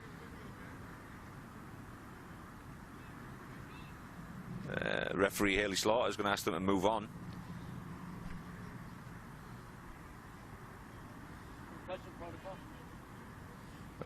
If it's concussion protocol, he's going to have to do that on the sideline.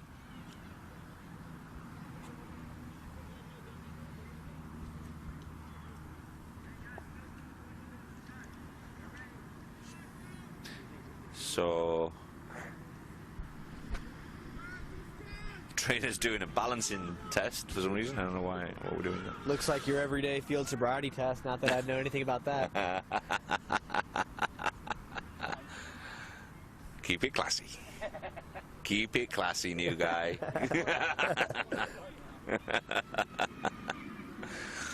22 dropout for Turks and Caicos to the Cayman Islands. Good height on that. Cayman recovered the ball. Here comes a speedy outside center. Little offload. Again, Cayman Island solid at the ruck. They're very well organised there. Ball went backwards off Turks and Caicos' hand. The fullback's lively. Gets the ball, it's exciting.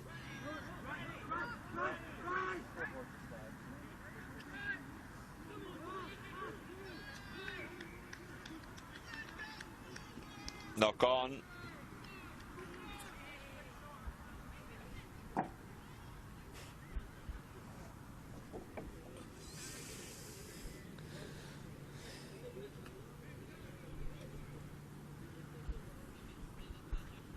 It's been a long day here in Vizcaya Park. Started today's action at 10 a.m. and it's now a little bit past 8 here. Feels about midnight. Exactly. But this is your Friday night rugby at Rugby Americas North, Vizcaya Park, Miramar. Welcome to the game. This is Cayman Islands, excuse me, against the Turks and Caicos Islands in the 7th and 8th playoff. More games to come tomorrow. Current score is 10-5 to the Cayman Islands. They've recently missed a penalty kick. Turks and Caicos only have 13 players on the field, 2 yellow cards currently being served a few minutes. I bet we see another yellow card here. That's just a blatant penalty, back-to-back, blocking the ball, keeping Cayman from being able to play the ball.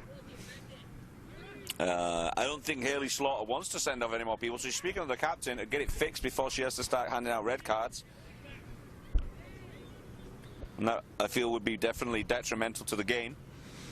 We hope Turks and Caicos can come back next year a little bit more studied up on the game across the board. We've seen a few too many cards here, not only in this game but in this tournament. I just figure if they think about if Turks and Caicos hadn't had all these yellow cards today. I mean, Cayman Islands haven't taken advantage of it. Right. Turks and Caicos have got a fair amount of talent on the field. If they can keep it on the field, they could have scored a couple of tries at this point. Absolutely. Cayman Islands really haven't taken advantage of the of all the penalties that Turks and Caicos, and the Turks and Caicos penalties are silly errors, just lack of experience. Maybe the rugby IQ is not where it needs to be. A young squad, lots of new players by the looks of it.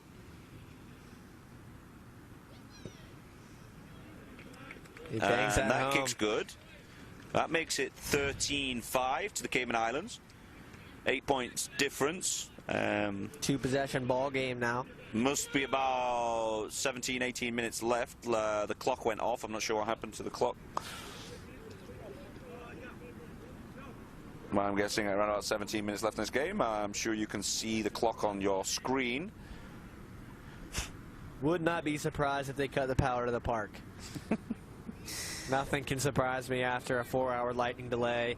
Today, being struck by lightning yesterday, and all sorts of curveballs. Turks and Caicos get to kick off to the Cayman Islands again. Let's see if they can step it up a notch and put some pressure on the Cayman Islands. The ball's bouncing around. Good run from the Cayman 7. Goes past 4 or 5 lads, still going strong. Finally, they take him down to ground.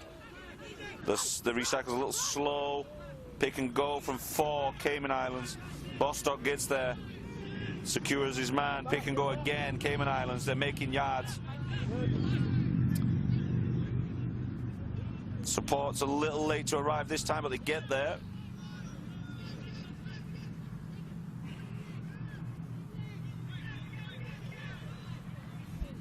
But they've gone sideways. They've gotten into the Turks and Caicos half, but progress is slow. Fair dues to the Turks and Caicos defense. They've worked well defensively. Here goes Bostock.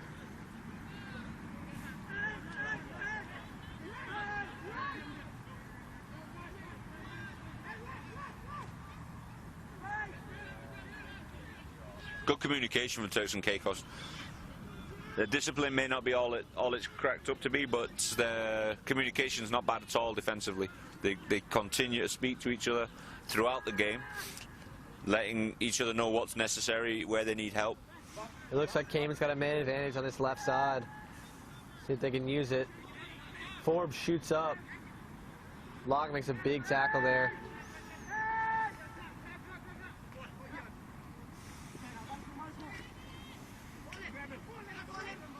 The number 7 for Cayman has taken some big shots, but he seems to just bounce right off and move cleanly through the Turks and Caicos defense. One of the things I've noticed with the Cayman Islands, if they're not picking and going, their forwards are very happy to play like a scrum half, right, just to make the flow a little quicker. There's Bostock bouncing off guys. Set up run. If he just uses the ball wide, they got a 4-man advantage on the right. And they were unable to just move it. Just one more pass and they're in the end zone. And they're tackled short of the try line. I would love to see Cayman Islands move the ball a little bit more generously. Set up their mates for a try instead of just taking it on their own. And there we go, a try on a pick and go. Finally, Cayman Islands crossed the line from Turks and Caicos after a quantity of time that I've never seen before. A good run from Bostock sets up that try. I'm just not impressed with the ball movement from Cayman Islands. It's as if they're playing without the backs. Yeah. They double up the work on the forwards. They don't use their backs at all. Especially, I've noticed, going left to right. And maybe a passing thing. There may be a passing issue they know about, and they're not comfortable passing that way. It's possible. Because when they do come right to left, they're fine. They do it. But it is all grunt work from the forwards. And as I mentioned just a minute or two ago, when the forwards are not picking and going and they want to start distributing it, they distribute it from a forward that's playing in a scrum half type position to a fly half that is usually a forward. I've seen it a few times, and it's obviously where they know that their strength is, so that's what they're going to play. But it's hard on the body, I'm sure.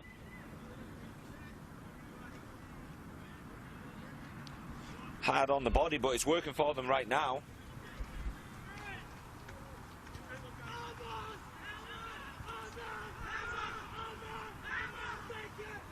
So 13 minutes to go.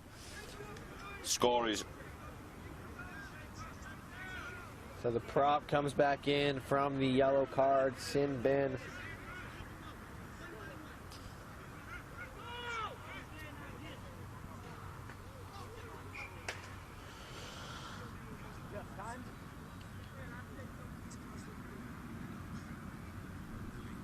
Where is it?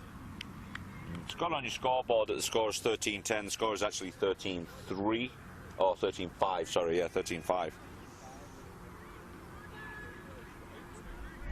18-5. 13. 18-5. 18, after this? Yeah. Yeah, 13. 18-5. Yeah, 18-5, sorry. God dang it.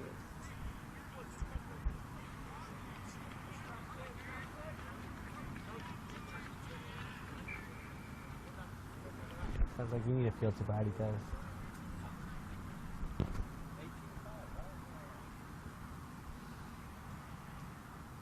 We'll get the score adjusted for you right now.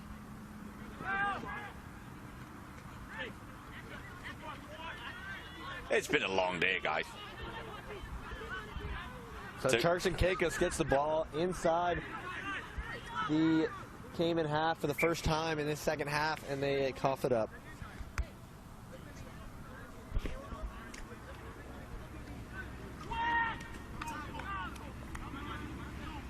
Turks and Caicos has any chance to win this game, they've got to go quickly here.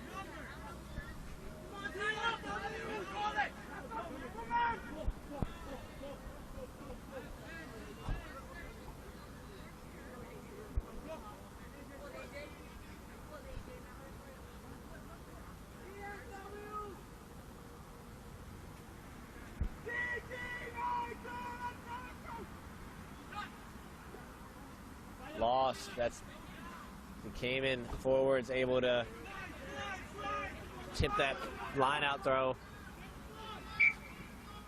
They're going to call that a knock on. I'm not sure I saw it go forward, but we are at the hands of the referee here, no questions.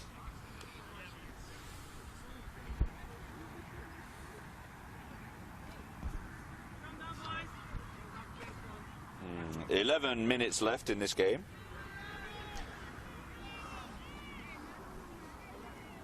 Scores 18-5, Cayman Islands. Turks and Caicos spent a lot of the game with 14 or 13 players on the park from yellow cards. I think it would be a very different game if they weren't, because they resisted for long periods of time when they were a man or two down.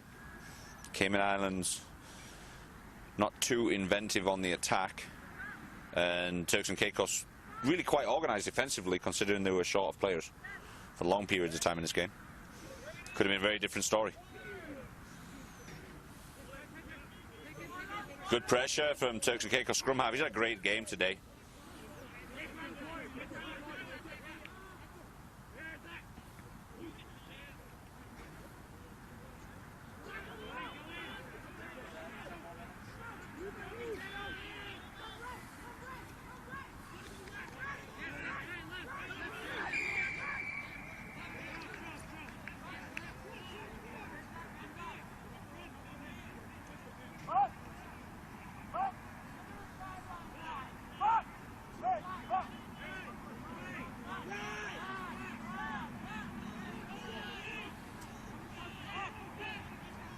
Here goes Andy Forbes, the captain, but he's brought down by Dylan Bostock.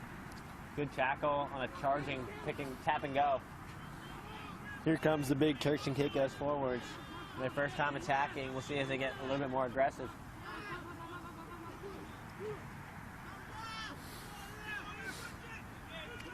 Good work from the 7. He just got out of the bin. Fresh legs. Fresh legs. 10-minute break might have done him good.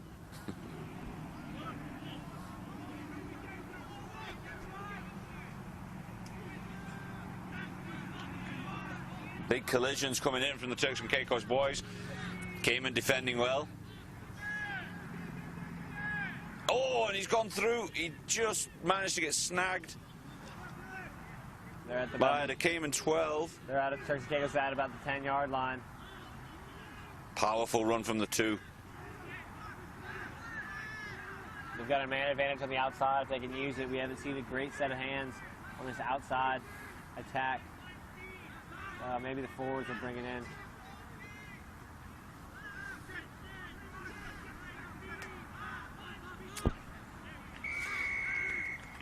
Turks and Caicos doing well to keep changing the attack, but finally the ball goes to ground. A nice sequence, several phases of play for Turks and Caicos. They did well, they worked hard.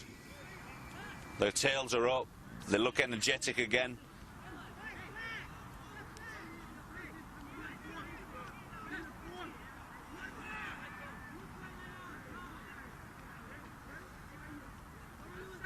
They're only at 14 men still. They're still getting through a chunk of work with only 14 players on the park.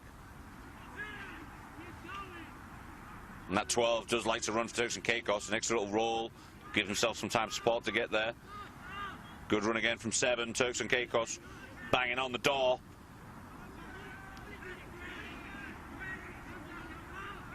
They managed to control it, pick and go. Giving Cayman Islands a bit of their own medicine, pick and go. Little flip out wide, and that lost the ball. Cayman Islands have got the ball, and they've got a bit of space, but referee Haley Slaughter bringing them back to Turks and Caicos. Turks and Caicos ball. They want to go score tries. They're debating whether they should kick for points, but they've played it tap and go. They've gone. Good work. Suspicion of a high tackle. Referee's going to let them pay advantage. Big 2 crashing the ball up. Good collision from the Cayman Islands defenders. This is getting exciting. Turks and Caicos have woken up. Going that top side again by the looks of it. There they go. 7's got it. He was coming from deep. He's getting held up. He's popped it over the top. The lively little 10. He's over the try line. What a try, Turks and Caicos. Another.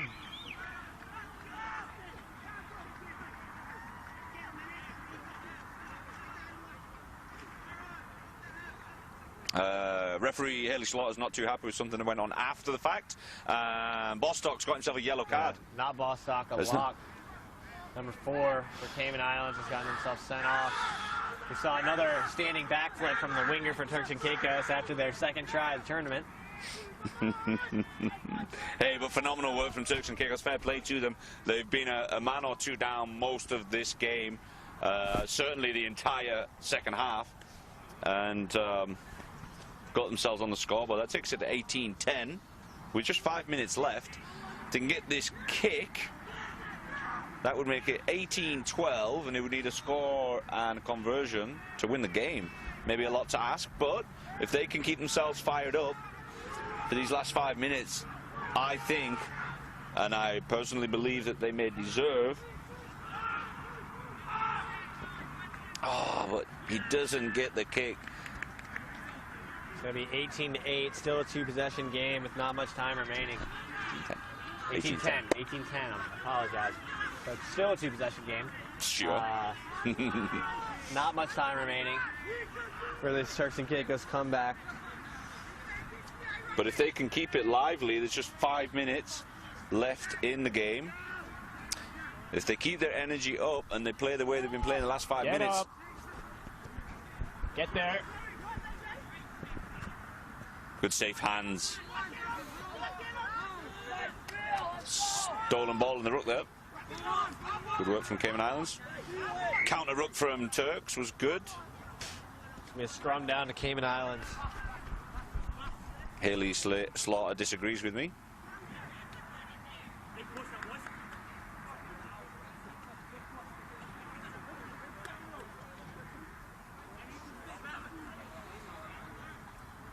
So we could be in for an exciting last 4 minutes of the game. It's tight, 18-10. Fair amount of work for the Turks and Caicos lads to do yet, but they played well.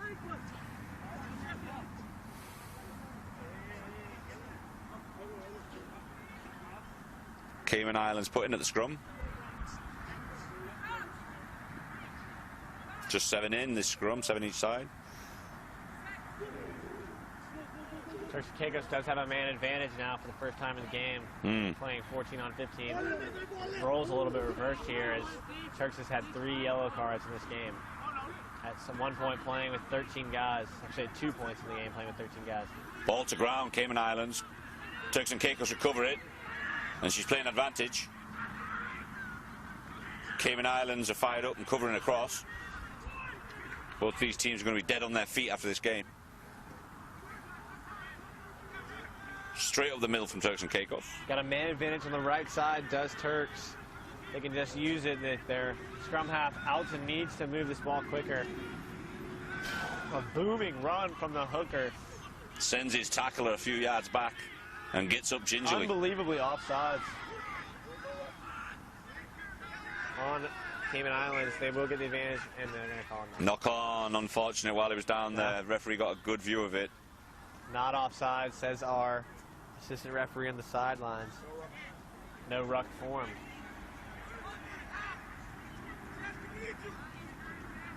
Turks and Caicos player that went down and knocked it on has stayed down.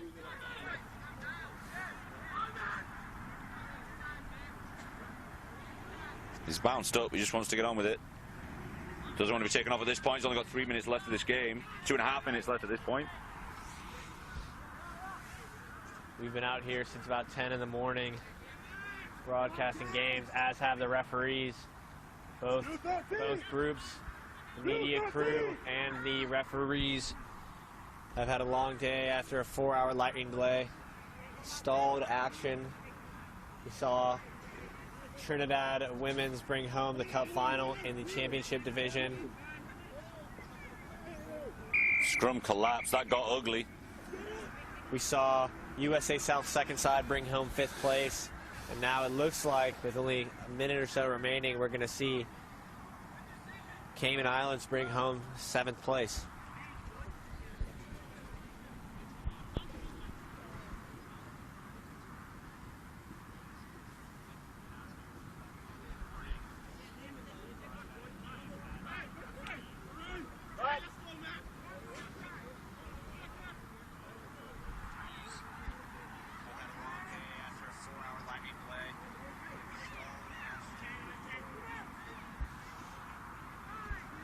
So I was told the next game is 11 o'clock. They've bumped it forward. So those guys that are at home watching these games, at 11 o'clock tomorrow morning, you'll be able to catch the first of the 2 finals.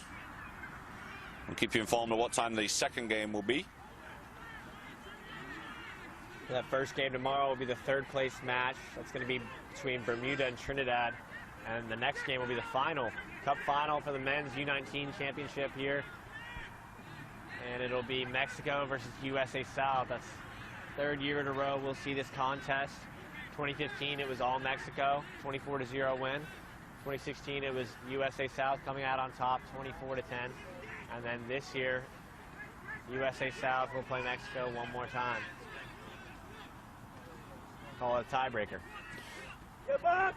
So less than a minute left to play in this game. Cayman Islands have managed to keep a hold of the ball. Turks and Caicos were beginning to threaten the Cayman Islands. The score is currently 18-10. So it'll be difficult at this point for Turks and Caicos to win.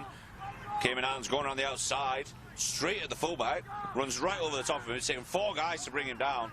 Turks and Caicos players scattered everywhere. Pick and go. Absolutely their tactic of this game. That's how they want to play. Taking their time, slowing it down a little bit.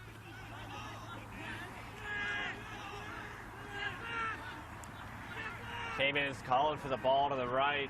If they can just get it And a nice out. counter rug from Turks and Caicos. The Cayman Islands recycle was so slow. But Miss Slaughter saw something in there she didn't like. So ball's going to be to the Cayman Islands.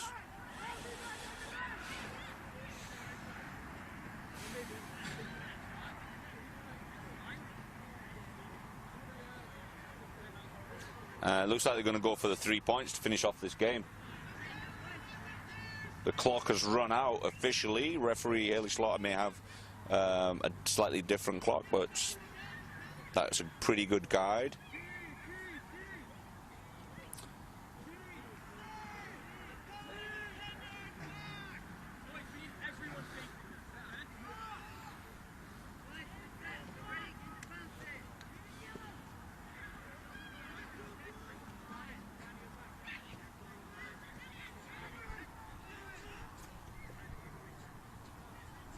Seems to us that there might not be any time remaining in this match. Or is that just wishful thinking? It all comes down to whatever the referee has on her watch, because there has been a few stoppages for injuries, yellow cards, all sorts of the matter. So it is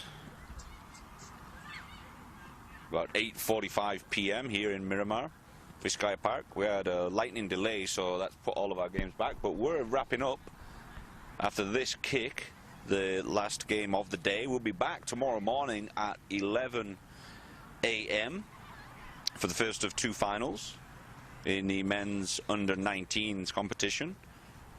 If you've been tuning into this game, the 7th place match, this has been the first night game since I've been here. That's a good kick from the Cayman Islands 10, and that will wrap up this game. Cayman Islands win their first game of this competition against Turks and Caicos. A valiant effort from Turks and Caicos. They played really well today. Unfortunate their ill discipline put them down. And to 13 and 14 men in various parts of the game.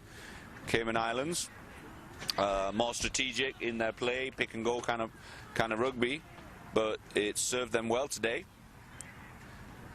And that is a result. We are 21 to the Cayman Islands and Turks and Caicos 10. We will see you all tomorrow. Have a great evening.